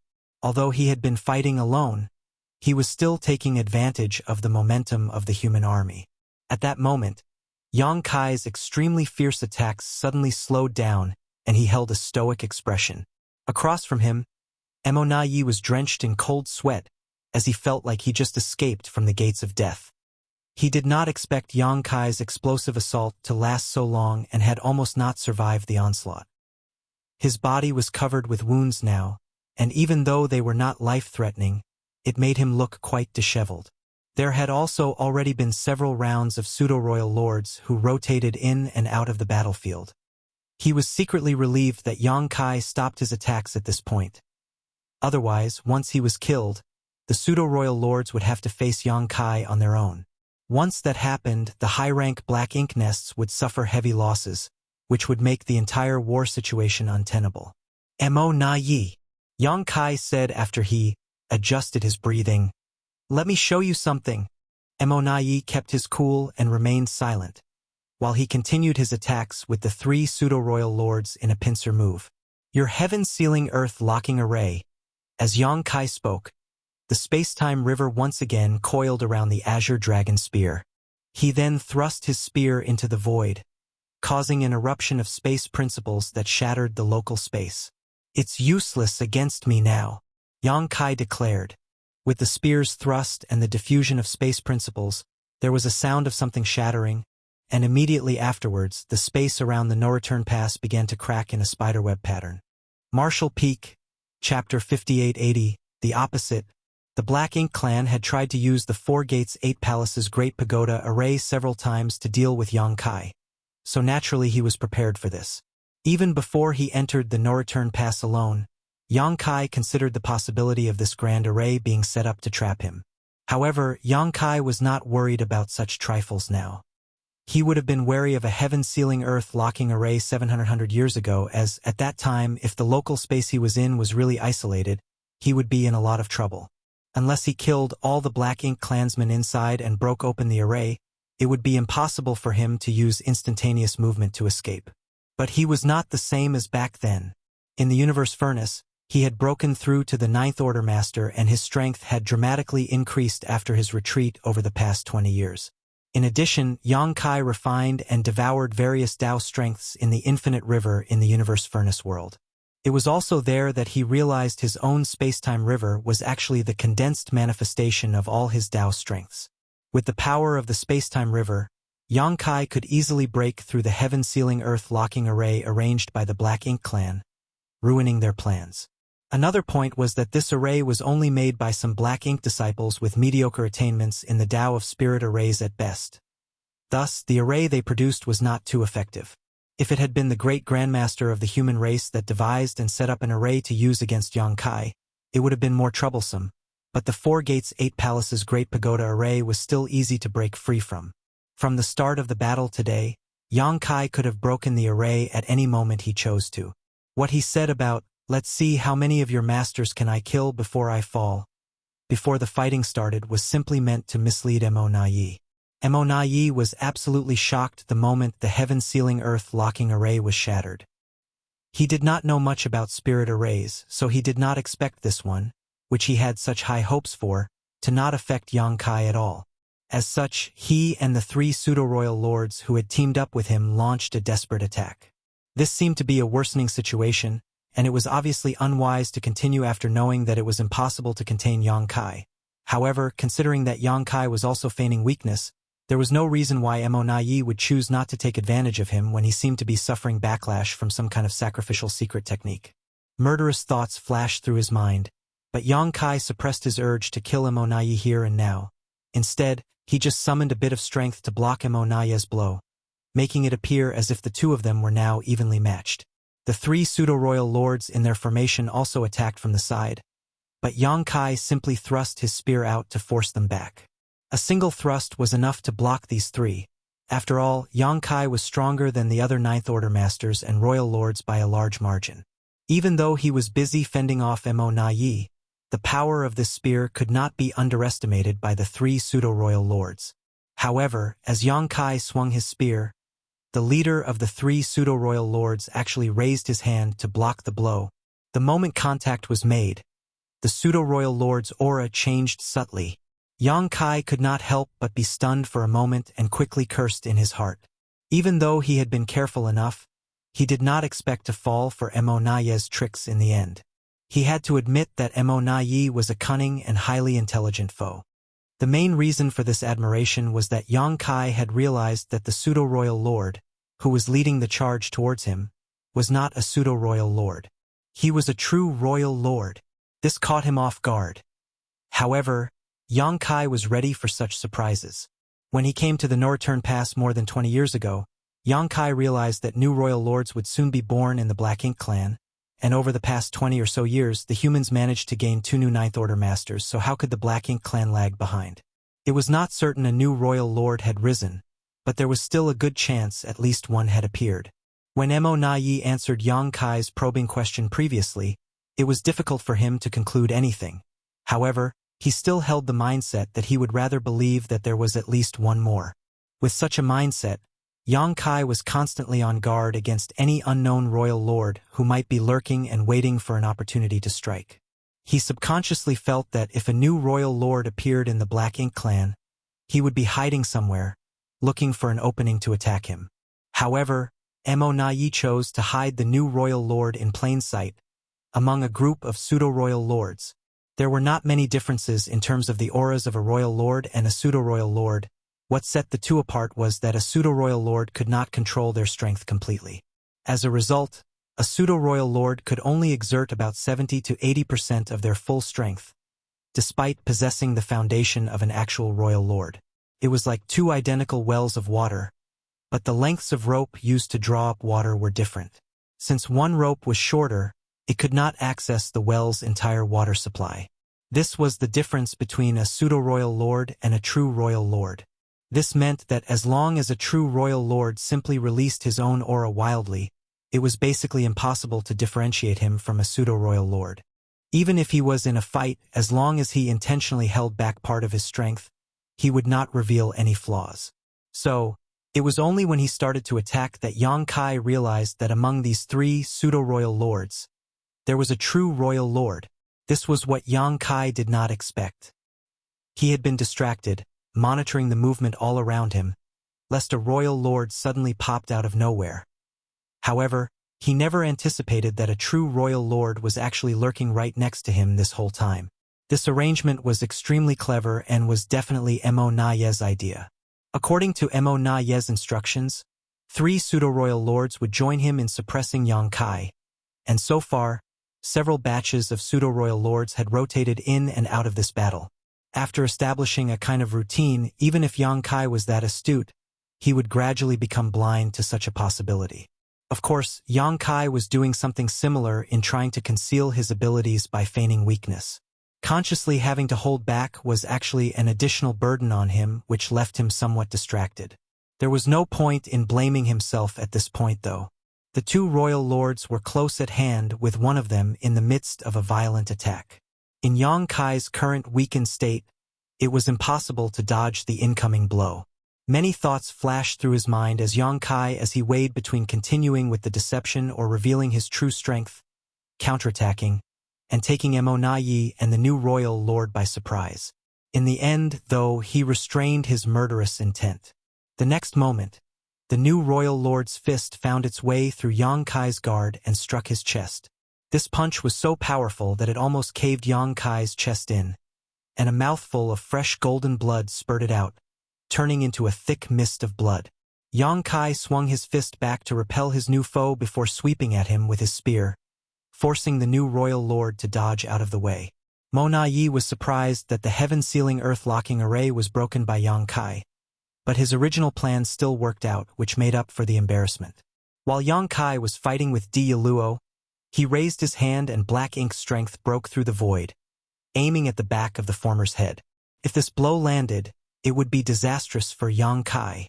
Mo Na Yi appeared exuberant and eagerly awaited what was to come. However, at this critical moment, Yang Kai unexpectedly swung his azure dragon spear behind his head and blocked the fierce blow precisely. Mo Na Yi immediately realized what was happening and yelled, "Don't let him get away!" As he shouted, he used his aura to shake the void, and the nearby Black Ink Masters did the same. However, when Mo Na Yi and Di Yaluo pounced towards Yang Kai again, the latter's figure faded away. Without the heaven-sealing earth-locking array, there was no way to limit Yang Kai's instantaneous movement. Even Mo Na Yi's aura could only interfere slightly with it. As a result of the interference, Yang Kai showed up not far away and failed to completely escape from the no-return pass. At this moment, he was in a terrible state with his chest sunken considerably and his body covered in blood. His aura was so diminished that it seemed like he might die at any moment. However, Mo Na Yi knew Yang Kai very well. To a divine dragon, recovering from even such serious injuries was not an issue. The only way to ensure Yang Kai was dead was to kill him on the spot. Moreover, as soon as he saw Yang Kai's current location, which was close to the territory gate, he realized what his nemesis was planning. At this moment, Yang Kai had only two options to flee. One was to break through the Black Ink clan's defense line and escape towards the human race army.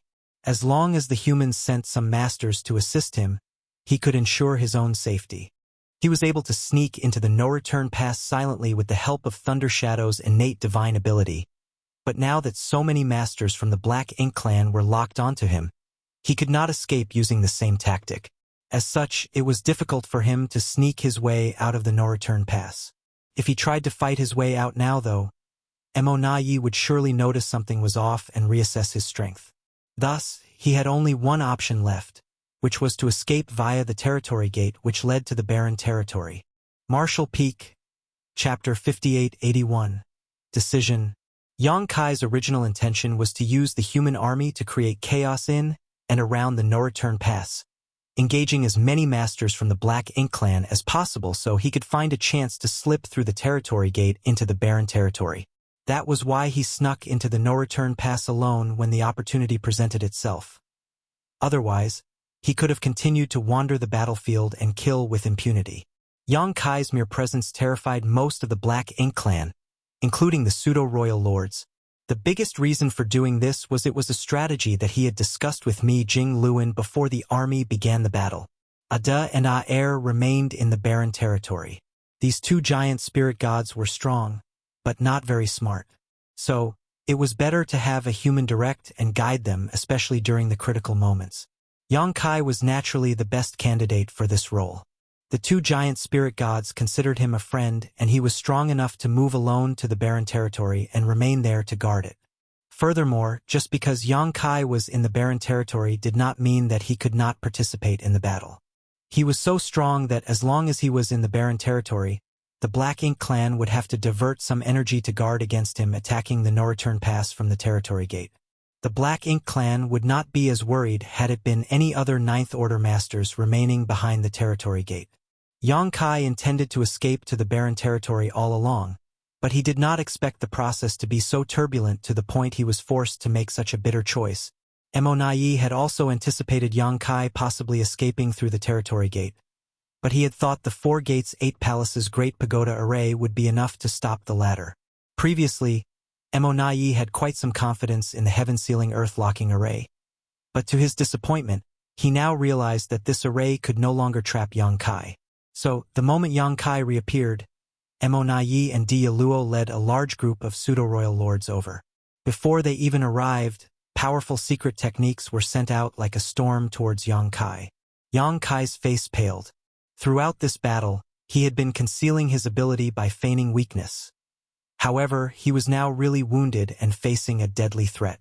The pseudo-royal lords who were responsible for guarding the no-return pass were all mobilized. In total, there were now nearly 30 top masters attacking Yang Kai, 2 of whom were true royal lords. With adversaries of such strength and numbers, even he could not resist them head-on.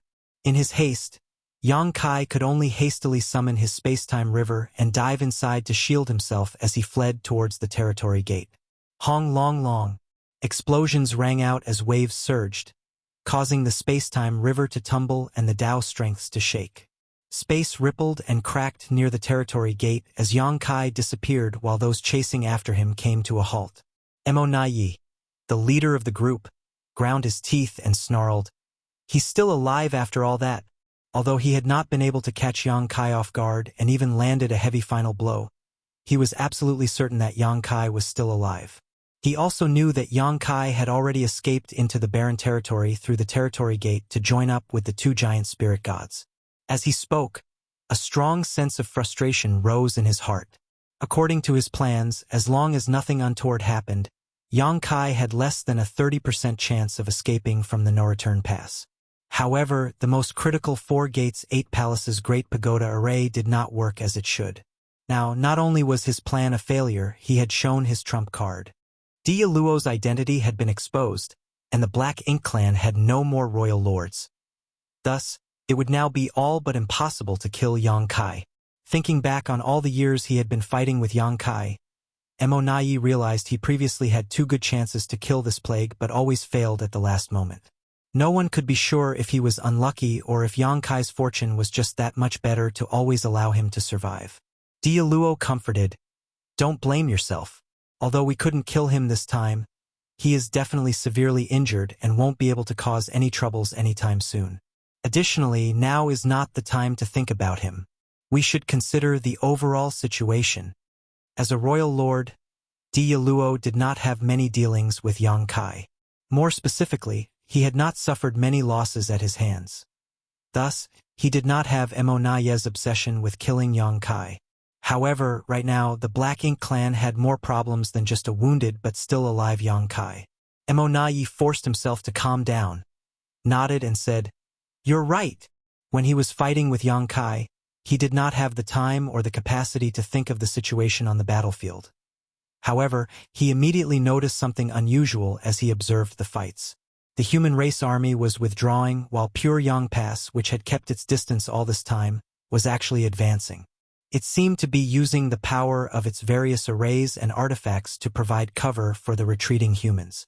This was a planned withdrawal which was executed in an orderly and disciplined fashion. A moment later, Emo Naye understood why the humans chose to withdraw their forces despite having the advantage. It was true that the humans had controlled the flow of the battle this entire time and gained many advantages thus far, resulting in a lot of casualties among the Black Ink clan, including numerous pseudo-royal lords. However, the human warships also sustained a lot of damage and many of their masters had fallen. If the humans continued to fight, their casualties would only rise as more and more of their warships were destroyed. By choosing to withdraw at this point, they could preserve their own strength. Emo Naye would also make this choice if he was in such a situation. To put it bluntly, the Black Ink clan was now a caged beast and there was no need for the humans to fight them to the death. As long as there were a few more battles like this one, when Black Ink clan's strength was worn down enough, the humans could launch a decisive final attack and wipe them out. Want to leave? It's not that easy. Emo Naye coldly snorted as he saw through the human race's intention. This kind of hit-and-run tactic was despicable and clearly Mi Jingluan's plot, so he swiftly shouted, "Pass down the order. Attack the humans at all costs. Have all the pseudo-royal lords in the no-return pass join the offensive." The pseudo-royal lords were shocked by Emo Naye's boldness. The no-return pass was the foundation of the Black Ink clan as all the high-rank Black Ink nests were here. The pseudo-royal lords who stayed behind were tasked exclusively with guarding these Black Ink nests. If they left, the entire no-return pass would be unguarded and extremely vulnerable. If at this moment any human race master managed to sneak through, it would definitely cause terrible damage to the Black Ink clan. However, the only one who could really achieve this was already badly injured and had escaped into the barren territory. Thus, he would not have the strength to cause trouble again. As for the others, there was no need to worry about them accomplishing what that anomaly could do. Although this order seemed to be a rash decision by Emo Naye, it was actually well considered. After giving this order, Emo Naye and Dialuo took the lead and rushed towards the battlefield, followed by several dozen pseudo-royal lords. Somewhere on the battlefield, Mi Jingluan, who had just started killing the enemies, keenly noticed this and sighed, "That guy is really difficult to deal with." When an army was withdrawing from the battlefield, it was most fearful of such a situation. Now, the humans were bound to incur even more losses. Thankfully, the advantage that the humans had gained this time was significant. Even though the Black Ink clan had responded in the worst way possible, the humans were still able to withstand the onslaught. Just as the battle was about to end, the fights suddenly became more intense than before. The orderly withdrawal of the human race army was interrupted by the Black Ink clan army doggedly chasing after them, with masters of both sides clashing in the void.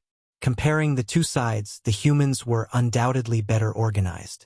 The 12 armies coordinated with each other as single units while Black Ink clan was much more chaotically and haphazardly arranged.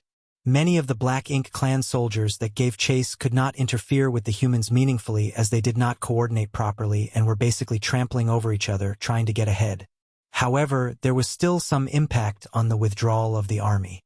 The sudden attacks resulted in numerous losses among the humans. Many damaged warships were destroyed and the cultivators on board were crushed.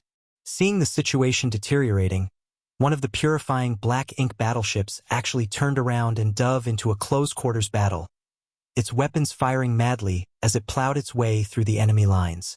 Arriving at the heart of the enemy's charge, the giant warship suddenly glowed brilliantly before exploding into a great sun made of pure white light, illuminating the entire void. The great sun enveloped a massive area and wounded or killed all the surrounding black ink clansmen, creating an opening for the rest of the human forces to escape. The scene was magnificent, and the battle-weary soldiers cheered from all corners of the battlefield. This was how far the humans were willing to go, how far they could go when they had something to protect. The 3,000 Worlds was their home, and although it was now an empty shell due to the Black Ink clan's wanton plunder, it was still their homeland and none of it would be ceded. If they wanted to protect their home, they had to uproot the Black Ink clan once and for all. The two mighty armies continued to clash, with the humans fighting hard as they retreated.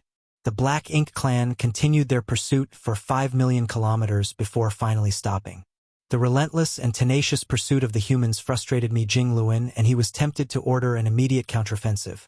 However, considering that most of the warships were damaged and the effects of the purifying black ink pills was wearing out, he had no choice but to give up on this risky idea. The soldiers were very reliant on their warships for protection. For so many years, the human warships were the key to them taking on the numerically superior enemy and prevailing. Most of the losses in the later part of the battle were due to the destroyed warships, leaving the soldiers without extra protection. It was only when the pursuing Black Ink clan army retreated like an outgoing tide that this battle finally ended. Martial Peak, Chapter 5882, The Simple Giant Spirit Gods. The human race army regrouped at their temporary camp 3 days away from the no-return pass. After this battle, the humans would be unable to launch another full assault on the no-return pass within a short time. The wounded soldiers needed time to heal, not to mention that the logistics were also unable to keep up with the intense consumption.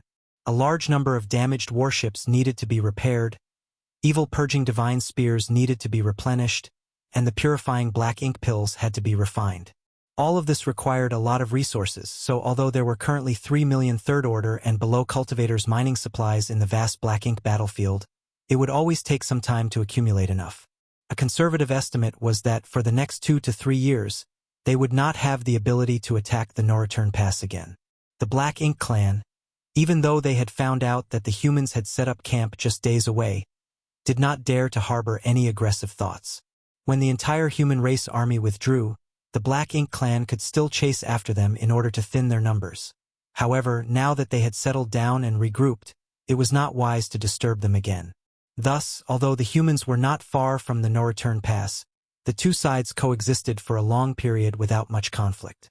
1 month after the battle, at a certain place in the barren territory, Ada and Aer sat facing each other, looking down helplessly at the space in front of them.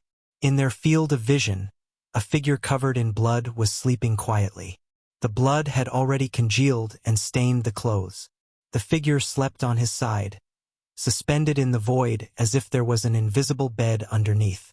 Such a figure was small as an ant when compared with the towering giant spirit gods.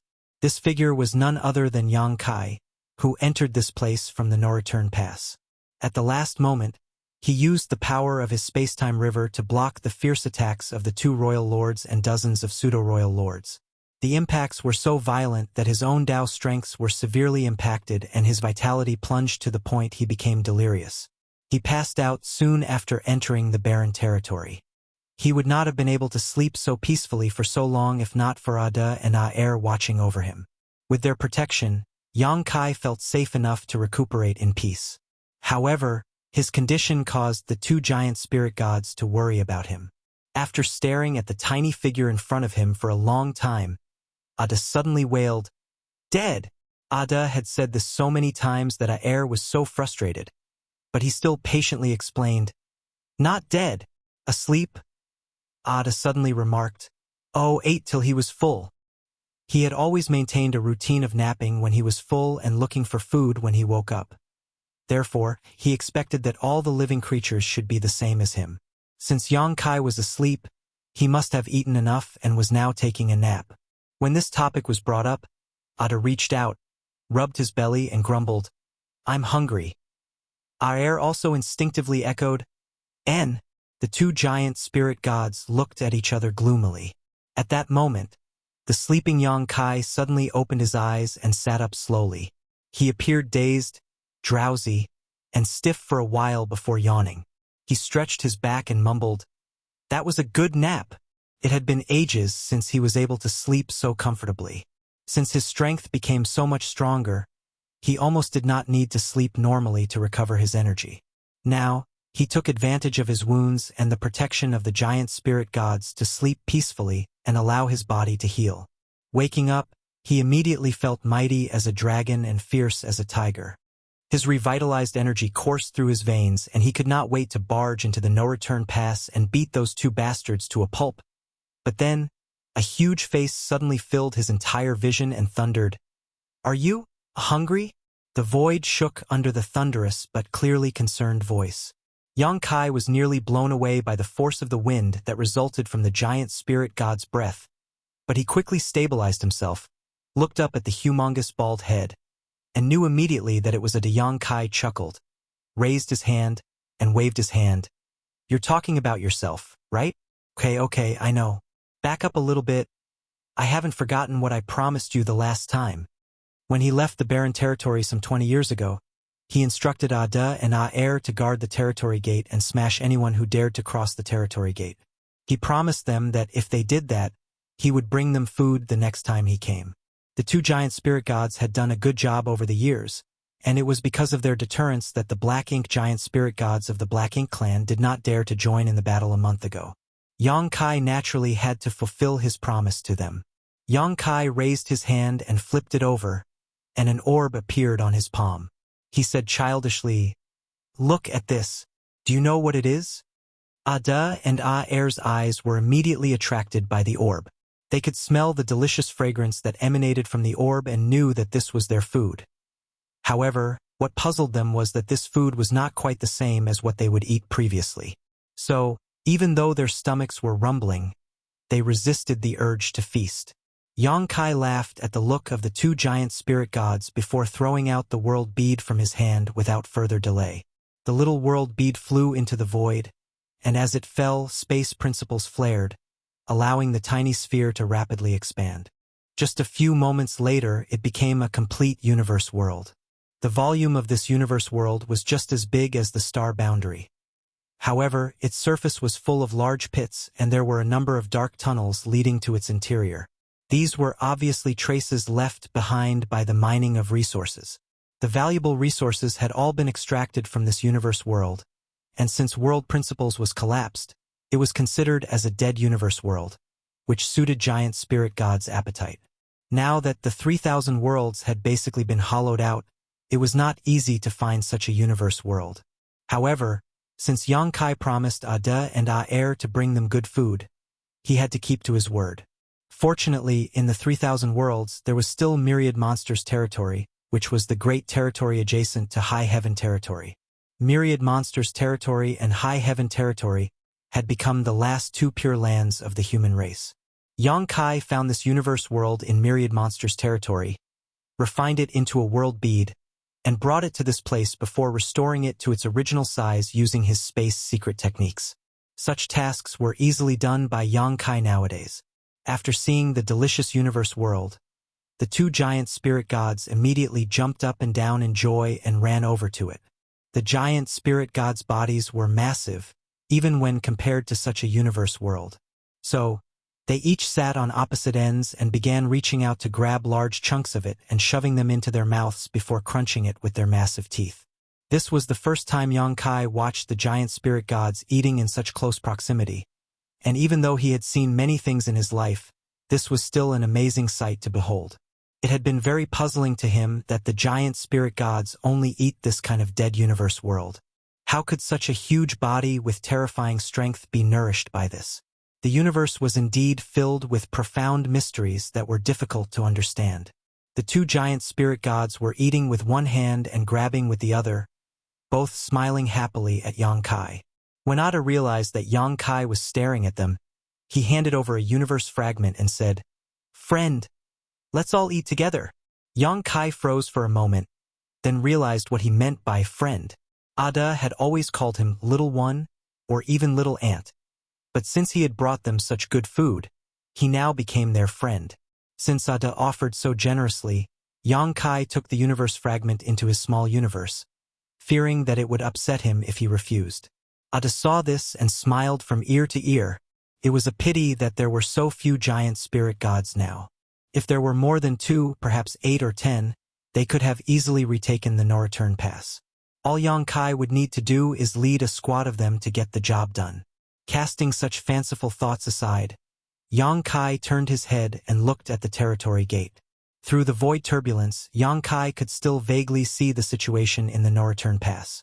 After the last battle, the no-return pass was obviously more closely guarded, especially the area around the territory gate. A powerful figure stood openly, clearly telling Yang Kai that if he dared to venture across, he would be immediately beaten.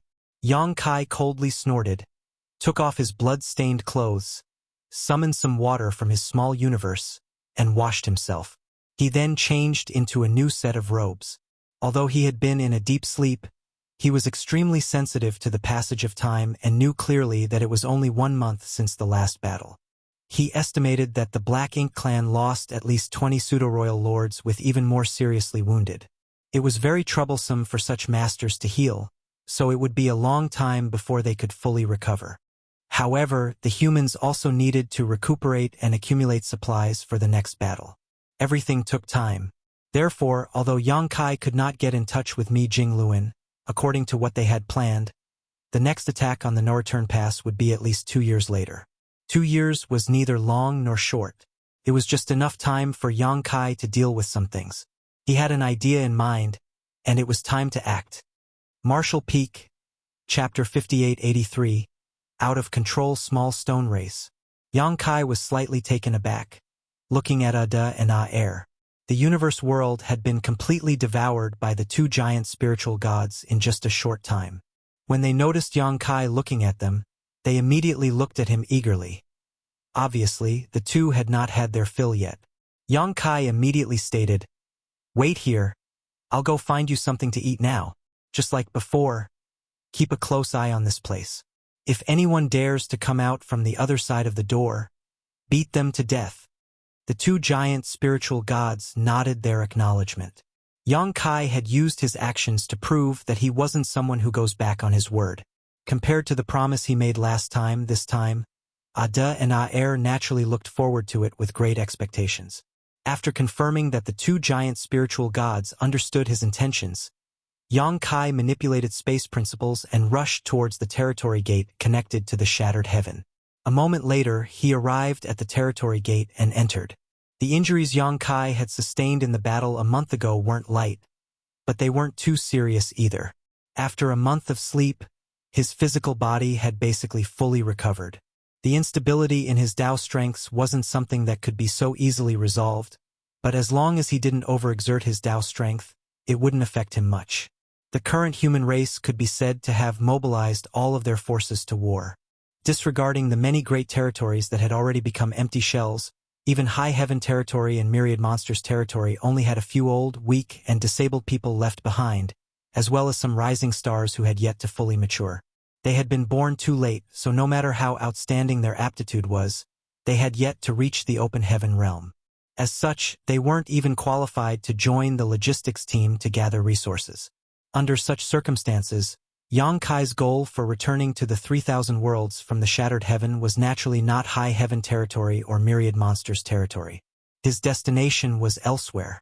Traversing through many great territories at his leisure, Yang Kai finally arrived at his destination after nearly 3 months. Chaotic Dead Territory. In fact, when the upper echelons of the human race decided to attack the no-return pass, Yang Kai had wanted to make a trip to Chaotic Dead Territory first. In the past, he had brought Zhang Ruoxi here to cultivate with Big Brother Huang and Big Sister Lan. So many years had already gone by, even he had no idea what the results would be. Because of her Heaven's Order bloodline, Zhang Ruoxi was not affected by the Open Heaven Realm method's shackles. Even though she had initially broken through to the 5th Order Open Heaven Realm, she still had a chance of reaching the 9th Order all on her own. As proof, she had smoothly made it to the 8th Order many years ago. Of course, the amount of time that passed shouldn't have been enough for her to reach the ninth order.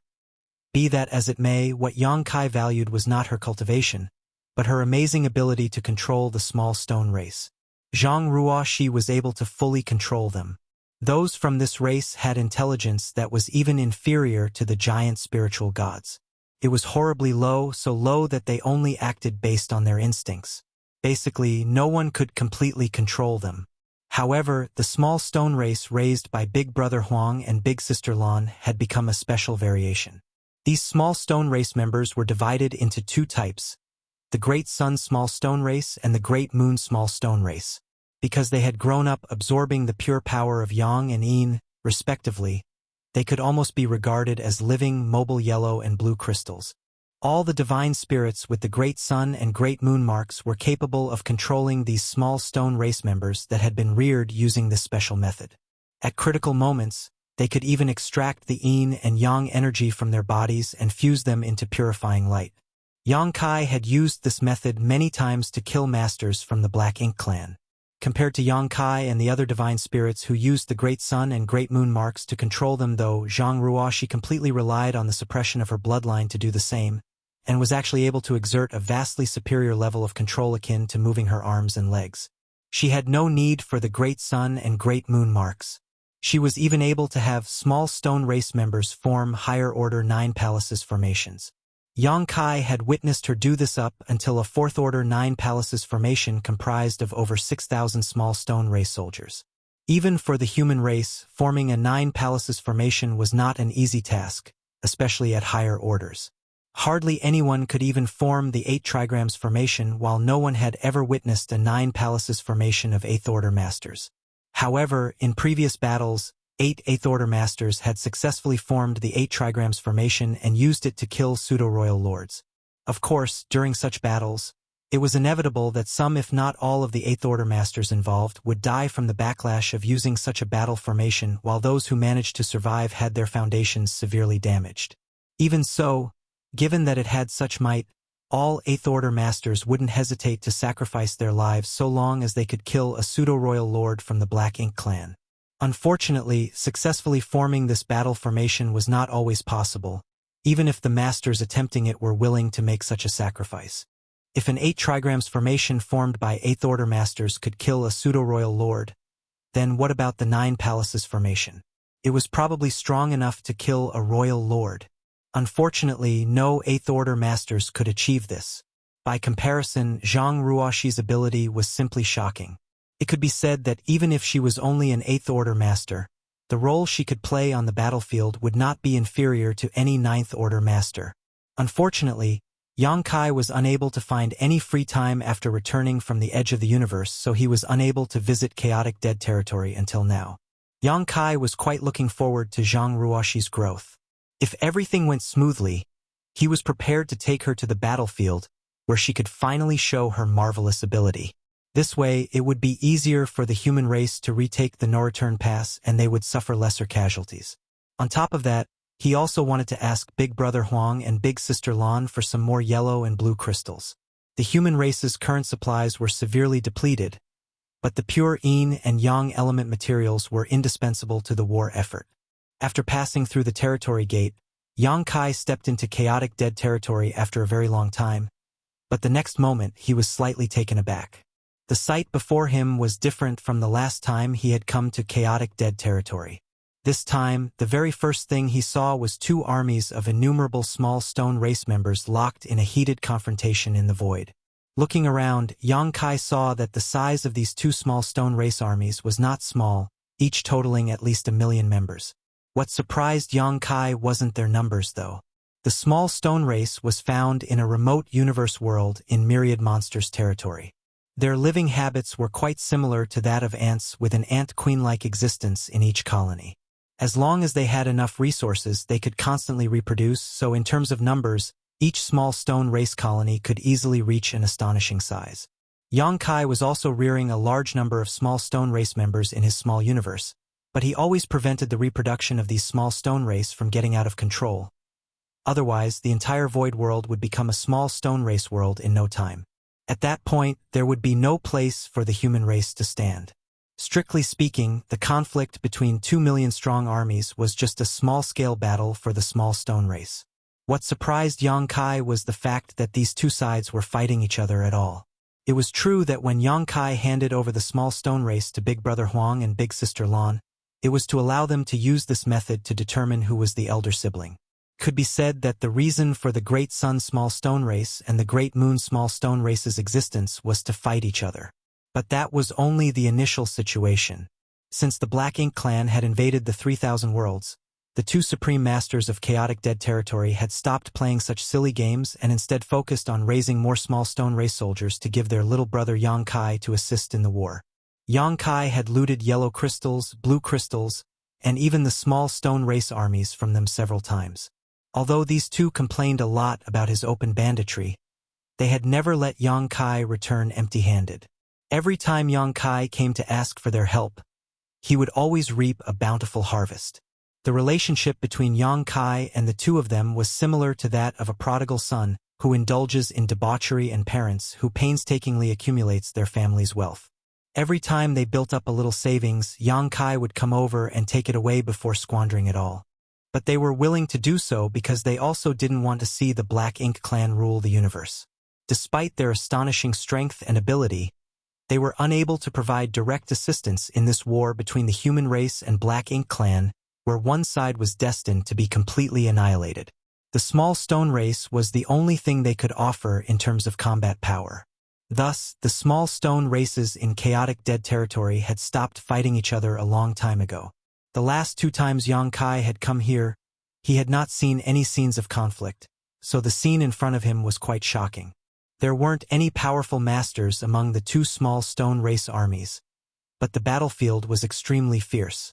Yin and Yang were opposites to begin with, and once the small stone race, which naturally fought amongst themselves, was bestowed with the Yin and Yang elements, this kind of opposition became particularly prominent. On the battlefield, the two branches of the small stone race clashed with each other, fighting without any semblance of order. One by one, small stone race members were blown to smithereens. Although no blood was spilled and all the battles were fought on instinct, the intensity of the war was not inferior to any Yang Kai had witnessed before. Yang Kai quietly observed for a moment before restraining his impulse to intervene. Relying on the great sun and great moon marks bestowed by burning light and serene glimmer, Yang Kai could easily separate these two small stone race armies. But because he didn't know what Big Brother Huang and Big Sister Lan's intentions were, he decided to let things be for now. If these two supreme beings of the chaotic dead territory had some kind of special purpose for this battle, Yang Kai's interference might disrupt their plans. Bypassing these two warring armies, Yang Kai flew deeper into chaotic dead territory. After an hour, Yang Kai's expression became solemn. Along the way, he saw many battlefields of varying size, each of which had a large number of small stone race soldiers locked in combat. The first battlefield he encountered wasn't very large, and there weren't many powerful members, but on the largest battlefield, he actually witnessed close to 10 million small stone race soldiers fighting with each other, with many colossal members that were equivalent to the 7th Order and 8th Order Open Heaven Realm Masters. This made Yang Kai immediately realize that something had gone wrong. Martial Peak, Chapter 5884, Yin-Yang Rebellion. The entire chaotic dead territory seemed to have been drawn into the battle between two small stone races. Every once in a while, Yang Kai would run into a battle either in progress or already over. Something is obviously wrong. Even when Big Brother Huang and Big Sister Lan were keen on using the small stone race to determine who was the elder sibling, they had never expanded the scale of the battle to this extent. This kind of scale could no longer be called a game, but a true war. The number participating in this conflict was no less than the combined total of the human race and Black Ink clan. What's more, it had only been about 1,000 years since he last came here, so how could there be so many of them in the chaotic dead territory? Of course, theoretically speaking, it wouldn't be surprising for the small stone race to reach this population in 1,000 years with their outstanding reproductive ability as long as there were no restrictions and there were ample resources. Except, this was Big Brother Huang and Big Sister Lan's territory. They did not have any need to let the small stone race reproduce to this number. Most of these small stone race members were subpar. Their physique was extremely weak, making them even weaker than the Black Ink clan cannon fodder, whose only role was to send themselves to their deaths to spread black ink strength. In terms of a contest, it was better to nurture more small stone race masters rather than spend energy to produce many insignificant small stone race soldiers. The scene here gave Yang Kai a sense of chaos, as if a massive number of small stone race members had lost control, turning chaotic dead territory's name into a reality. When this thought appeared, Yang Kai couldn't help but be stunned for a moment. Logically speaking, the small stone race shouldn't have gone out of control with Big Brother Huang and Big Sister Lan here, but everything he had seen indicated otherwise. As he continued heading deeper into chaotic dead territory, he saw more and more small stone race members fighting each other. At one point, Yang Kai suddenly stopped and stared ahead with a look of surprise. Having reached his current cultivation, there weren't many things that could surprise him. Even if he were to face the black ink giant spirit god right now, he would still remain perfectly calm, but the sight before him gave him a strange feeling. He felt as if something had erupted in the depths of the void. 3 breaths later, a dazzling spot of light appeared in Yang Kai's field of vision. This point of light was undoubtedly far away, but because it was so bright, Yang Kai could see it clearly even from where he stood. When it first appeared, this speck of light was only the size of a needle tip, but it spread out at an indescribable speed. At the same time, extremely powerful energy fluctuations came with it. Yang Kai could faintly hear a clear bird cry like that of a phoenix. The sounds of birds' cries became clearer and multiplied every moment. Soon, the dazzling light filled Yang Kai's vision. When the light dissipated, what Yang Kai saw and heard left him dumbfounded. Much to his surprise, countless strange existences of varying sizes had appeared in the void, resembling Phoenix, but a little different from those from the Phoenix clan. Yang Kai immediately recognized these strange existences. He had seen these things the first time he came to chaotic dead territory with Ada. They weren't living creatures, but rather masses of pure Yin and Yang energies, the manifestation of the burning light and serene glimmer's power. The orange-yellow creatures were the manifestation of energy leaking from burning light, while the blue-colored ones were the serene glimmer's power. Yin and Yang were inherently opposites. When Yang Kai first came to the chaotic dead territory, these unique existences of different colors were fighting against each other just like the small stone race. The confrontation of these two pure opposing energies gave birth to large amounts of yellow and blue crystals, which allowed Yang Kai to reap great benefits. According to burning light and serene glimmer, they could not properly control their own strength once it was unleashed. So, from the day they were born, their powers had been constantly clashing with each other, and this was what Yang Kai was seeing right now. It was also because of this that the 2 supreme masters of the chaotic dead territory were unable to leave this place and help the human race. Once they left the chaotic dead territory and entered another great territory, that great territory would become a part of the chaotic dead territory. Back then, Yang Kai had thought that if one day the human race really couldn't hold on any longer, he would ask Big Brother Huang and Big Sister Lan to descend the mountain and wreak havoc. No matter how much these two destroyed, it would still be better than allowing the Black Ink clan to corrupt everything. Of course, the situation had not yet reached such a critical level. As existences whose strength wasn't inferior to that of a giant spirit god, it was quite strange that these two couldn't control their own strength. It wasn't until Yang Kai visited the divine spirit ancestral land and witnessed its complete history that this mystery was finally solved. It turned out the burning light and serene glimmer were incomplete existences. They had been separated from the primordial light, so although they had great strength, they were unable to perfectly control it as they were lacking certain pieces of their foundation. Even the Big Brother Huang and Big Sister Lan who Yang Kai interacted with were not their true forms, just avatars composed of their energy. From another point of view, they could be considered as manifestations of energy that they could control, so when Yang Kai came into contact with them, there was no danger. Zhang Ruoxi's Heaven's Order bloodline was also incomplete. After the primordial light separated Yin and Yang from itself, it arrived at the divine spirit ancestral land where it dispersed itself and gave rise to many divine spirits. The final pure essence of the primordial light was what eventually became the Heaven's Order bloodline. This was also the reason why the Heaven's Order bloodline was able to restrain all divine spirits and even allow Zhang Ruoxi to easily control the small stone race. Yang Kai had noticed this point, which was why he had brought Zhang Ruoxi to the chaotic dead territory to meet Big Brother Huang and Big Sister Lan to cultivate.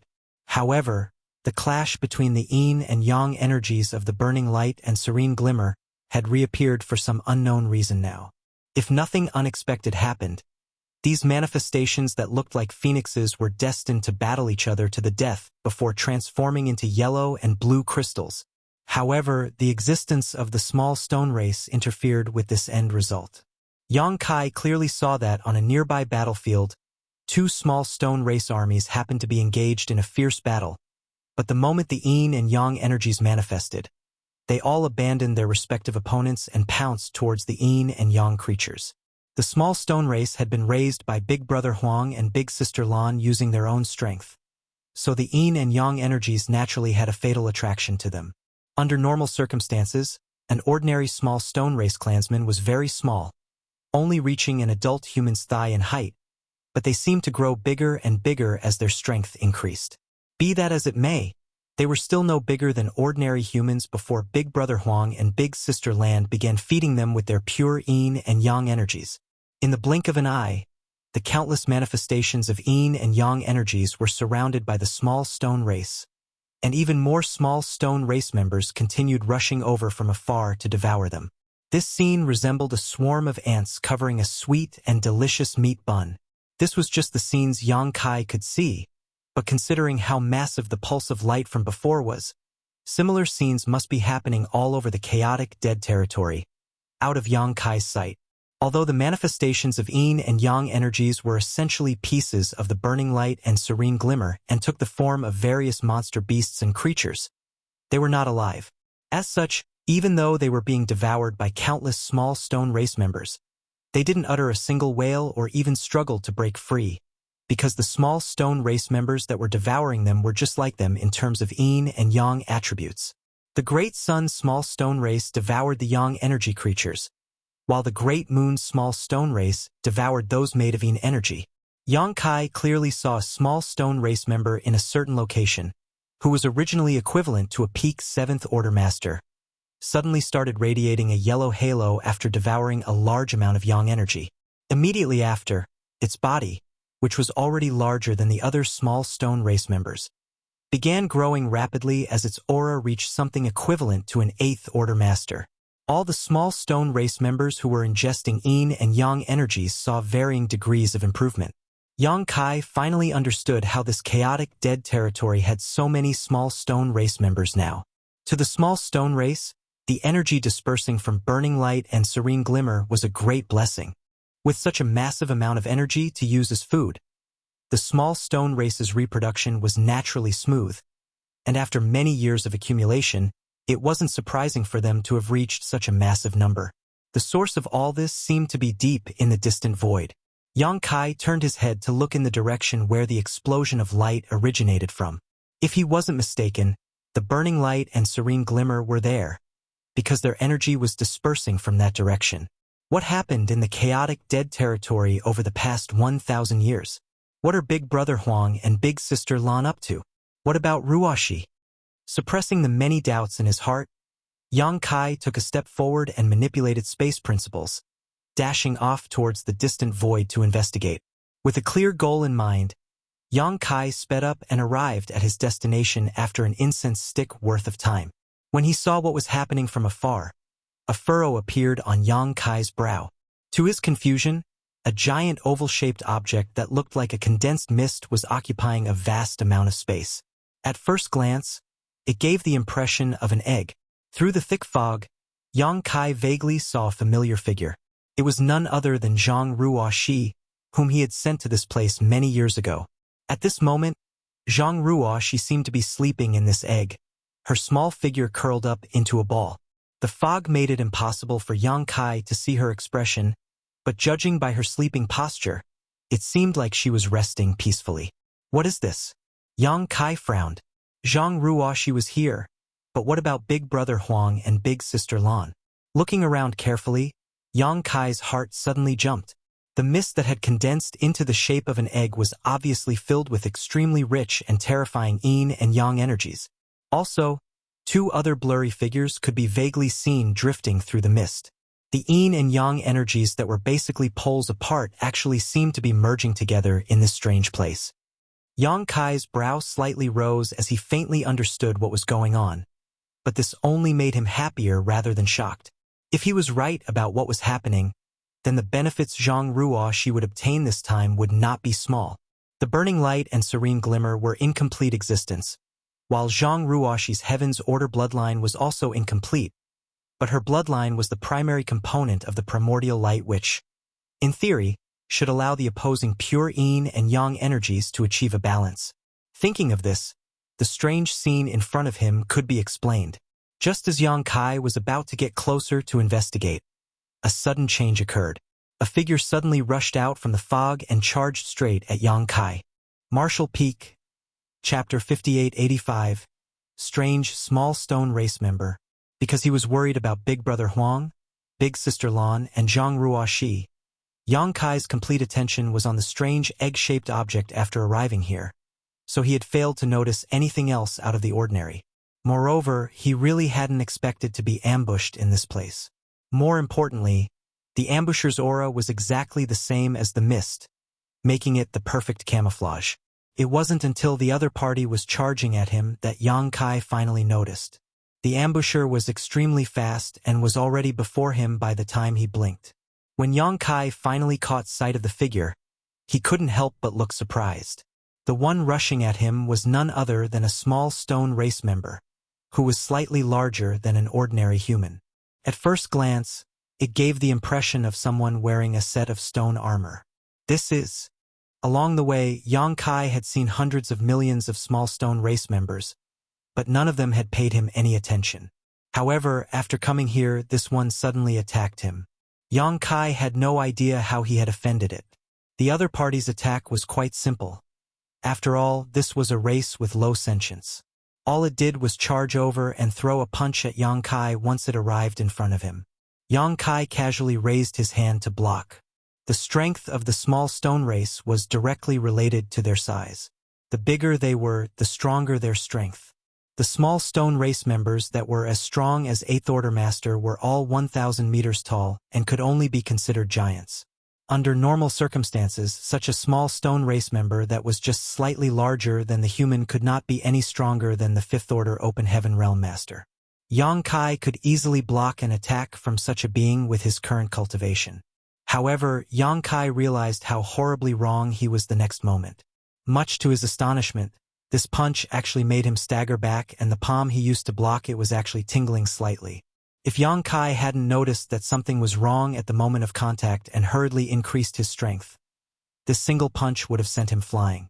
Before he could figure out what was going on, the small stone race member threw another punch at him at incredible speed. What the hell? Yang Kai was truly shocked and swiftly blocked the attack before fighting back. The shock in Yang Kai's heart was indescribable. This strange small stone race member before him was completely different from those he knew. Just from the strength and speed of its punches, this small stone race member was not inferior to an ordinary 9th Order Master. Is this guy really from the small stone race? Although Yang Kai didn't know why this small stone race member in front of him had undergone such a strange mutation, he was certain it was absolutely not an ordinary one. All this time, the strongest small stone race members cultivated by Big Brother Huang and Big Sister Lan were only equivalent to 8th Order Masters. In the past, Yang Kai had thought that if Big Brother Huang and Big Sister Lan could cultivate small stone race members equivalent to 9th Order Masters, it would be a great help to the human race. However, this was just a fantasy. It was already Big Brother Huang and Big Sister Lan's limit to cultivate small stone race soldiers to the level of an 8th Order Master. Wishing to cultivate one that was equal to a 9th Order Master was simply a fool's dream. In the past, Yang Kai had asked them about this matter, and the answer he received was that all of the small stone race members were nurtured by either pure Yang or Yin energy. The Great Sun small stone race was created by Big Brother Huang, while the Great Moon small stone race was created by Big Sister Lan. As Yang Kai was intimately aware now, solitary Yin or Yang cannot give birth to true life. These two small stone race armies that had been cultivated using only one type of energy had an innate flaw, so it was impossible for them to grow to the level of a ninth order master, no matter how much energy they absorbed. In order to solve this problem, their energies needed to be converged and condensed in a kind of yin-yang harmony. Only then would there be a slight possibility to go further. After having not come to the chaotic dead territory in so many years, Yang Kai had not only seen hundreds of millions of small stone race members rampaging out of control, but a ninth-order small stone race master also attacked him. Truly, life was unpredictable. Be that as it may, the appearance of this small stone race master in front of him undoubtedly proved that the small stone race could in fact produce existences comparable to ninth-order masters. How did this happen? Yang Kai couldn't help but think of the strange mist he had seen as a vague guess popped up in his mind. Zhang Ruoxi's Heaven's Order bloodline was derived from the core essence of the primordial light, which was the harmonizing factor for the pure Yin and Yang energies of Big Brother Huang and Big Sister Lan. Yin and Yang were intertwining inside the mist, fulfilling the conditions required for the birth of a ninth-order small stone race. This discovery greatly excited Yang Kai. The small stone race had given birth to something equivalent to a ninth-order master, which would definitely be of great help to the human race. It was the right choice to make a trip to chaotic dead territory. The mutant small stone race master continued its onslaught against Yang Kai owing to its limited intelligence, while Yang Kai couldn't retaliate against it, putting him in a bit of an awkward situation. Fortunately, that is all it is, Yang Kai softly muttered. Because the small stone race's intelligence was low, it only knew how to punch instinctively. So, even though it had strength and speed comparable to a ninth-order master, its combat capabilities were much inferior. Otherwise, it would be quite troublesome to deal with it. Just as this thought flashed through Yang Kai's mind, the small stone race master who had been chasing him all this time suddenly stopped and did something that greatly stunned him. It raised its two hands and spread its arms, its palms facing each other as if it was holding a giant, invisible ball. The next moment, the color of its eyes suddenly changed, one becoming yellow, the other blue. Their colors weren't constant either and were instead rapidly changing. At any given moment, the color of its eyes flickered back and forth. Seeing this change, Yang Kai's heart jumped as he instinctively felt something wrong. By the looks of it, this strange small stone race master had another unknown ability. Just as expected, following the actions of this small stone race master, extremely rich Yin and Yang energies emerged in the space between in its palms. The two forces rapidly circled around each other before merging together like a spinning top, rapidly expanding and transforming into the size of a washbasin in the blink of an eye. As the two energies rotated, the yellow and blue colors also began to blend and change. Not far away, Yang Kai stopped and observed, sensing the fluctuations from the ball of energy formed by the fusion of Yin and Yang, quickly deducing the power of this move. This kind of attack was definitely not inferior to a full power strike from a ninth-order master. From the moment the small stone race master halted and began using this mysterious technique, less than a breath of time had passed. Once the yin-yang ball was fully formed, the small stone race master hurled it straight towards Yang Kai. The recoil from this move even pushed the small stone race master a few steps back. Yang Kai raised his brow. This power was even greater than he had expected. Nonetheless, the way it used this secret technique was far too crude. Although this attack was exceptionally strong, it couldn't hit him. Yang Kai simply sidestepped and easily dodged the incoming projectile. Be that as it may, the small stone race master clearly didn't intend to stop. After stabilizing its footing, it repeated its actions. As such, the small stone race master fired several yin-yang balls one after another while Yang Kai continued dodging them casually. Is that the only attack it knows? Yang Kai muttered in his heart. After waiting for a while and confirming that the small stone race master had no new tricks, he decided to end this. He didn't want to kill this small stone race master.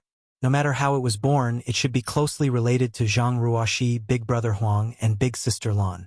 Furthermore, this small stone race master would be of great help to the human race. It would be a pity to kill a helper as strong as a ninth-order master. Yang Kai wanted to subdue it. In order to command a race with such low sentience like the small stone race, the fastest and most convenient way was to activate the great sun and moon marks. Immediately, Yang Kai stretched his hands towards it, directing the power of the great sun and moon marks towards the small stone race master. Unfortunately, the infallible control method actually had no effect this time. The small stone race master who was attacking Yang Kai with Yin-Yang balls was dazed for a moment but then resumed attacking immediately after. Yang Kai couldn't help frowning. The great sun and moon marks had always been a foolproof way to command the small stone race. In front of these two marks, even the 8th Order small stone race members had always been extremely obedient. This method seemed to have lost all effectiveness with this 9th Order small stone race master. This was the first time such a thing had happened. But after giving it a thought, Yang Kai vaguely understood what was going on. The former small stone race soldiers had all been cultivated by either Big Brother Huang or Big Sister Lan, so their marks naturally had a suppressive effect. However, this 9th Order one not only had Big Brother Huang and Big Sister Lan's energies, but also Zhang Ruoxi's ability to harmonize them.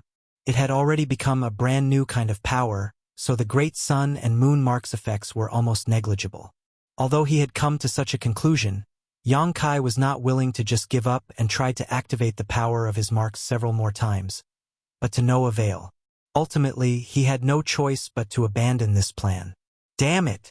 It wasn't easy for a 9th Order small stone race master to appear, yet it refused to listen to his orders. Yang Kai wanted to bring it to the battlefield to use as a surprise trump card against the Black Ink clan.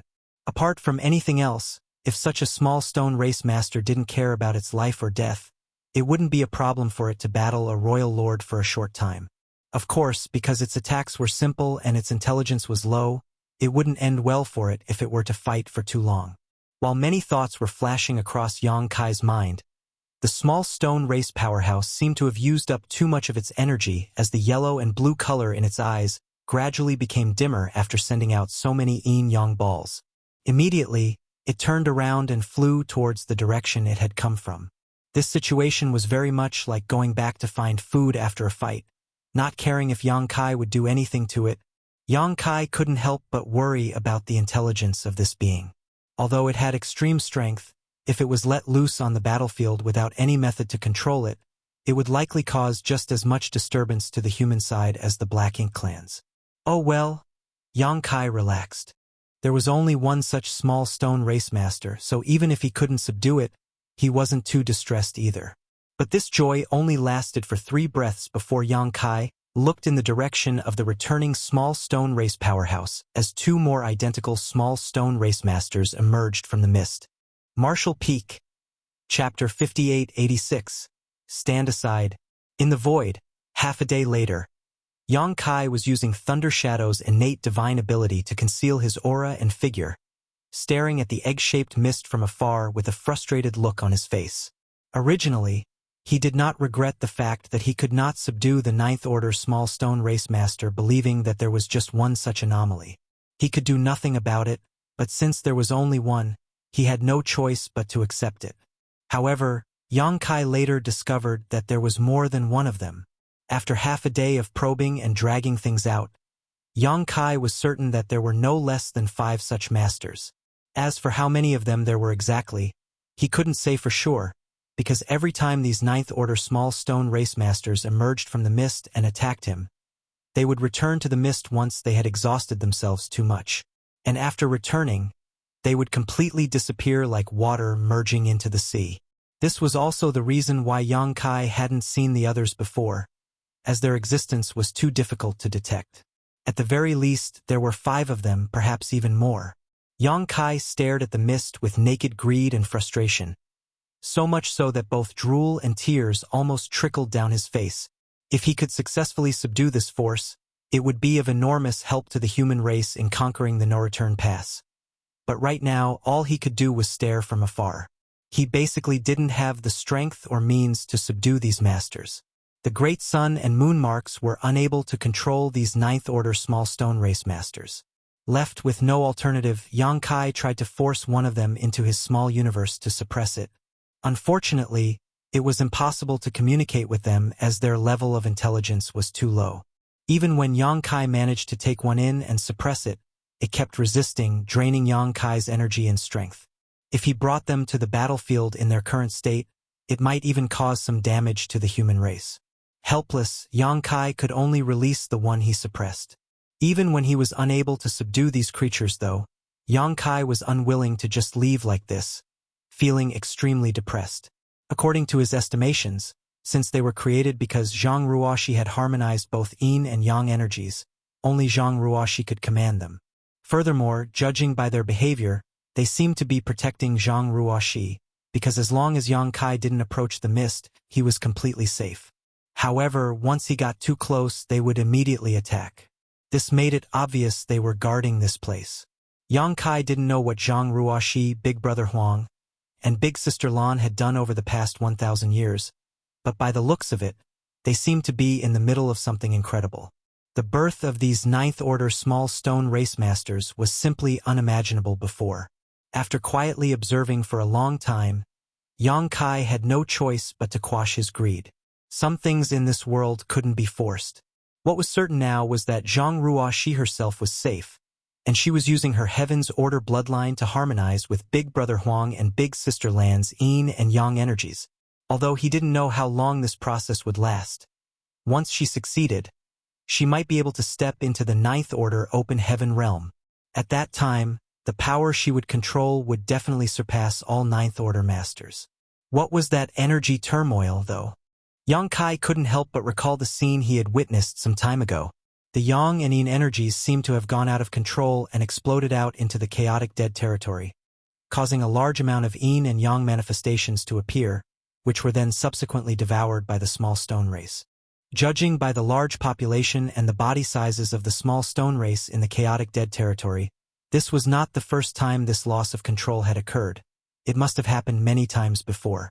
At the same time, because Big Brother Huang and Big Sister Lan were in a state where their energies were still harmonizing, the small stone race soldiers in the chaotic dead territory no longer had any restrictions and had reverted back to their original nature, instinctually devouring resources, breeding new clansmen, then fighting to the death.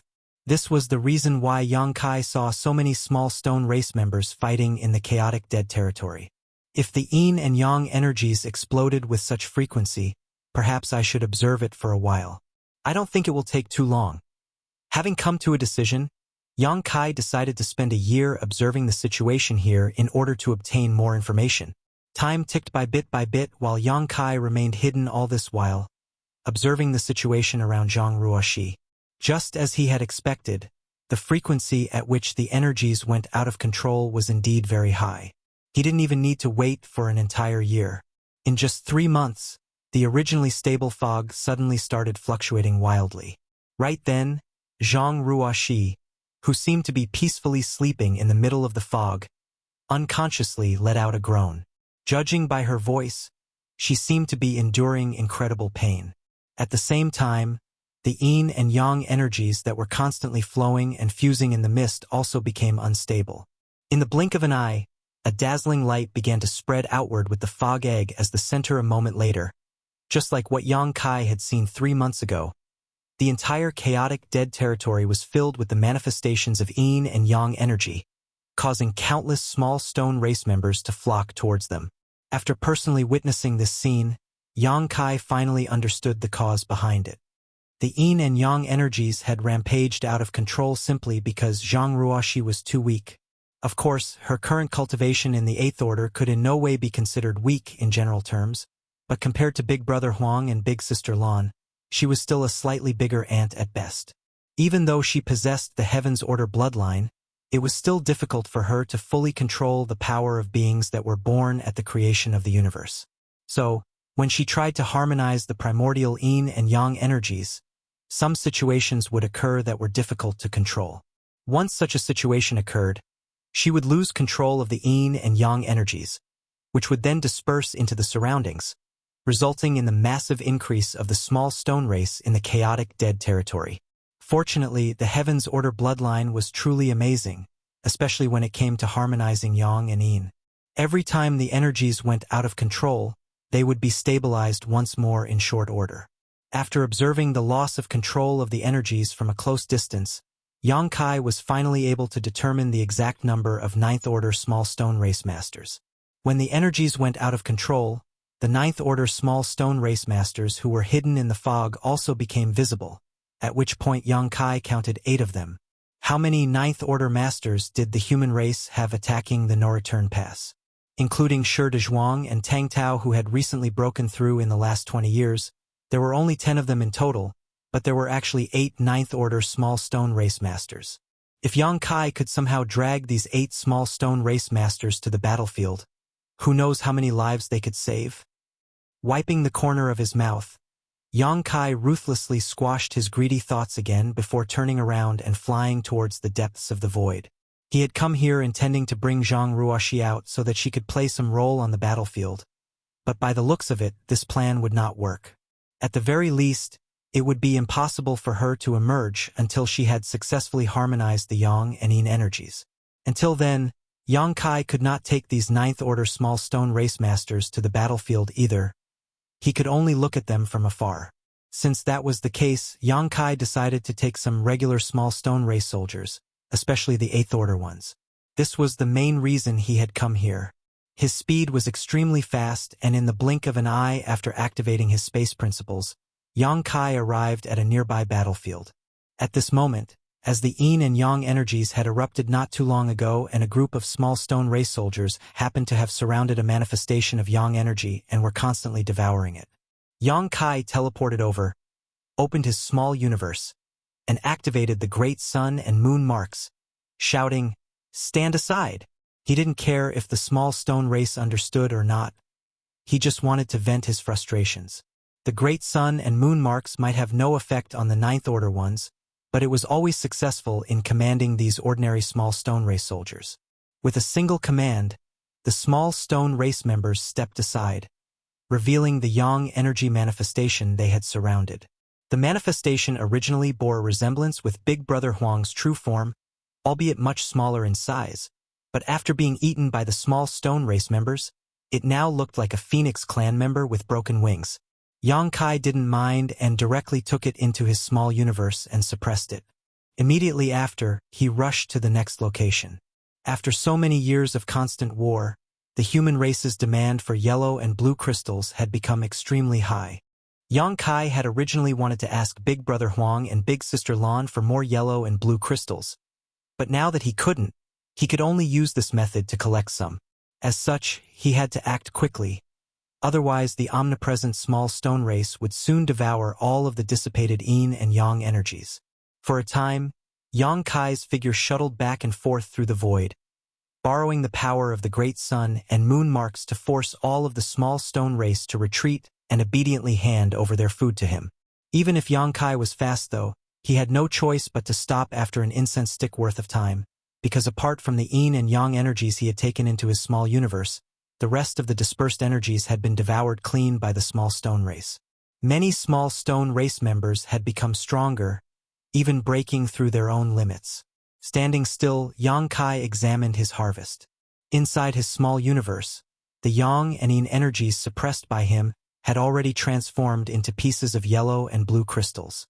Some were as small as a fist while others were as large as a house. His harvest was not small, but it was definitely not much. The main reason was that Yang Kai was a bit slow as he had to carefully observe Zhang Ruoxi's situation first, which gave the small stone race ample time to devour most of the dispersed Yin and Yang energies. Yang Kai naturally would not be satisfied with such a small harvest, so he immediately began traversing through the void. At the same time, he opened a portal to his small universe and kept it open all the while.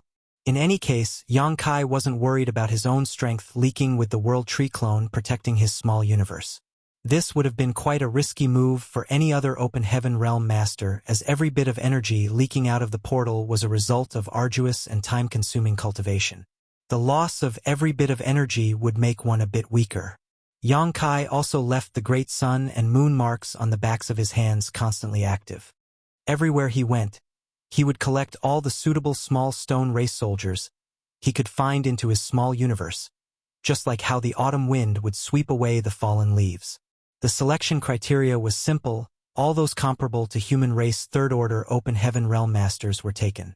All the small stone race members who didn't even have such strength would be useless, even if Yang Kai collected them. If he were to let them out on the battlefield, he would just be sending them to their deaths, so he might as well let them continue to grow stronger here instead. Marshall Peak, Chapter 5887. Popping his head out. In just a short month, Yang Kai had taken in more than a couple 100 million small stone race soldiers into his small universe. Such a terrifying number put even Yang Kai's small universe under a great deal of pressure. Although he could still take in more, after carefully weighing the pros and cons, he decided to temporarily put aside this unrestrained method of collecting small stone race soldiers and instead focus on taking in the elites. As such, he continued to wander through the chaotic Dead Territory's various battlefields for the next 2 months, specifically looking for the 8th Order ones. He might not be able to subdue Zhang Ruoshi's 9th Order small stone race masters, but with the help of the Great Sun and Moon marks, it wasn't a problem to subdue some 8th Order ones. Right now, the 8th Order ones in the chaotic Dead Territory were in quite a large number, and with the constant dispersion of the Yang and Yin energy, this number would only continue to increase.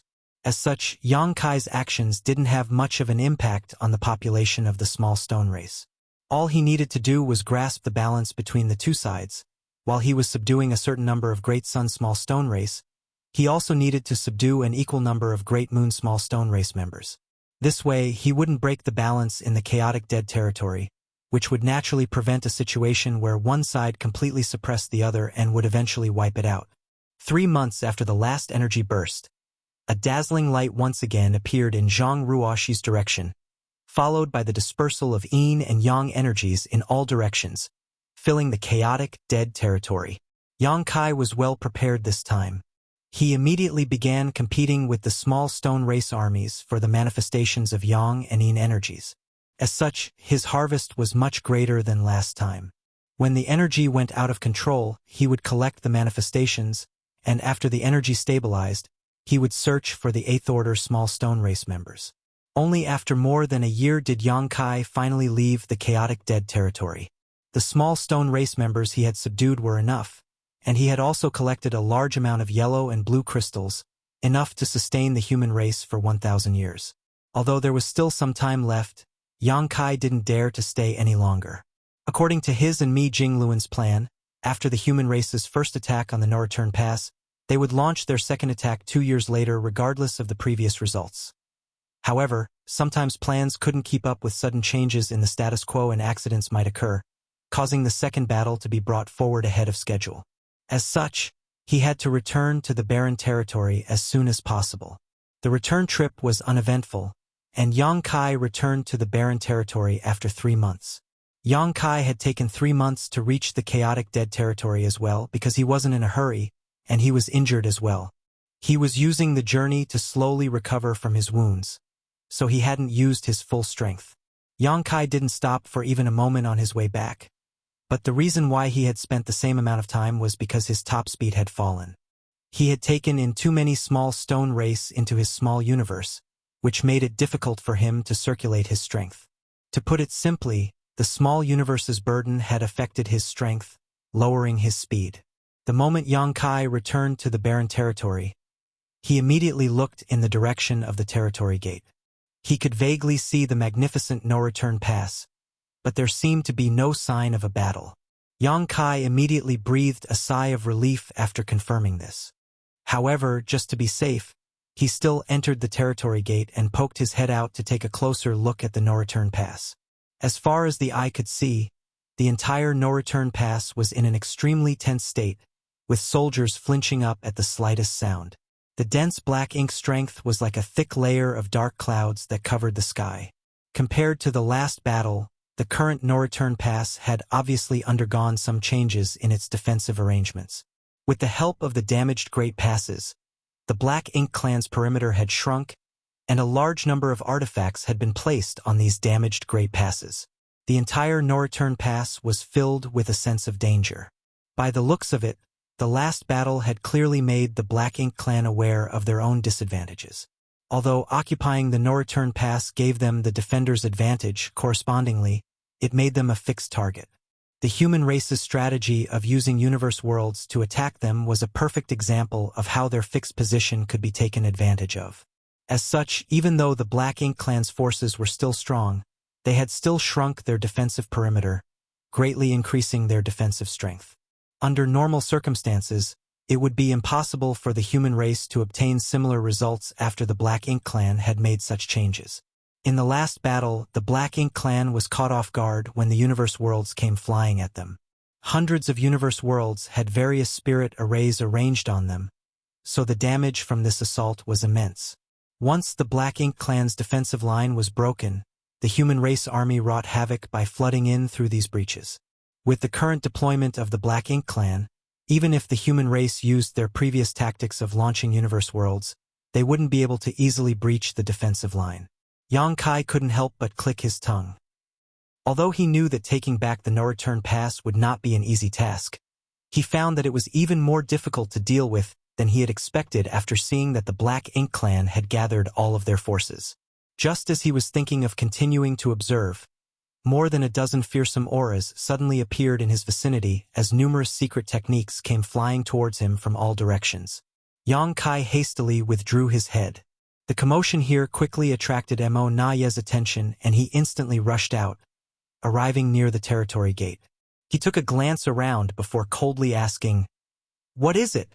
One of the pseudo-royal lords who was stationed here for a long time replied. Yang Kai's head just popped out. Yang Kai was currently in the barren territory with the two giant spirit gods, so how could Mo Naye not be on guard against him? Therefore, he had arranged more than a dozen pseudo-royal lords to monitor the territory gate after the last great battle, in case Yang Kai suddenly attacked. According to his understanding of Yang Kai, he knew that this bastard wouldn't just sit back and do nothing. When Yang Kai had not recently appeared, much to his surprise, Mo Naye guessed that Yang Kai was probably healing himself. His head popped out. Hearing the pseudo-royal lord's explanation, Mo Naye furrowed his brow. "It's like this," the pseudo-royal lord explained as he made a gesture like a turtle stretching its head. Mo Naye's face twitched as he watched the pseudo-royal lord imitate Yang Kai. Well, this could certainly be described as his head popping out. The pseudo-royal lord continued. "I guess he wanted to investigate the situation here and had no intention of actually coming over. I also don't think he would dare to." Mo Naye coldly snorted before exhorting, "Be careful if Yang Kai dares to pop out his head again, knock him back." Mo Naye didn't say anything about killing Yang Kai, because that was impossible. Last time, Yang Kai had still managed to escape in that kind of situation, so how could this menace give the Black Ink Clan another chance to kill him? "Yes." The pseudo-royal lords nodded. Mo Naye clenched his fists and lightly coughed before turning around and returning to his black ink nest. He had also suffered some minor injuries in the last battle. His wounds weren't serious, at least not to the point where he needed to enter a black ink nest to recover. But he knew in his heart that as long as the battle continued, his injuries would continue to accumulate. Sooner or later, they would develop to the point where he needed to enter a deep slumber to heal, and once that happened, the Black Ink Clan would not be far from defeat. The fact that the Black Ink Clan needed to enter black ink nests to recover from serious injuries had always been the greatest flaw of their entire race. The human race, who long ago figured this out, never let such opportunities slip by. After so many years of war, the human race had used this flaw to stir up trouble more than once. When the Black Ink Clan invaded the 3,000 worlds, they had a clear and absolute advantage on the 12 frontline battlefields, but they had never been able to defeat the human race army. The main reason was because the humans fought back doggedly, putting their lives on the line to trade injuries with the enemy, forcing many Black Ink Clan masters back to their black ink nests to slumber. When the humans were injured, they could quickly recover with the help of secret techniques or pills, but what about the Black Ink Clan? Once their injuries accumulated to a certain degree, they would either be killed or forced to return to the no-return pass to recuperate. As such, their advantage in numbers was greatly diminished. Hundreds of years ago, even though the Eighth Order Masters knew that they were no match for the pseudo-royal lords, they would still go all out to injure their opponents even at the risk of death. Thanks to the sacrifice of many Eighth Order Masters, at least a quarter of all pseudo-royal lords were constantly stuck in the no-return pass recuperating. Inside a certain black ink nest, a look of sadness appeared on Mo Naye's face. Originally, the Black Ink Clan had the upper hand, but now they had fallen to such a state. In the entire Black Ink Clan, perhaps no other Black Ink clansman could clearly see the turning point of this battle besides him. Even you might have no idea. In fact, back when the Black Ink clan was forced by Yang Kai to withdraw all their claws and fangs and retreat to the no-return pass, Yi had already anticipated this day. Prior to this, the Black Ink clan held the initiative in terms of overall strength, so all of Yi's plans and arrangements were extremely reliable. It could be said that as long as there were no unexpected accidents, the Black Ink clan had a 70% chance of winning the war. Unfortunately for the Black Ink clan, after the appearance of the Universe Furnace, Yang Kai, who had disappeared for some 600 years, suddenly returned and disrupted everything. Under his domineering intimidation, Yi had no choice but to recall all of the pseudo-royal lords and territory lords who had been fighting on the front lines. The abandoned Black Ink clan armies were naturally wiped out by the humans, causing the Black Ink clan to suffer further heavy losses. Even that was still fine though, but the key was that the Black Ink clan had no place to go other than retreating to the no-return pass and guarding it. As such, the human race was able to gather all of its forces and no longer need to split up like before. All they needed to do was focus their attacks on the no-return pass while not having to worry about any other fronts. The true turning point of the war between the human race and Black Ink clan was when Yang Kai, who had disappeared for hundreds of years, suddenly reappeared. After his appearance, the human race and Black Ink clan's defensive and offensive positions had switched. Without Yang Kai's coercion, the Black Ink clan wouldn't have been reduced to such a miserable situation. If there was no Yang Kai, the Black Ink clan would have dozens more pseudo-royal lords today. If there was no Yang Kai, the innate territory lords who had snuck out of the primordial heaven's source grand restriction would have all been able to safely arrive at the no-return pass. At that time, the Black Ink clan's strength would have definitely soared, and the human race would not have been their opponent. Unfortunately, all that was only if Yang Kai didn't exist. Over the years, Yang Kai had slowly shaved pieces of flesh bit by bit from the body of a fat cow that was the Black Ink clan like a skilled butcher. Even now, the Black Ink clan still looked powerful, but in reality, they were not far from their doom. Marshall Peak, Chapter 5888, New Cultivation Method. As shrewd and intelligent as Yi was, how could he not see that it was impossible for the Black Ink clan to win this battle? Sooner or later, the human race would overwhelm the Black Ink clan army and capture the no-return pass. The only fate awaiting the Black Ink clansmen in the no-return pass was to be completely wiped out. Even if he knew this, though, what was he supposed to do? It was impossible for him to escape. Furthermore, the human race would have to pay a big price to capture the no-return pass. The humans still had a bigger target after taking down the no-return pass. If he could cripple the human race army using the power of the Black Ink clansmen in the no-return pass, even if the humans won this battle, they would still lose the war. As long as the Black Ink clan could unify all under the heavens and allow Mo to rule supreme, it did not matter if all the Black Ink clansmen in the no-return pass were sacrificed. The human race had already revealed all of their cards, but the strength the Black Ink clan had shown until now was still just the tip of the iceberg. This war that concerned the survival of the two races would ultimately end in the defeat of the human race. Yi firmly believed this. At the same time, the space-time river stretched across the void in the barren territory. Wind and clouds were surging on the surface of the river as Tao strengths undulated. Inside the long river, Yang Kai was pushing the time Tao strength to its utmost limit, deriving its endless mysteries. He had borrowed the strength of the star boundary and the myriad monsters world for the last 20 years to cultivate, which allowed his strength to soar, but he still had room for improvement. According to his own classification of the Ninth Order Open Heaven realm, he was currently only in the mid-stage.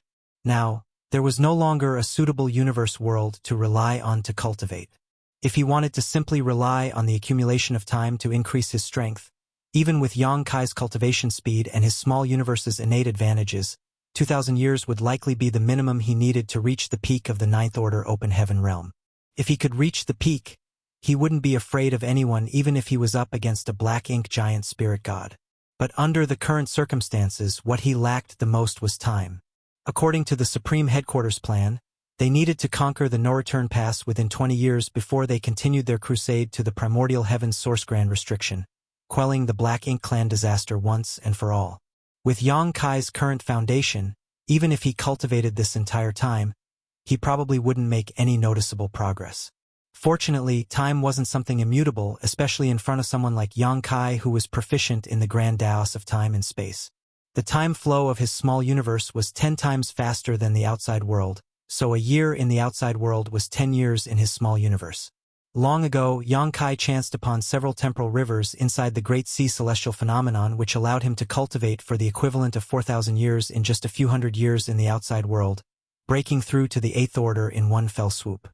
His attainments in many of his grand Taos had also improved during that time. With all these kinds of personal experiences, it naturally gave birth to some ideas in Yang Kai's head. But of course, just having ideas was useless.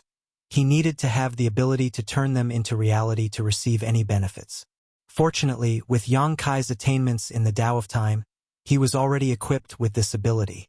He had once built 3 sealed worlds in High Heaven Palace that were related to the 3 primary grand Taos he cultivated, respectively Space, Time, and Spear Tao sealed worlds. Not to mention the Space and Spear Tao sealed worlds, the Time Tao sealed world had a similar effect to his small universe. Cultivators who entered it to gain experience would experience a faster flow of time compared to the outside world, but the ratio wasn't as exaggerated. It was only about 1 to 4.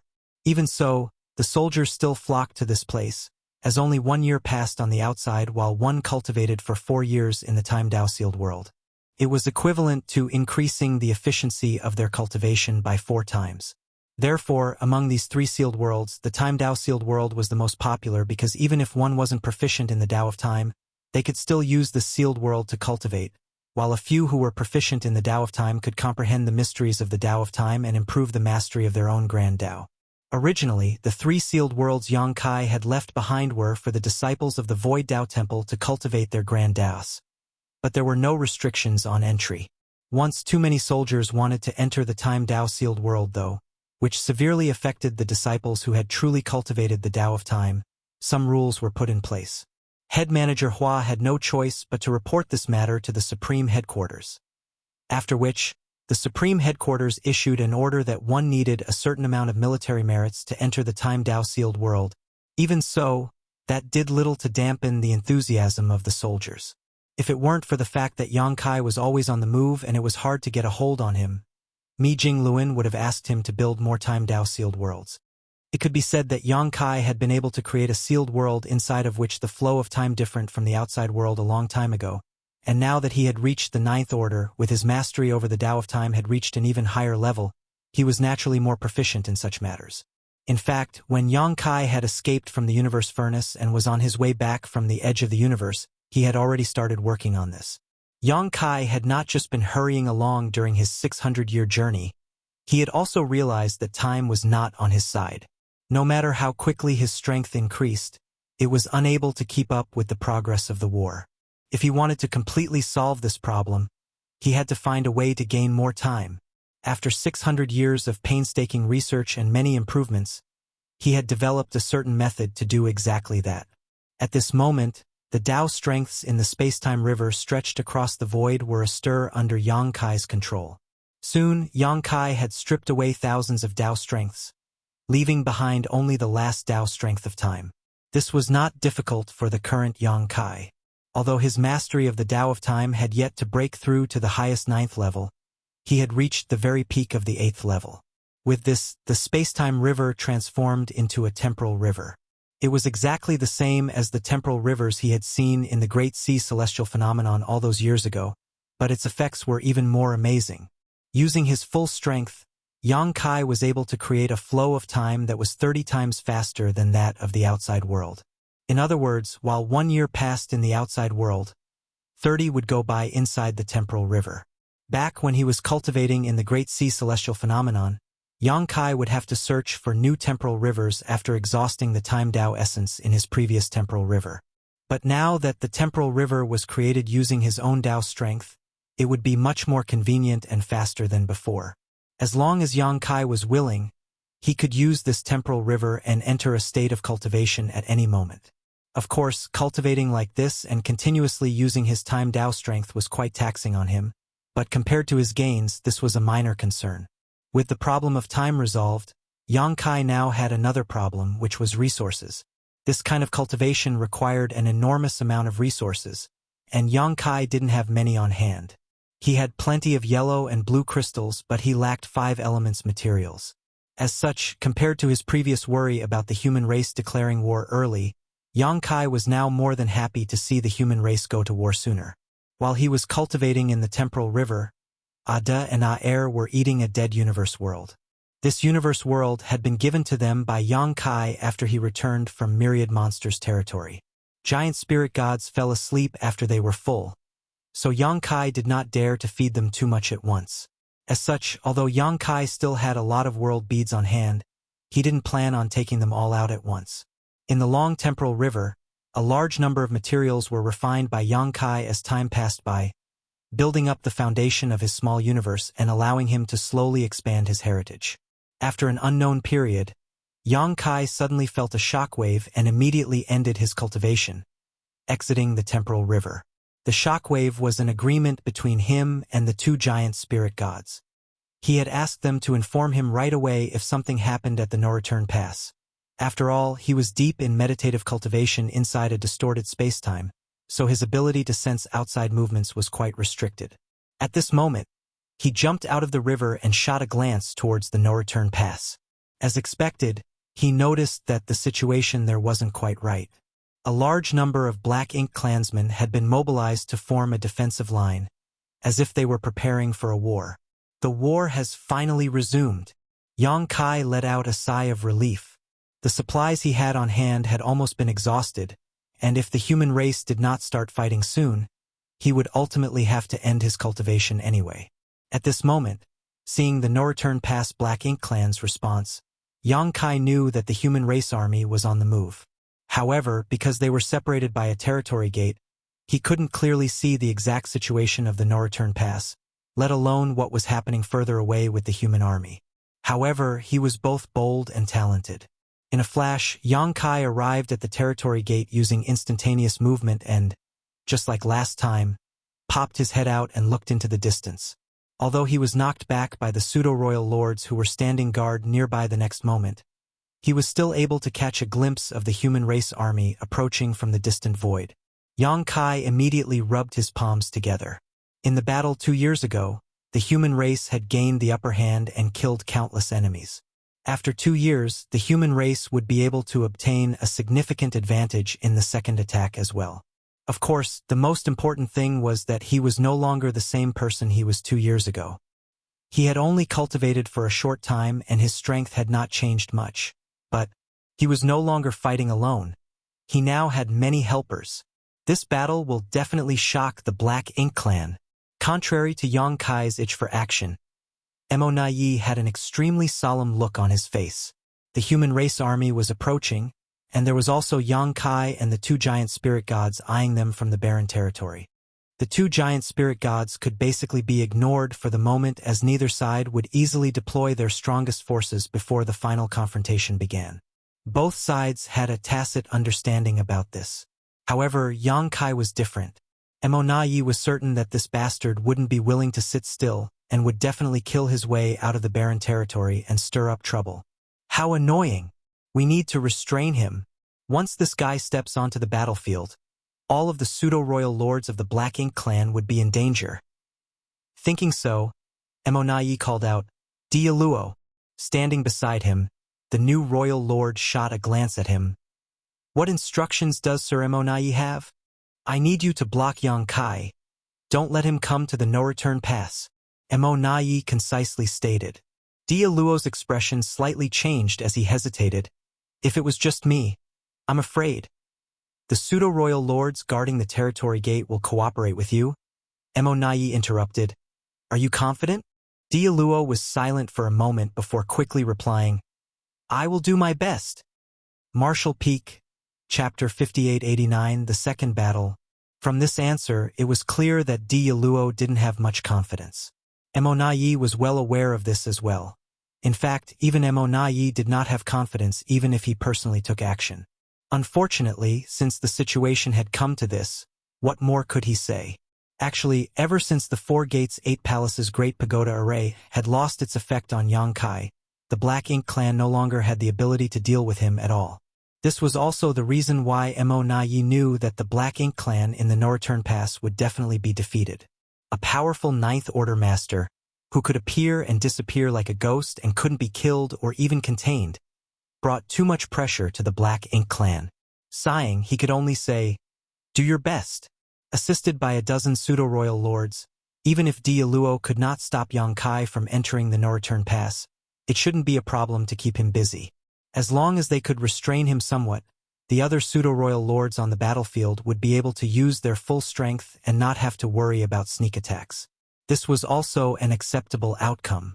After instructing Dialuo, Mo Nai turned his head towards the depths of the void and coldly snorted, "This move again!" Similar to what had happened 2 years ago, the human race army was attacking from left and right, while in the center, massive universe worlds could be seen flying over from a distance. The human race's strategy of using universe worlds to attack was too dirty and despicable, but it was an undeniable fact that although this strategy was simple, it was extremely effective. In the last battle, the human race had used this tactic to tear apart the Black Ink clan's defensive perimeter and open multiple gaps in their lines. After tasting the benefits, the human race was obviously going to use the same tactic again.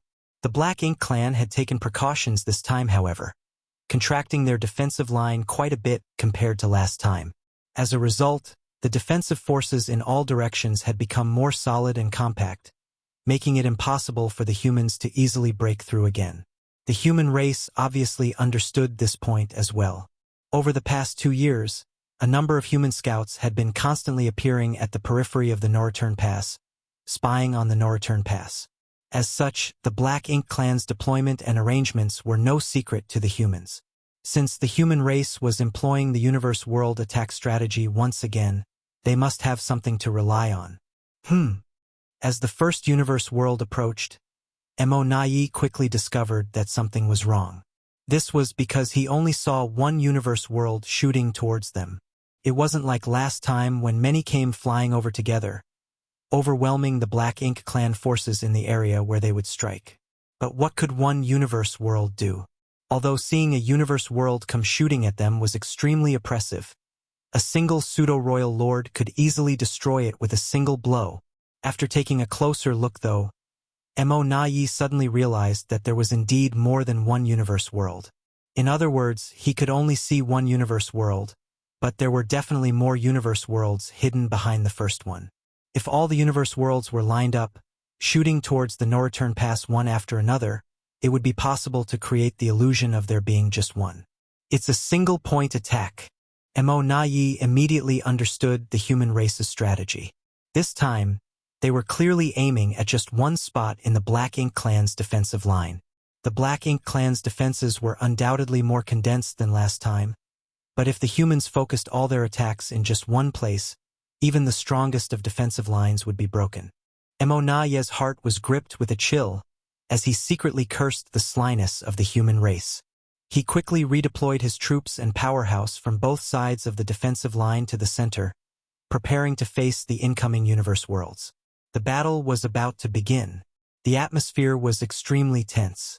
The flow of time seemed to have significantly slowed down. While countless Black Ink clansmen were waiting anxiously, the universe worlds flying over from the depths of the void finally arrived. Mo Nai's arrangements had the desired effect. Thanks to deploying a large number of masters from the Black Ink clan to the location where the universe worlds were going to strike, the first universe world was blown to smithereens before it could even get close. Just as Mo Nai had expected, a second universe world was revealed right after the first was destroyed. The second universe world was also destroyed by the endless secret techniques, followed by the third, then nothing. Mo Nai was dumbfounded as he stared at the empty void littered with universe fragments, unable to understand how there were just 3 universe worlds. Why weren't there any more universe worlds shooting over now? The next moment, his expression drastically changed as his black blood turned cold and goosebumps rose all over his body. He suddenly turned his head towards the direction of the human race army on the left, just in time to see it smoothly change its formation as it sailed forward. The vast number of warships parted to the sides, revealing the void behind them which had previously been concealed by the massive fleet. Much to Mo Nai's horror, numerous universe worlds were rapidly shooting over from that direction. He could already see at least a dozen of them, but there were obviously more, most of them hidden from his sight. It was hard to tell exactly how many universe worlds there were. Monai then turned to look at the human race army on the right, only to see a situation that was identical to the one on the left. He had fallen into a trap. Monai instantly understood what had happened. The human race had deliberately arranged a few universe worlds in a straight line to mislead him into deploying more troops to reinforce the center of their defense line. However, once he did this, he would fall into the human race's trap. The 3 universe worlds in the center were just a distraction, while the real killing blow was hidden behind the human race's left and right armies. At this moment, the human race's 2 armies had already closed to firing range of the no-return pass, and the universe world's assault was about to arrive. Even if Monai understood the human race's schemes at this moment, there was nothing he could do to stop them. All he could do now was issue orders at the fastest speed possible and send back the forces he had deployed from the left and right sides. Immediately, numerous powerhouses shuttled back and forth across the no-return pass, seemingly in complete chaos. Of course, the oncoming universe worlds didn't wait for the Black Ink clan to get back into position. Massive shockwaves swept through the left and right side of the no-return pass as the artifacts hummed and countless secret techniques burst out from the no-return pass, blowing many universe worlds to pieces. If the Black Ink clan had the same arrangements as 2 years ago, this kind of attack would have been enough to completely tear apart the defense perimeter on both their flanks. Once that happened, the human race army would have driven straight through the breach and caught them off guard. As long as they could gain an absolute advantage on any of the fronts, the human race would then be able to continuously expand their advantage. The last battle had gone exactly like this. However, the new deployment of the Black Ink clan's defenses had a certain effect. Even though Monai had made some mistakes in his initial response this time, at least he had some experience in dealing with the universe world attacks, so by the time all the universe worlds were destroyed, the Black Ink clan's defensive line was still holding. The Black Ink clan did not need much time to stabilize their defensive line back again. A cup of tea's worth of time at most. After that, they would still be impregnable. Nonetheless, how could the human race give the Black Ink clan such an opportunity? Time was a critical factor that affected victory and defeat in war. And clearly, the human race had calculated the timing of their every move from the very start. Otherwise, it would have been impossible for the left and right armies to make way for the universe worlds at just the right moment. While the Black Ink clan was still trying to reorganize their defense line, the human race's left and right armies had already arrived. In a flash, a fierce battle broke out. On the human race side, divisions were used as a unit, gathering large fleets of warships that shuttled through the void as one, bombarding huge swaths of the no-return pass. Lives fading away could be felt from all over the battlefield. The masters of both sides charged across the battlefield, killing each other with fierce determination. Xiang Shan still went looking for Mou to continue their unfinished battle. Ouyang Lai also clamored for Monai to come out and die, but he didn't obtain any results. This time, Monai didn't participate in the battle at all, instead just standing at the center of the no-return pass, observing the entirety of the battlefield. The Black Ink clan still had a large number of pseudo-royal lords, but in such a grand battlefield, having one more royal lord wouldn't change anything, so it didn't matter if he actively fought or not. By the looks of it, the Black Ink clan was at a disadvantage because they had suffered more casualties than the human race, but it wasn't a big problem. With the current strength of the Black Ink clan, they still had the ability to defend themselves. Monai also believed that the human race didn't have any intention of taking down the no-return pass in this battle. Their strategic intentions were clear at a glance. They would continue to grind down the Black Ink clan's forces until they were confident they could wipe them out. However, Monai still felt a little uneasy. He knew where this uneasiness came from. Yang Kai. The battle at the no-return pass had already started, so Yang Kai in the barren territory would certainly not be willing to be left out. Although Monai had arranged for Dialuo and a dozen pseudo-royal lords to restrain Yang Kai, no one could say for sure how effective they would be. Once Dialuo and the others were unable to stop Yang Kai from entering the battlefield, the overall strength of the many pseudo-royal lords would instantly drop by at least 30% because each of them would have to reserve that much strength and focus to guard against Yang Kai's sneak attacks. Under such dire circumstances, that would be a huge blow to the Black Ink clan. As such, Mo Na Yi was prepared to personally stop Yang Kai, which was one of the reasons why he had not participated in the battle. While the flames of war had enveloped the entire no-return pass, Yang Kai was also palming his fists in the barren territory. Through the barren territory's territory gate, Yang Kai could vaguely see the various strategies employed by the human race and knew that this was definitely Mi Jingluan's handiwork.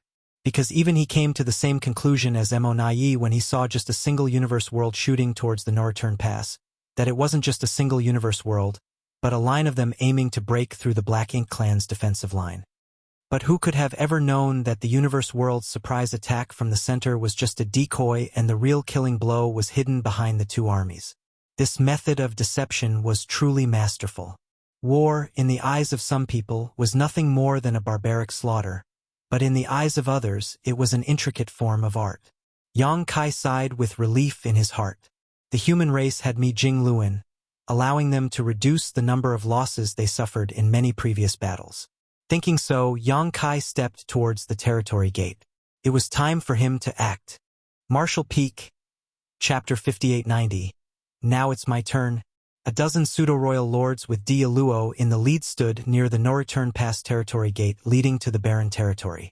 When they saw Yang Kai's blurry figure through the territory gate, they knew that this guy was not willing to be left out and was about to come through, looking for trouble. This was already within their expectations.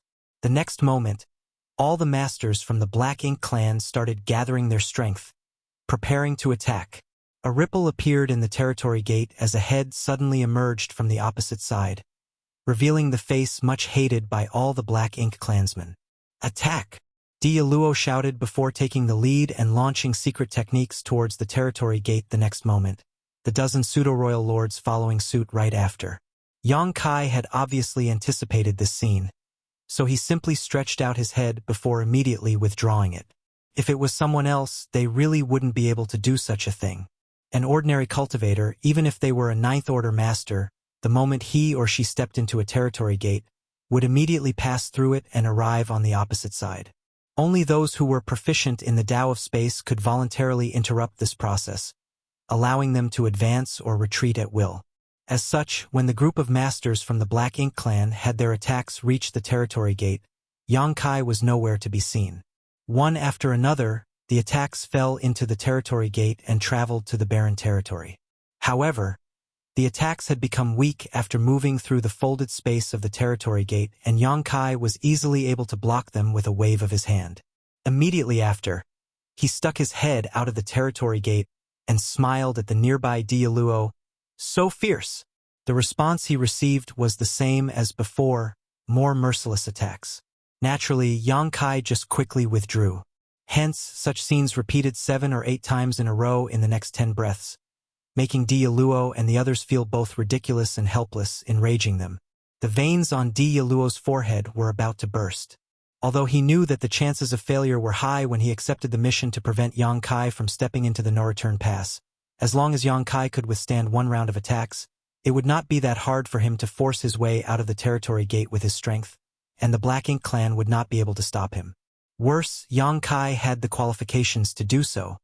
He was a divine dragon with thick skin and strong flesh, so an attack that was strong enough to severely injure or even kill an ordinary ninth-order master would basically be unable to mortally wound him. At most, he would suffer some minor injuries. As long as Yang Kai broke into the no-return pass, the Black Ink clan would not be able to restrain him with their current means and strength. Dia Luo had to at least inflict enough injuries on Yang Kai before he could break into the no-return pass. If he could do that, he would barely be able to give an explanation to Mo Na Yi. As the defending party, it should not have been difficult to accomplish this. However, he never imagined that Yang Kai could actually come up with such a shameless plan. Every time he revealed his head, the masters from the Black Ink clan would attack him with all their might, because if they didn't do so, no one could guarantee that he wouldn't really leap out of the territory gate. Unfortunately, once they attacked, Yang Kai would just retreat to the barren territory and easily neutralize their attacks. Dialuo was disgusted by Yang Kai's tactics. The Black Ink clan should have been the ones with the initiative in this kind of confrontation, but after Yang Kai started doing this, the Black Ink clan had basically turned into his puppets.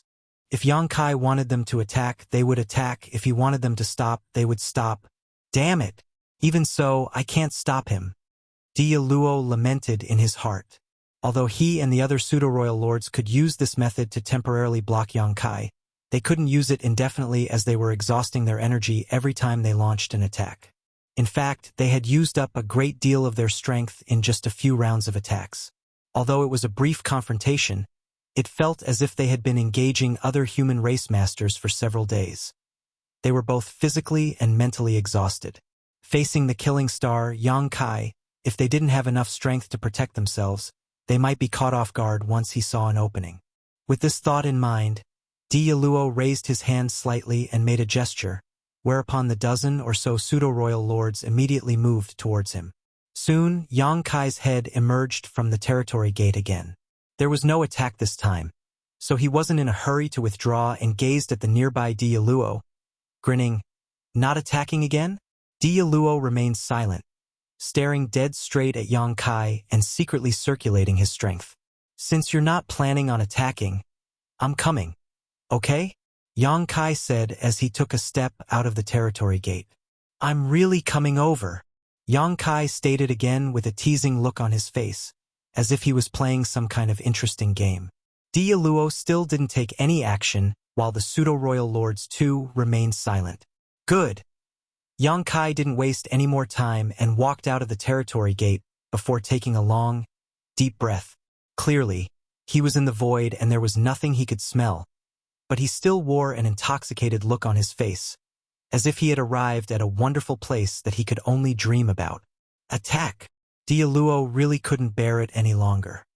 Knowing that it was the best chance to strike, he took the lead and charged straight towards Yang Kai with the dozen pseudo-royal lords in tow. The next moment, powerful secret techniques rained down on Yang Kai one after another, instantly engulfing his figure and tearing it to shreds. Be that as it may, no joy could be found on Dialuo's face, because he could tell at a glance that it was just an afterimage. His powerful divine sense swept out like a tide as he kept emitting his aura, locking onto Yang Kai's erratic movements. While at it, he also led the dozen pseudo-royal lords to chase after their target. The pseudo-royal lords' auras had also locked onto Yang Kai's figure and were constantly shelling the nearby space in order to prevent him from suddenly using his space secret techniques to escape. Everything that was happening here did not escape from Naye's eyes, but after observing for a while and confirming that Dialuo had Yang Kai pinned down, he finally relaxed a little. In truth, he had no choice but to let Dialuo be in charge of dealing with Yang Kai. If possible, he would rather personally deal with Yang Kai, but the Black Ink clan army needed someone to coordinate it, so it was really out of his hands. Unless it was absolutely necessary, Naye would not make a move, as it would just make him waste his strength. Although he had been a little worried about this matter, by the looks of it, Dialuo was doing a pretty good job. Although there was nothing they could do to stop Yang Kai from stepping into the no-return pass, a momentary hiccup was nothing. As long as they could successfully restrain Yang Kai, tasking Dialuo with this would be meaningful. After the last battle, Naye had a rough estimate of Yang Kai's true strength. He knew that a newly promoted royal lord like Dialuo was definitely not his opponent, but with a dozen pseudo-royal lords supporting him, it was impossible for Yang Kai to escape from their blockade. In fact, if Yang Kai wasn't careful enough, he might even get seriously injured. After watching for a while longer, Yang Kai's situation became more and more difficult. He was unable to use his instantaneous movement, and as the no-return pass was Black Ink clan's home ground, he didn't just need to deal with Dialuo and the dozen pseudo-royal lords. There were also many other pseudo-royal lords stationed near the high-rank Black Ink nests, charged with blocking the fallout from the battle to protect the Black Ink nests. Although they wouldn't participate in the pursuit, if Yang Kai passed by them, these pseudo-royal lords wouldn't mind attacking him once or twice. Yang Kai, who was getting attacked from every direction, had no choice but to flee like a rat. He was in such a tight spot that he had already summoned his space-time river and had it circling around him like a dragon. Many of the attacks landed on the river, causing it to rock and tremble. When this scene entered Di Luo's eyes, he was a little bewildered. Logically speaking, Yang Kai shouldn't be so weak. He was even mentally prepared for a bitter battle. But after Yang Kai was surrounded by so many masters, all Yang Kai could do was take the beating. He rarely had the strength to fight back. Have his injuries not yet healed? Considering the severe wounds Yang Kai had suffered at the last moment in the battle 2 years ago, it was understandable if his injuries hadn't healed. In fact, Yang Kai's poor performance was not because of his injuries. After 2 years of recuperation, whether it was the damage to his physical body or the instability in his Dao strengths, he had already completely recovered. There were multiple reasons why this was happening. First, Yang Kai needed to conceal his true strength. Second, the number of small stone race soldiers he had taken into his small universe in the chaotic dead territory was simply too great, with them numbering more than 100 million. Even with his small universe's foundation, this many small stone race soldiers had become a burden. In other words, he was dealing with all these masters while carrying this burden. This made it hard for him to smoothly circulate his world force, which prevented him from displaying his full strength. Lastly, he was also making some arrangements, diverting some of his attention to deliver a great gift to the Black Ink clan. And at this moment, his preparations were almost complete. The next moment, Di Luo was shocked, because Yang Kai, who had been fleeing all this time, suddenly switched his strategy. The space-time river that had been hovering around him suddenly swept out and covered a vast area of the void. Everyone within the range of the space-time river, including Yang Kai, Di Luo, and the dozen or so pseudo-royal lords, became isolated. At the same time, Yang Kai changed directions and charged straight towards the Black Ink clan masters. "Be careful," a pseudo-royal lord shouted. As the distance between them rapidly shortened, Yang Kai stretched out his hands towards the Black Ink clan masters instead of taking out his azure dragon spear. The next moment, the marks on the back of his hands started glowing. Alarm bells immediately started ringing in Di Luo's heart, faintly feeling that something extremely bad was about to happen. Although he had no idea what to expect, Yang Kai's abnormal actions were definitely part of some sinister plot. Without wasting any more time mulling over it, he simply shouted, "Attack!" He immediately charged at Yang Kai, leading the dozen pseudo-royal lords in a brutal, all-out assault. "You bastards have had your fun attacking me for so long. Now it's my turn!" Yang Kai roared as suddenly, the space-time river, which had enveloped a vast stretch of void, suddenly disappeared without a trace. The next moment, a shocking scene appeared in front of all the Black Ink clansmen in the no-return pass. After the space-time river disappeared, an enormous number of stone man-like creatures appeared where the waters had originally been. Martial Peak, Chapter 5891. Light will eventually expel darkness. The small stone race were all born with sharp and distinct edges. They appeared simple and stupid, as if they could not harm even a fly. Nonetheless, the moment they appeared, all the Black Ink clansmen at the no-return pass who saw this felt their scalps go numb. After fighting the human race for so many years, how could the Black Ink clan not recognize these strange creatures? The human race had used these creatures to fight against the Black Ink clan on many battlefields, and had often achieved good results. When these strange creatures appeared, one of the pseudo-royal lords immediately shouted, "Small stone race!" His voice was trembling because he had never seen so many small stone race soldiers in one place. The size of the space-time river was extremely large, and using its cover, Yang Kai had summoned 2 million small stone race soldiers. Although Yang Kai had actually summoned an even larger number of small stone race in the past, the strength of this small stone race group was far beyond any he had ever brought out before. During his journey to the chaotic dead territory, Yang Kai had carefully selected each small stone race soldier, with even the weakest of them being equivalent to a third-order master. When 2 million such small stone race soldiers suddenly appeared, the momentum they released was so great that even a royal lord like Di Luo was horrified. Worse yet, with the 2 glows on the back of Yang Kai's hands, Di Luo immediately understood what was about to happen. His pupils instantly shrank as he screamed, "Retreat!" As soon as he finished speaking, he was the first to break through the encirclement and flee. However, how could he get away? The 2 million small stone race soldiers were deployed evenly by the space-time river, tightly blockading this part of the void. Furthermore, Yang Kai went a step further and froze the local space using his space principles. In a flash, every Black Ink clan powerhouse felt a great resistance around them, hindering their movements. Of course, this kind of resistance was not enough to immobilize them for long. If they had just 3 breaths of time, they would be able to escape from the small stone race army's encirclement. However, while 3 breaths was normally just a blink of the eye to such masters, in this instance, 3 breaths was an eternity which separated life and death, making it impossible to cross. Light will eventually expel darkness, Yang Kai declared in a low voice, clenching his fists. As he did so, intense yellow and blue glows suddenly emerged from the bodies of the 2 million small stone race soldiers, filling the void in the blink of an eye. The yellow and blue lights converged and fused together, blooming into a dazzling white light. The pure white glow was not eye-catching at first, but in an instant, it started rapidly expanding like a great sun which had exploded. Time seemed to freeze inside the no-return pass, but a moment later, shrill cries broke the despairing silence. Shrouded in the white light, every Black Ink clansman, whether it was Dialuo, the pseudo-royal lords, or even the lowly Black Ink serfs, were howling in pain. Even the distant Black Ink clansmen who were bathed in this white light were shrieking in horror. Purifying light had always been the greatest nemesis of Black Ink strength, and the Black Ink clan's power was basically entirely derived from Black Ink strength. When the Black Ink clansmen were exposed to the purifying light, the pain they felt was no different from an ordinary human's thrown into a boiling pot of oil.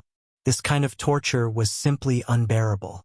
While the pure white light was blooming, Yang Kai didn't remain idle. His figure shuttled through the battlefield like he was walking in his backyard, appearing and disappearing like a ghost, and each time he flickered, a powerful aura would disappear. After 10 breaths, the pure white light finally faded away. At this moment, the originally chaotic battlefield had been cleared away. In the void, Yang Kai stood alone, holding a hideous head in his hand. The cut on the head was uneven. It didn't appear to have been made by a sharp weapon, but rather looked like it had been torn apart with his bare hands. Jet black blood was still gushing out from the neck. More importantly, the head was very much alive. It was grimacing in pain, and a trace of confusion could be seen in its eyes, as if it was still a little dazed about its current state. Regardless, this trace of life was destined to disappear soon. On the battlefield, several other mutilated corpses were lifelessly floating about, all of them belonging to powerful pseudo-royal lords. The surviving pseudo-royal lords looked completely terrified, their eyes filled with horror.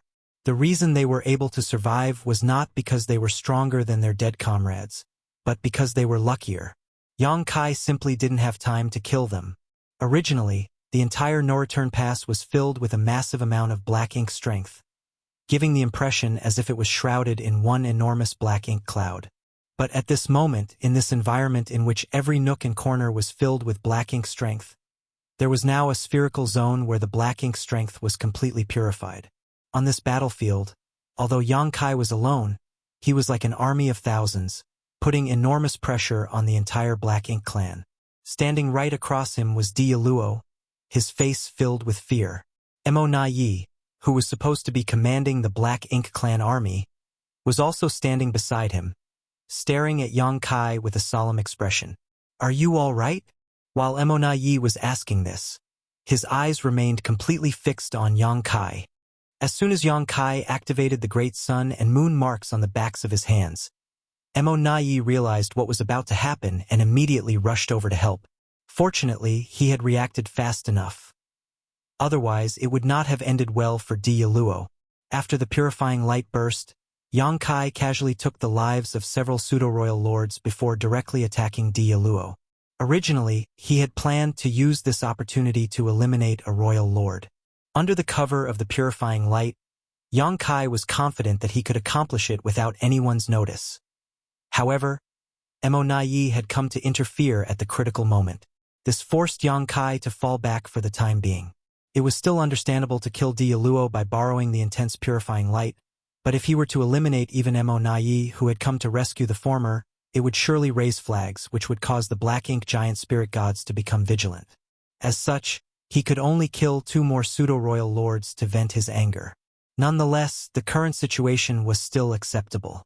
Diyaluo had been enveloped by the purifying light, which had affected his strength. Furthermore, he was a newly promoted royal lord, so his foundation was probably unstable now. Unless the Black Ink clan used some kind of sacrificial secret technique to restore his strength, he wouldn't be much more useful than a pseudo-royal lord on the battlefield in the future.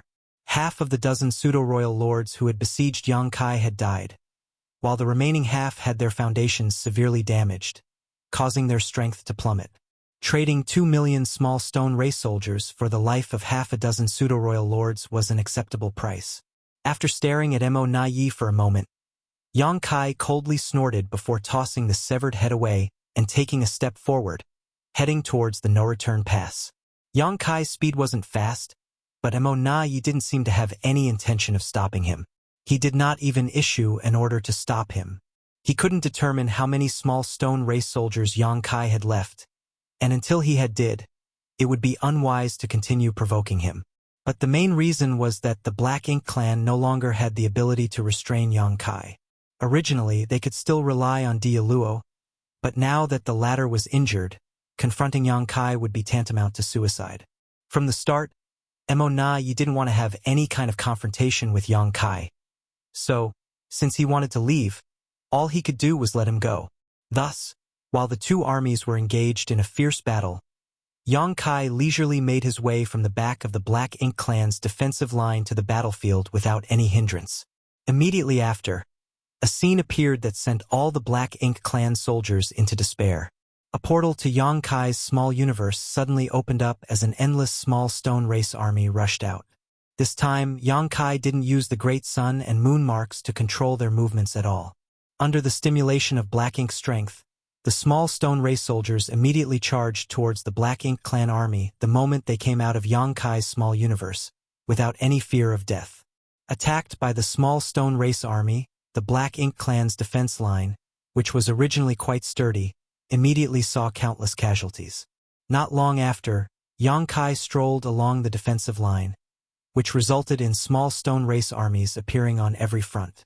They didn't cooperate with the human race, each and every small stone race soldier simply acting like a killing tool without any sentience, attacking anyone or anything with Black Ink strength. Inside the no-return pass, Mo Na Yi watched the entire debacle from a distance, gloom and despair gripping his heart. Under the current circumstances, it was just a matter of time until the human race conquered the no-return pass. Only death and destruction was waiting for the Black Ink clansmen here. Be that as it may, Mo Na Yi had never been one to sit back and just wait for death. Even if he couldn't defend the no-return pass, he had to try his best to weaken the human race army, so that they wouldn't have the strength to continue their crusade to the primordial heaven source grand restriction. Mo Na Yi originally had some confidence that he could achieve this goal, but after witnessing such a huge small stone race army appear on the battlefield, this confidence was completely shattered. These small stone race soldiers basically blanketed the entire battlefield, and they could not be stopped. Their population size was several times greater than the humans, so using them as cover, the humans would definitely suffer fewer casualties. Under these circumstances, it would be extremely hard for the Black Ink clan to destroy or even critically damage the human race army. Mo Na Yi couldn't figure out where Yangkai had obtained so many small stone race soldiers. In fact, Mo Na Yi had done some research on these strange beings known as the small stone race. So, he knew about their characteristics. The only thing he didn't understand was their origins. From some Black Ink disciples, he came to learn that the small stone race was a special race brought out by Yangkai. But where did Yangkai get them from? Everything in the universe had a source. After suffering countless casualties over the thousands of years of war, the small stone race had gradually faded from the Black Ink clan's sight. So, Mo Na Yi had never expected Yangkai to bring so many small stone race soldiers to the battlefield before today, catching them off guard. It's Yangkai again. Every single turning point in the war between the human race and the Black Ink clan is connected to him. Mo Na Yi couldn't help but feel a little regretful. Had he known that Yangkai had such a card up his sleeve, he would have insisted on keeping him here even if he had to sacrifice more pseudo-royal lords. But when he gave it another thought, Mo Nai realized that nothing was going to change even if he somehow pinned Yang Kai down here. Sacrificing 2 million small stone race soldiers, Yang Kai had managed to kill a few pseudo-royal lords and injure Di Yaluo. Even if they managed to pin him down, the Black Ink clan would have to mentally prepare themselves for even heavier losses. Martial Peak, Chapter 5892. Handover. What Mo Nai couldn't figure out was why Yang Kai didn't use this method in the battle 2 years ago, and instead chose to use it today. It was simply unreasonable. It would be even more unreasonable to say that Yang Kai had used some kind of method unknown to the Black Ink clan in the past 2 years to produce so many small stone race members. Although he really wanted to find out the reason, Mo Nai didn't have the time to do so. As over 100 million small stone race soldiers joined the battlefield, the Black Ink clan's originally stable line of defense began to collapse. A large number of the Black Ink clan soldiers fighting at the forefront fell, affecting the lives of even the masters behind them. Mo Nai could only focus on the battle in front of him, issuing a stream of orders one after another, trying to kill as many enemies as possible while resisting the attacks of the human race and small stone race. At the same time, he also didn't forget to pay attention to Yang Kai's movements. After Yang Kai had made his way to the battlefield, his presence had restrained all the pseudo-royal lords who had been fighting outside. The human race's tactic to deal with these pseudo-royal lords was basically to confront them using battle formations formed by Eighth Order masters. Although the human race had many Eighth Order masters, the Black Ink clan had many pseudo-royal lords. Moreover, when 3 pseudo-royal lords assumed a simple 3 fortunes formation, they were easily able to restrain the several battle formations formed by 5 Eighth Order masters. Although the human race could still use more Eighth Order masters, using any more of them would just make it even harder for them to effectively coordinate with each other. It would defeat the purpose and put them in jeopardy.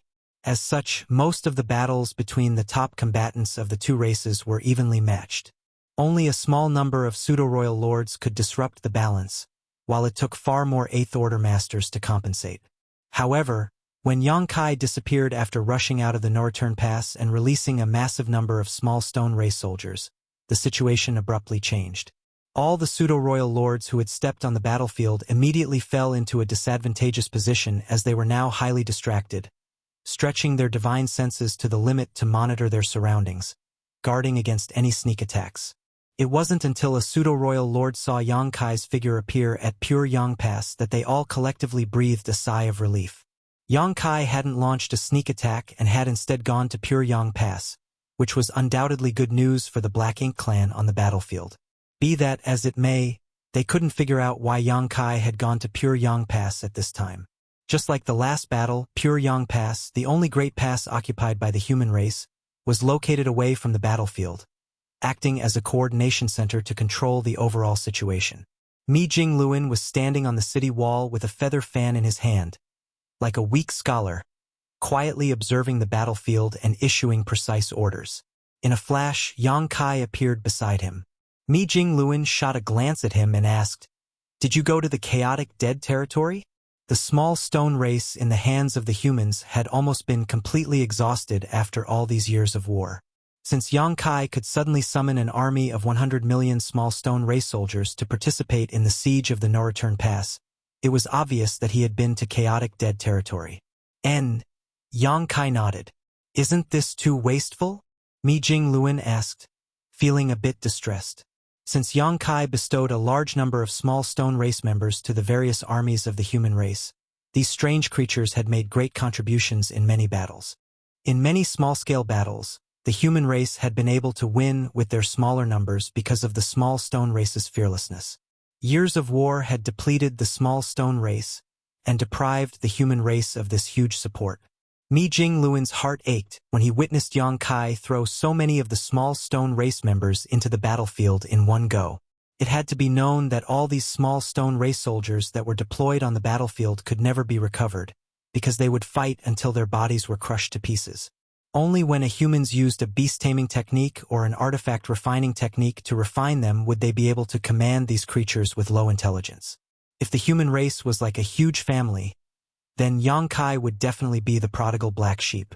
His extravagance made Mi Jingluan, who was in charge of the daily budget, feel a great deal of pain. Yang Kai grinned at him.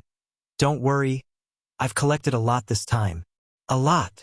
Mi Jingluan raised his brow. A lot. Yang Kai repeatedly nodded. Even if he had released 100 million small stone race soldiers, he still had about 3 times as many left in his small universe. Mi Jingluan was relieved after hearing this. Senior brother, please open a portal to your small universe, Yang Kai requested. Mi Jingluan naturally knew what he wanted to do, and immediately opened the portal. The next moment, Yang Kai also opened a portal to his small universe. The 2 portals quickly overlapped, as if they were about to merge into one. Soon after, an enormous number of small stone race soldiers were transferred into Mi Jingluan's small universe. Slowly, Mi Jingluan's expression changed. Although he had some inkling from Yang Kai's answer that he had indeed brought back a lot of small stone race members, he had never expected this number to be so exaggerated. A moment later, Mi Jingluan raised his hand and stated, "Enough. I can't take it anymore." After all, his small universe's foundation was not as strong as Yang Kai's.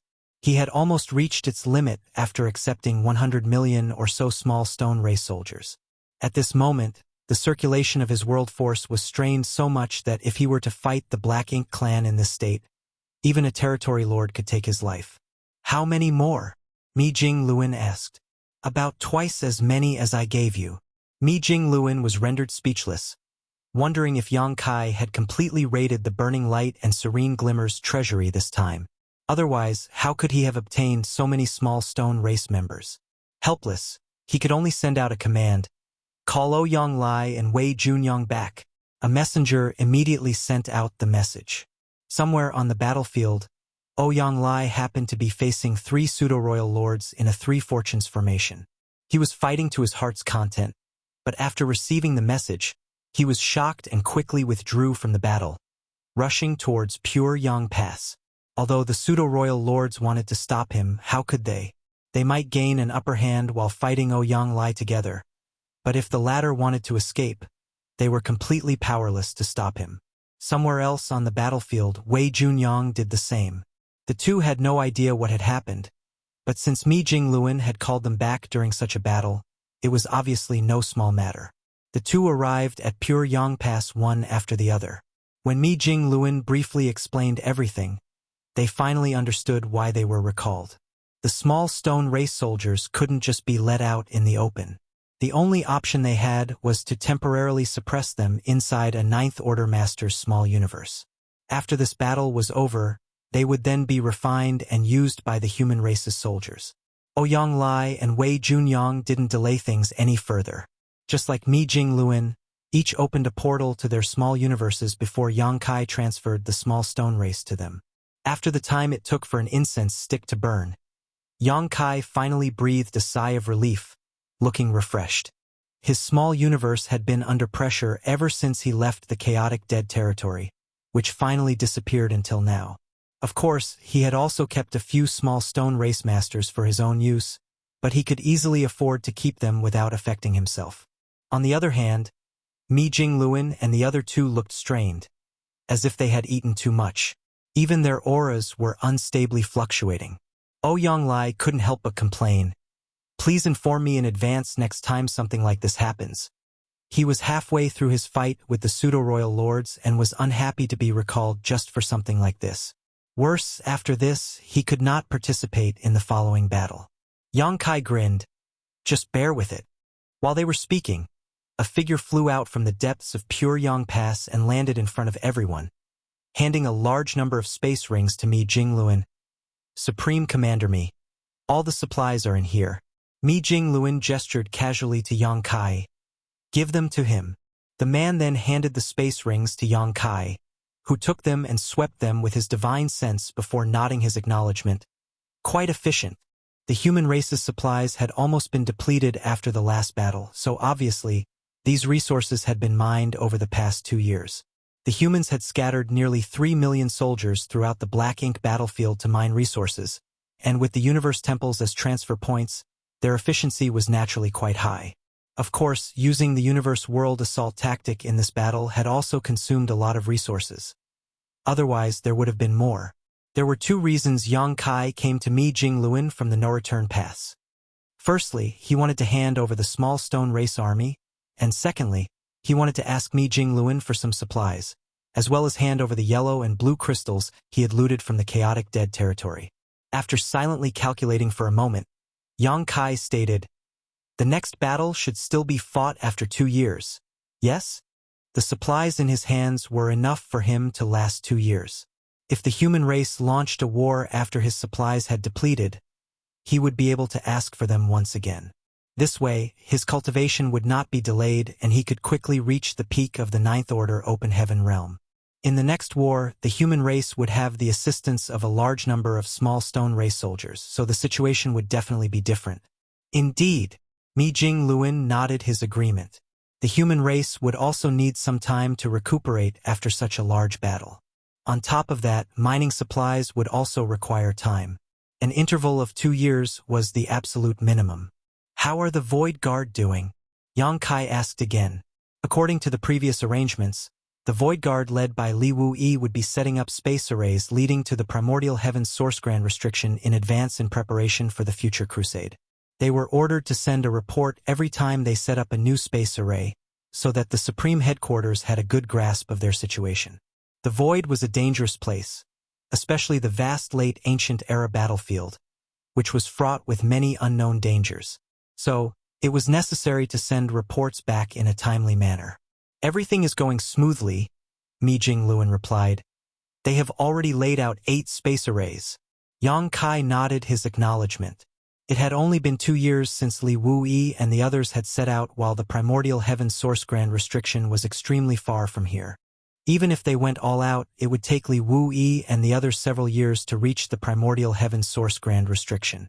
On top of that, they also had to stop and arrange space arrays while circumventing unknown dangers along the way.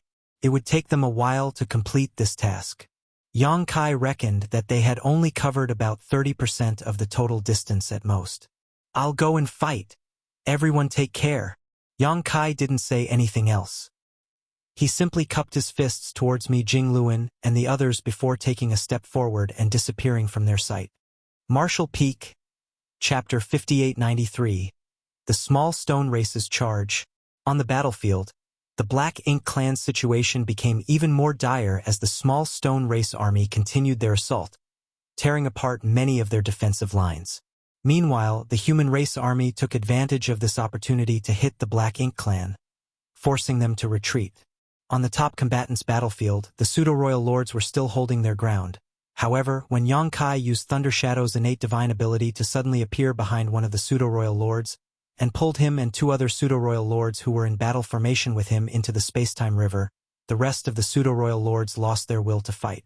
Mo Nai timely adjusted his strategy, issuing one order after another.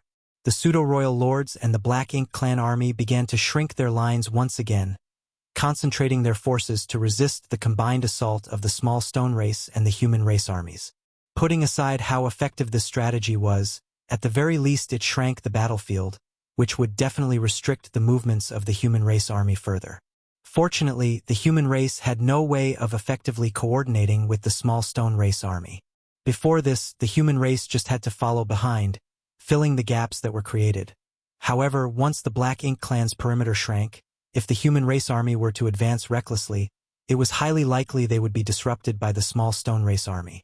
This instantly exposed the disadvantages of the Small Stone Race who acted completely on instinct, but this was within the Human Race's calculations. Compared to the benefits brought by the Small Stone Race army, the disadvantages could be endured. While the Small Stone Race army had achieved brilliant results, their casualties were also quite horrifying. They had no intelligence and acted purely on instinct. Furthermore, as they were born by absorbing yin and yang energies, they had a very keen perception of the Black Ink strength. Yang Kai had already discovered this characteristic when he acquired the first batch of the Small Stone Race soldiers from Big Brother Huang and Big Sister Lan. On the battlefield, as long as the Small Stone Race sensed the existence of Black Ink strength, they would immediately swarm towards it like cats smelling the scent of a fish and fight to death. Advancing like this would inevitably result in a large number of casualties among the Small Stone Race. By the time Yang Kai made his way to Pure Yang Pass from the No Return Pass, the Small Stone Race army had lost about 10% of their forces. By the time Yong-kai returned to the battlefield, that number had grown to 30%. If this continued, the 100 million small stone race soldiers wouldn't last for more than half a day. Had these small stone race members been refined and controlled by the humans, this kind of situation would have never occurred. Unfortunately, Yong-kai had brought too many of them from the chaotic dead territory this time, so many that even if each person was given 10, they wouldn't be able to use all of them up. Rather than leaving many small stone race soldiers idle, it was better to deploy a massive batch to the battlefield to catch the Black Ink clan off guard. Although the small stone race army suffered heavy casualties, the results they produced were excellent. The Black Ink clan would have never imagined that such a variable would appear in the second attack of the human race on the no-return pass. Caught unprepared, all of their previous arrangements and contingencies had failed to achieve the desired effect. Without any strategy, the small stone race army that only knew how to charge forward and kill the enemy couldn't last long. Mi Jingluan had naturally noticed this long ago, so when he felt that the time was right, he ordered his troops to retreat. The human race army withdrew in an orderly manner, and during this entire process, the Black Ink clan could only helplessly watch. They were unable to give chase like last time because there were still many small stone race soldiers that had yet to be killed. If they didn't kill all of them, there was no way they could leave the no-return pass. As such, when the human race army withdrew this time, they didn't even need to cover their retreat. While the human race army was retreating from the battlefield, Yong-kai headed into the no-return pass. Under the watchful eyes of a group of pseudo-royal lords, he casually strode into the territory gate and returned to the barren territory. When Mo Nai witnessed this, his already unpleasant mood became much worse. Previously, Yong-kai had summoned 2 million small stone race soldiers and used them to condense a massive burst of purifying light, allowing him to kill several pseudo-royal lords and even injure Di Yaluo. Immediately after, Yong-kai released 100 million small stone race soldiers directly onto the battlefield. Now, no one could guarantee that he did not have more small stone race soldiers on him, or rather, he definitely had many more. Combined with his fearsome personal strength, who would dare stand in his way? Even Mo Nai didn't dare to face him head-on anymore. The fact that Yong-kai did not do much on his way back to the barren territory already made Mo Nai give thanks to the Supreme One. It wasn't until the human race army had disappeared from their sight and Yong-kai had returned to the barren territory that the Black Ink clan's forces finally retaliated in anger, completely surrounding the small stone race army that only knew how to charge forward, then wiping them out. Of course, they still paid a price in order to achieve this. At this point, the human race's second attack on the no-return pass had come to an end. For the Black Ink clan, the result of this battle was even worse than the previous one. Last time, the human race had used the universe world bombardment tactic to catch the Black Ink clan off guard, causing them to suffer heavy losses. Although the effects of the universe world bombardment had been reduced during this second attack, the small stone race army brought by Yong-kai had become the hidden dagger that caused the Black Ink clan to suffer even greater losses than before. At the end of the last battle, the Black Ink clan still managed to chase after the retreating human race army, barely managing to save some face, but this time they were not even able to do that. Shrouded in a rich black ink strength, the no-return pass was filled with gloom as fear and despair ran rampant. What made the Black Ink clan feel even more desperate and worried was that the human race would surely commence a third and fourth attack soon. Judging by the results of the last two wars, sooner or later, the Black Ink clan would definitely lose the no-return pass. At that time, the fate of the entire Black Ink clan in the no-return pass would be doubtful. Thousands of years ago, when the Black Ink clan army broke out of the primordial heaven's source grand restriction, conquered the no-return pass, assaulted the barren territory, and invaded the 3,000 worlds with an unstoppable momentum. Every Black Ink clansman was in high spirits back then. All of them felt that the 3,000 worlds was as good as defeated, and they were not far away from achieving the grand plan of unifying all beneath the heavens. Unfortunately, thousands of years later, the Black Ink clan was now trapped in the no-return pass while all momentum was not on the human race's side. After the battle, many pseudo-royal lords sought out Mo Nai, asking him what they should do in the future.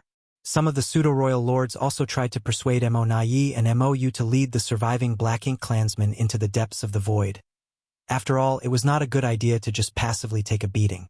If they were to retreat from the no-return pass and escape into the void, they might have a chance to survive. Without exception, all the pseudo-royal lords who had proposed this idea were harshly reprimanded by Mo Nai. After several examples were made, the pseudo-royal lords who had doubts didn't dare raise any objections. In truth, they also knew that if they left the no-return pass, the Black Ink clan would be in an even worse situation. They were just desperate to do something, anything to survive. In the barren territory, the space-time river had evolved into a pure temporal river with a 30-fold difference in the flow rate. Inside the river, Yang Kai was refining the various materials he had obtained from Mi Jing Luan at a terrifying speed, steadily strengthening his small universe's foundation. The final battle was approaching, so he didn't have much time to cultivate. Naturally, he was eager to improve his strength. On the other side, after the battle, the human soldiers were all recuperating and refining the small stone race soldiers that had been distributed to them at the temporary camp of the human race. The few divine spirits who controlled the great sun and moon marks had also been given tens of thousands of small stone race soldiers each because they were able to control them to a certain extent using the great sun and moon marks and didn't need to spend any time or effort on refining them in advance. It could even be said that each of these divine spirits would be able to form an army on their own with these small stone race soldiers. In the next battle, they would definitely play an extraordinary role on the battlefield. At the same time, outside the primordial heaven source grand restriction, the huge suppressing black ink fortress sat in the void, facing the opening in the grand restriction. During the human race's first crusade, this opening had been made by Tsong, who had been guarding this place for millions of years. He had opened this gap mainly to alleviate the increasing pressure inside the primordial heaven source grand restriction. However, Mo was also waiting for this opportunity to escape, and its subsequent plans caused the entire situation to nearly spiral out of control. In the end, Song was forced to rely on the hidden card left behind by Mu, which put Mo into a deep sleep, finally sealing the gap in the grand restriction with his remaining strength. However, in that battle, the human race suffered a great loss due to their lack of intelligence on the inside of the primordial heaven source grand restriction. The human race were dealt heavy casualties under the pincer attack of two black ink giant spirit gods, and had no choice but to retreat. It was also after that battle that Song, who had been guarding the primordial heaven source grand restriction all alone for hundreds of thousands of years, had fallen. It was difficult to imagine how this martial ancestor had spent hundreds of thousands of years in solitude. Perhaps, to him, death was a form of release. But as a result, the descendants had to take on the burdens and expectations of their ancestors. Later, Yang Kai brought Wu Kuang to this place and had him assume control of the primordial heaven source grand restriction. Yang Kai then arranged for the suppressing Black Ink army and suppressing Black Ink fortress to be stationed here. After making all the necessary preparations, Wu Kuang once again opened a gap in the grand restriction. As before, this was to relieve the pressure inside the primordial heaven source grand restriction, because the Black Ink clan and Black Ink strength was constantly increasing. Wu Kuang was ultimately weaker than Song, so he was unable to forcefully suppress it and could only use this method to relieve some of the burden. Unfortunately, there was no way to completely close the opening this time. The primordial heaven source grand restriction was set up in an era long ago, and had been opened a few times now, which had ultimately caused some irreparable damage to it. It was further worsened by Wu Kuang's lack of ability to control it. Fortunately, the suppressing Black Ink army was stationed outside the opening. Ever since the suppressing Black Ink army arrived here, they had fought countless battles against the Black Ink clansmen that rushed out of the primordial heaven source grand restriction. Although the situation had nearly spiraled out of control several times, Wu Kuang and the suppressing Black Ink army had worked together to resolve these crises. As Wu Kuang's cultivation increased day by day, so did his control over the primordial heaven source grand restriction. In terms of cultivation speed, perhaps no one in this world could compare to Wu Kuang.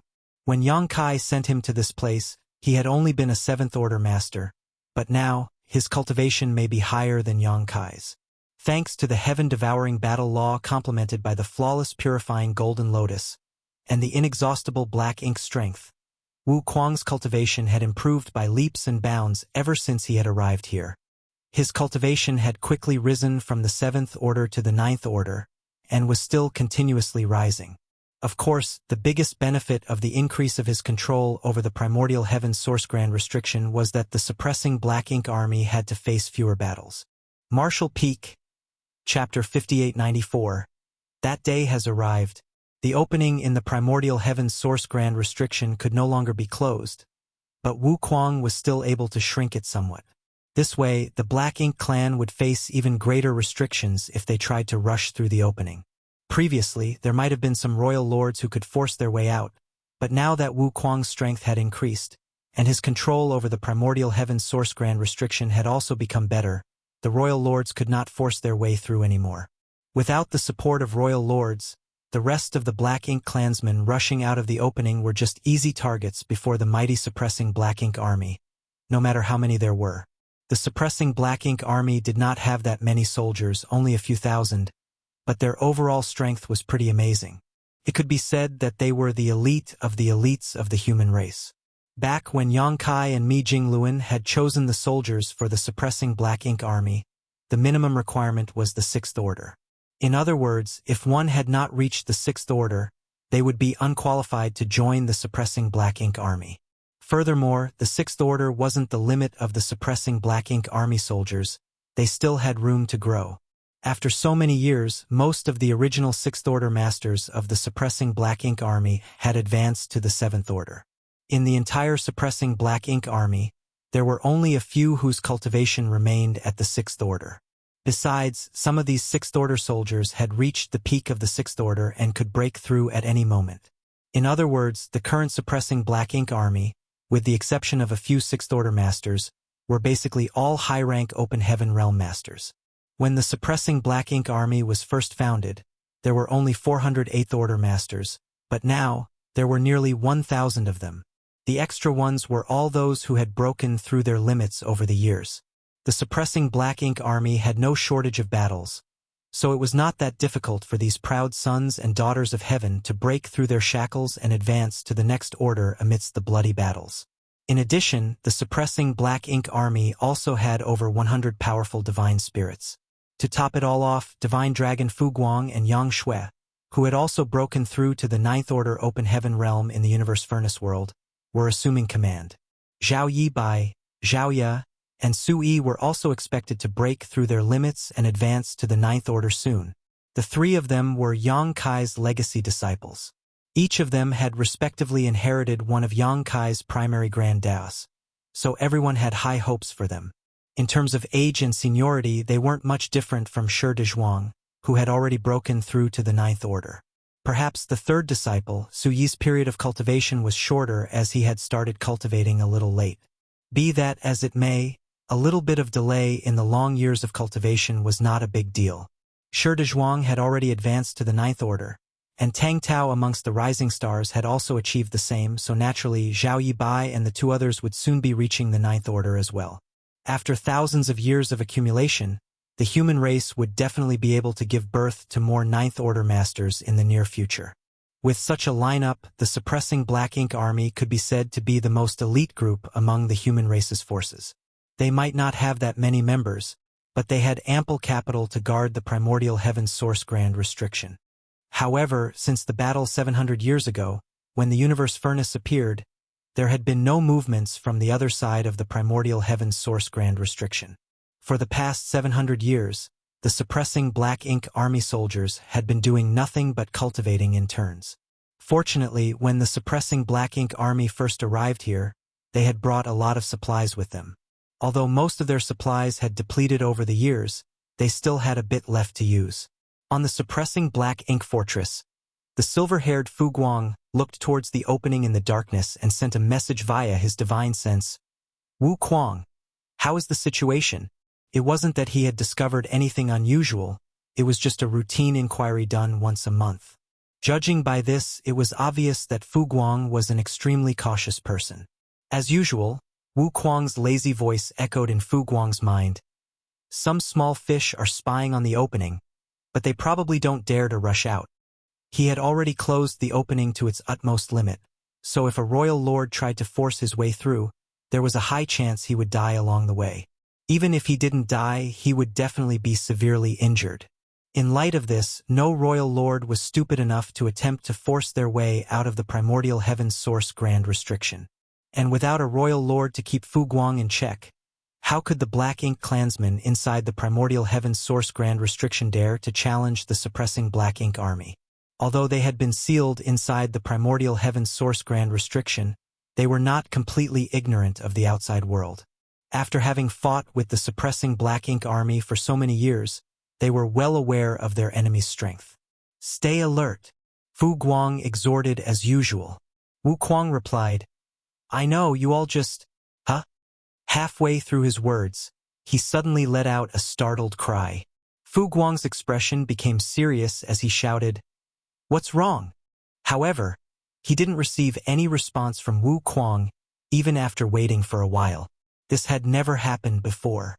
Fu Guang's heart immediately jumped to his throat as a great sense of crisis suddenly enveloped him, prompting him to quickly check upon the primordial heaven's source grand restriction. The entire primordial heaven's source grand restriction was like an enormous beast lying in the void, covering a truly vast area. It was basically impossible to see its end at one glance. This dark area was completely imbued with Black Ink strength. If it wasn't for the primordial heaven's source grand restriction, it was very difficult to imagine just how far this endless darkness would have spread. Fu Guang could not see any change to the primordial heaven's source grand restriction, but his sense of unease grew stronger and stronger. He knew that something must have happened. Otherwise, it was impossible for Wu Kuang to not give any response. Without hesitation, he shouted, "Prepare for battle!" The next moment, the entire suppressing Black Ink army, whether they were cultivating or on guard duty, began to move. Spirit arrays lit up one after another and the soldiers took position before the artifacts. In just 10 breaths, the thousands of suppressing Black Ink army soldiers were ready for battle. A storm was brewing. Yang Shui flashed over to Fu Guang's side and asked with a solemn look on her face, "Senior, what happened?" Fu Guang slowly shook his head in response, "I don't know." Yang Shui's expression only became even more solemn upon hearing that. Since even Fu Guang had no idea what was going on, it was clear that the situation was already beyond their control. "Where is Senior Wu Kuang?" she asked again. "He is not responding." Yang Shui knew that things weren't looking good. Wu Kuang was in charge of overseeing the primordial heaven's source grand restriction, but he was not responding. Could it be that the primordial heaven's source grand restriction had stopped functioning? If so, it would be a disaster for the human race. Just as she was thinking of heading to the primordial heaven's source grand restriction to investigate, Wu Kuang's voice came from the other side, sounding anxious and horrified. "It's awake. Be careful." These sentences instantly made Fu Guang and Yang Shui's scalps go numb. They both knew what Wu Kuang was referring to. Mo, a supreme master from the primordial era, was the source of the Black Ink clan. It was the darkness born alongside the primordial light. It was basically immortal and indestructible. The suppressing Black Ink army had always been on guard against it. In the past, Song had forced Mo into a deep slumber at the last moment using the trump card left behind by Mu, but no one knew how long this method would last. The only thing they could foresee was that this method would become ineffective sooner or later. Once that day came, Mo would completely awaken. A supreme master of the primordial era like Mo, who was likely to be in the creation realm, was not someone the mere suppressing Black Ink army could stop. Even if the human race gathered all its strength, they might not be able to stop it. Once Mo woke up, no one could guarantee that the primordial heaven's source grand restriction would continue to suppress it. By the looks of it, Mo's awakening had a great impact on the primordial heaven's source grand restriction. Otherwise, they would not have lost contact with Wu Kuang for a short time. He must have been struggling with Mo for control of the grand restriction. In addition, the moment Wu Kuang issued the warning, the boundless darkness that had remained dormant in the void for 700 years suddenly started expanding, as if it had a life of its own. It looked as if a black balloon was being fiercely inflated. "Retreat!" Fu Guang shouted as horror filled his eyes. At the same time, he and Yang Shui joined forces to power the core of the suppressing Black Ink fortress, intending to drive this enormous artifact backwards. Unfortunately, the darkness was expanding at a horrible rate, and was already at the border of the suppressing black ink fortress before it could even start moving. A mighty dragon pressure broke out from Fu Guang as he promptly activated a Dragon Clan innate divine ability. Time principles started wildly surging around him, turning into dragon patterns that swam through the void as if they wanted to freeze time. Yang Shui took action at the same time. She too cultivated the Tao of Time, so when she cooperated with Fu Guang, they complemented each other perfectly. Be that as it may, it was to no avail. They could only manage to block the darkness from advancing for a moment before the entire suppressing black ink fortress was swallowed by it. Everyone in the suppressing black ink fortress, including Fu Guang and Yang Shui, felt their vision go dark, and soon after lost their sense of direction. Looking from a distance, the darkness was still expanding, very fast. But then, complex patterns appeared on the edges of the darkness, glimmering and expanding before quickly forming a seal. Naturally, this was the power of the primordial heaven's source grand restriction, a mechanism jointly set up by 10 martial ancestors of the early ancient era. It was through this mechanism that they had been able to suppress MO for countless years. The pattern started to shrink back, but it was unable to completely suppress the surging darkness. Gradually, a stalemate was formed between them. After an unknown period, the stalemate gradually stabilized. And so did the darkness that was seething like the ocean after a tsunami. It became completely calm. In comparison, the area enveloped in the boundless darkness was undoubtedly bigger than before, but under the seal of the primordial heaven's source grand restriction, the boundless darkness was unable to expand further. When everything was settled, Wu Kuang's angry and distraught voice suddenly reverberated across the void. "You dare try to trick me? I'll kill you sooner or later." From Wu Kuang's perspective, he had indeed been tricked. He had been controlling the primordial heaven's source grand restriction for so many years that, with his rise in cultivation, his control of the grand restriction also increased. Although he still wasn't as strong as Tsong's, it was already pretty good. He was also constantly monitoring Mo's condition. Up until today, he was certain that Mo was still asleep. By the looks of it, though, he had been tricked by Mo. Apparently, Mo's condition had changed at some point, but it had been accumulating its strength. Today, it suddenly attacked, catching Wu Kuang off guard. And at that point, he discovered Mo's condition. When he realized that he had been tricked, he thought that Mo had woken up, so he warned Fu Guang. But all the current signs clearly indicated that Mo had not woken up, at least not completely. If Mo was in a deep slumber in the past, then at this moment it was in a half-awake state. Just now, when it tried to seize control of the primordial heaven source grand restriction from Wu Kuang, it was only an instinctive reaction. Martial Peak, Chapter 5895. The change in the grand restriction. It was only an instinctive reaction while it was just half awake, but it had nearly caused Wu Kuang to lose control of the primordial heaven's source grand restriction.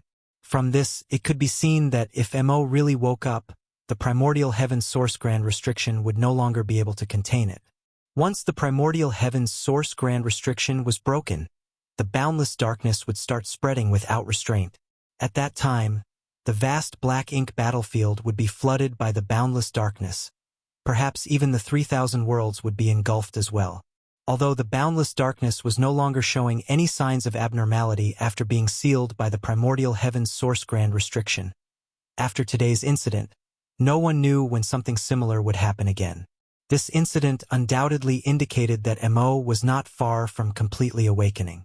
Inside the grand restriction, Wu Kuang's heart was gripped with fear and worry.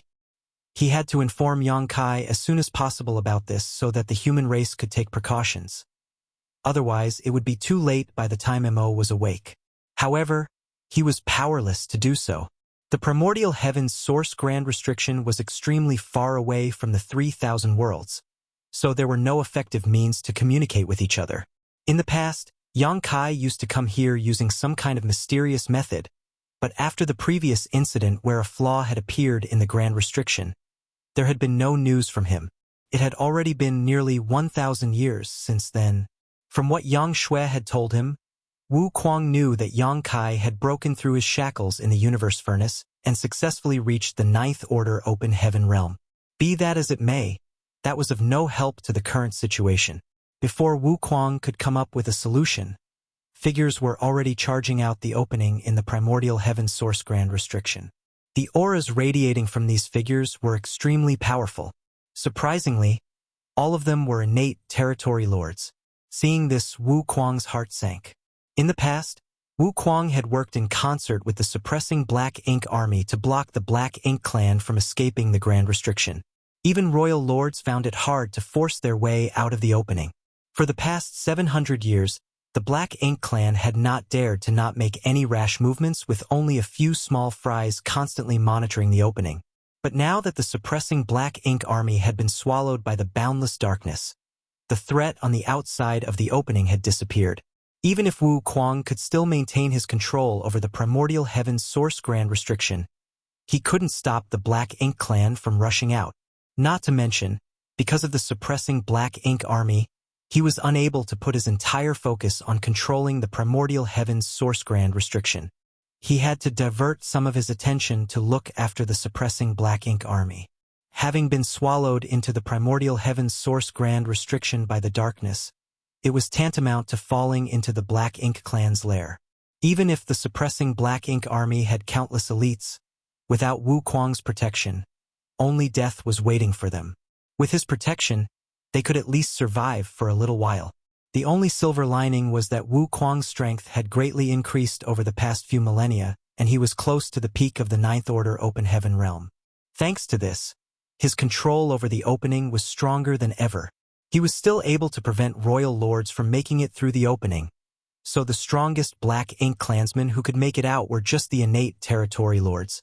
As time passed, more and more Black Ink clansmen of varying strength rushed out of the opening, their faces filled with excitement and joy, like they were prisoners who had finally gained freedom after countless years of imprisonment.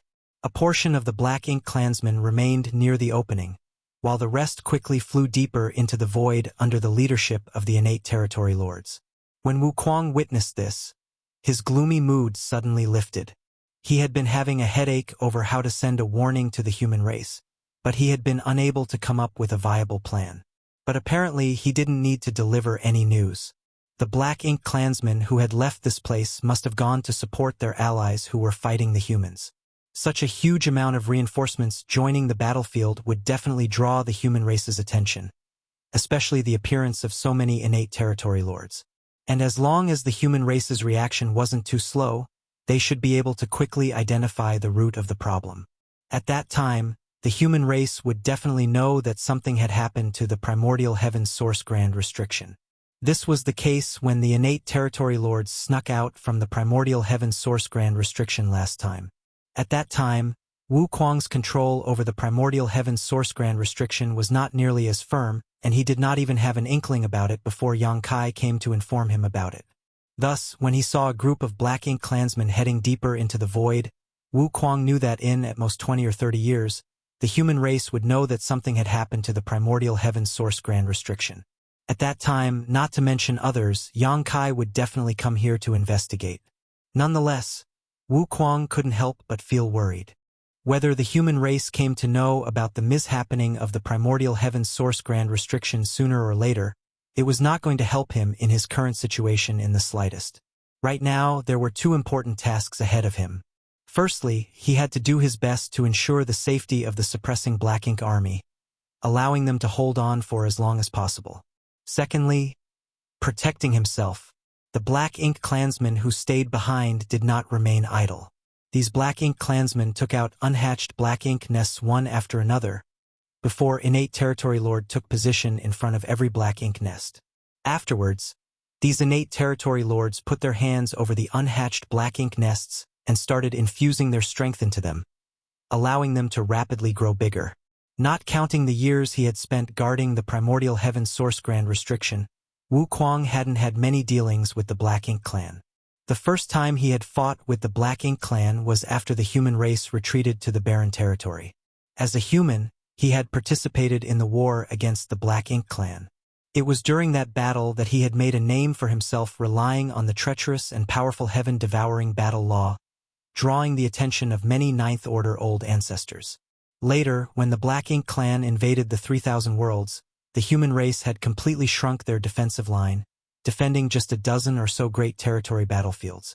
Wuquang for the most part had acted alone as a hunter, roaming the 3,000 worlds to kill Black Ink clansmen, getting into numerous fierce battles along the way. He might not have much contact with situations like the one before him, but he knew that if the Black Ink clan wanted to hatch Black Ink nests this way, they would need to consume a lot of resources. Except, what resources could the Black Ink clan find outside of the primordial heaven's source grand restriction? This vast void didn't even have ambient starlight energy. It was truly a spiritless land. If the Black Ink clan wanted to extract resources, they would have to venture in the direction of the Black Ink battlefield, which would take a year or two at best.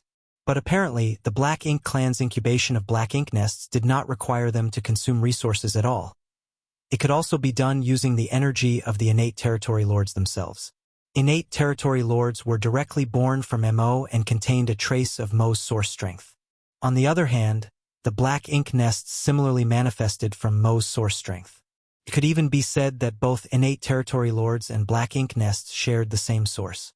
So, devouring the innate territory lord's energy could also hatch the Black Ink nests. After a short time, the aura of every innate territory lord standing in front of the Black Ink nests became weak to the point that they were trembling. All of their energy had been absorbed by the Black Ink nests. Every single one of these powerful innate territory lords died on the spot after all of their energy had been absorbed. Immediately after, a second round of innate territory lords stepped in. This is not good. Wuquang thought to himself. How could he not understand the intentions of these Black Ink clansmen who had remained behind? Over the years, he had learned a lot about the Black Ink clan from the soldiers of the suppressing Black Ink army, including how the Black Ink clan created pseudo-royal lords. Wuquang wasn't afraid of mere innate territory lords, regardless of how many of them there were. Although the primordial heaven source grand restriction was a sealing array, it also had some defensive and counter-attacking capabilities. If not, when Song was stationed here all those years ago, the Black Ink clan from the Black Ink battlefield would have already retreated to attack the primordial heaven source grand restriction first. In that era, the human race and Black Ink clan were fighting each other in over 100 theaters. Each side had over 100 Ninth Order Open Heaven Realm Masters and Royal Lords respectively. The Black Ink clan's overall strength during that time was extremely fearsome, but the reason they chose to fight with the human race, instead of withdrawing and attacking the primordial heaven source grand restriction, was because doing so was futile. They would only be wasting their time and energy if they tried. During the era when Song was overseeing the primordial heaven source grand restriction, the Black Ink clan would have had to gather several hundred royal lords if they wanted to breach the grand restriction from the outside. During that time, the Black Ink clan clearly didn't have such capital as they were always entangled with the human race. The two races had been irreconcilable enemies since ancient times and could not coexist. But it was not just about mutual blood hatred. Each race was a deadly threat to the other.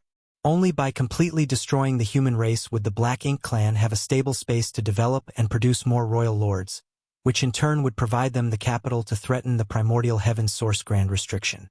As for the humans, the Black Ink clan literally fed upon them and the worlds they were born from, so there could be no compromise.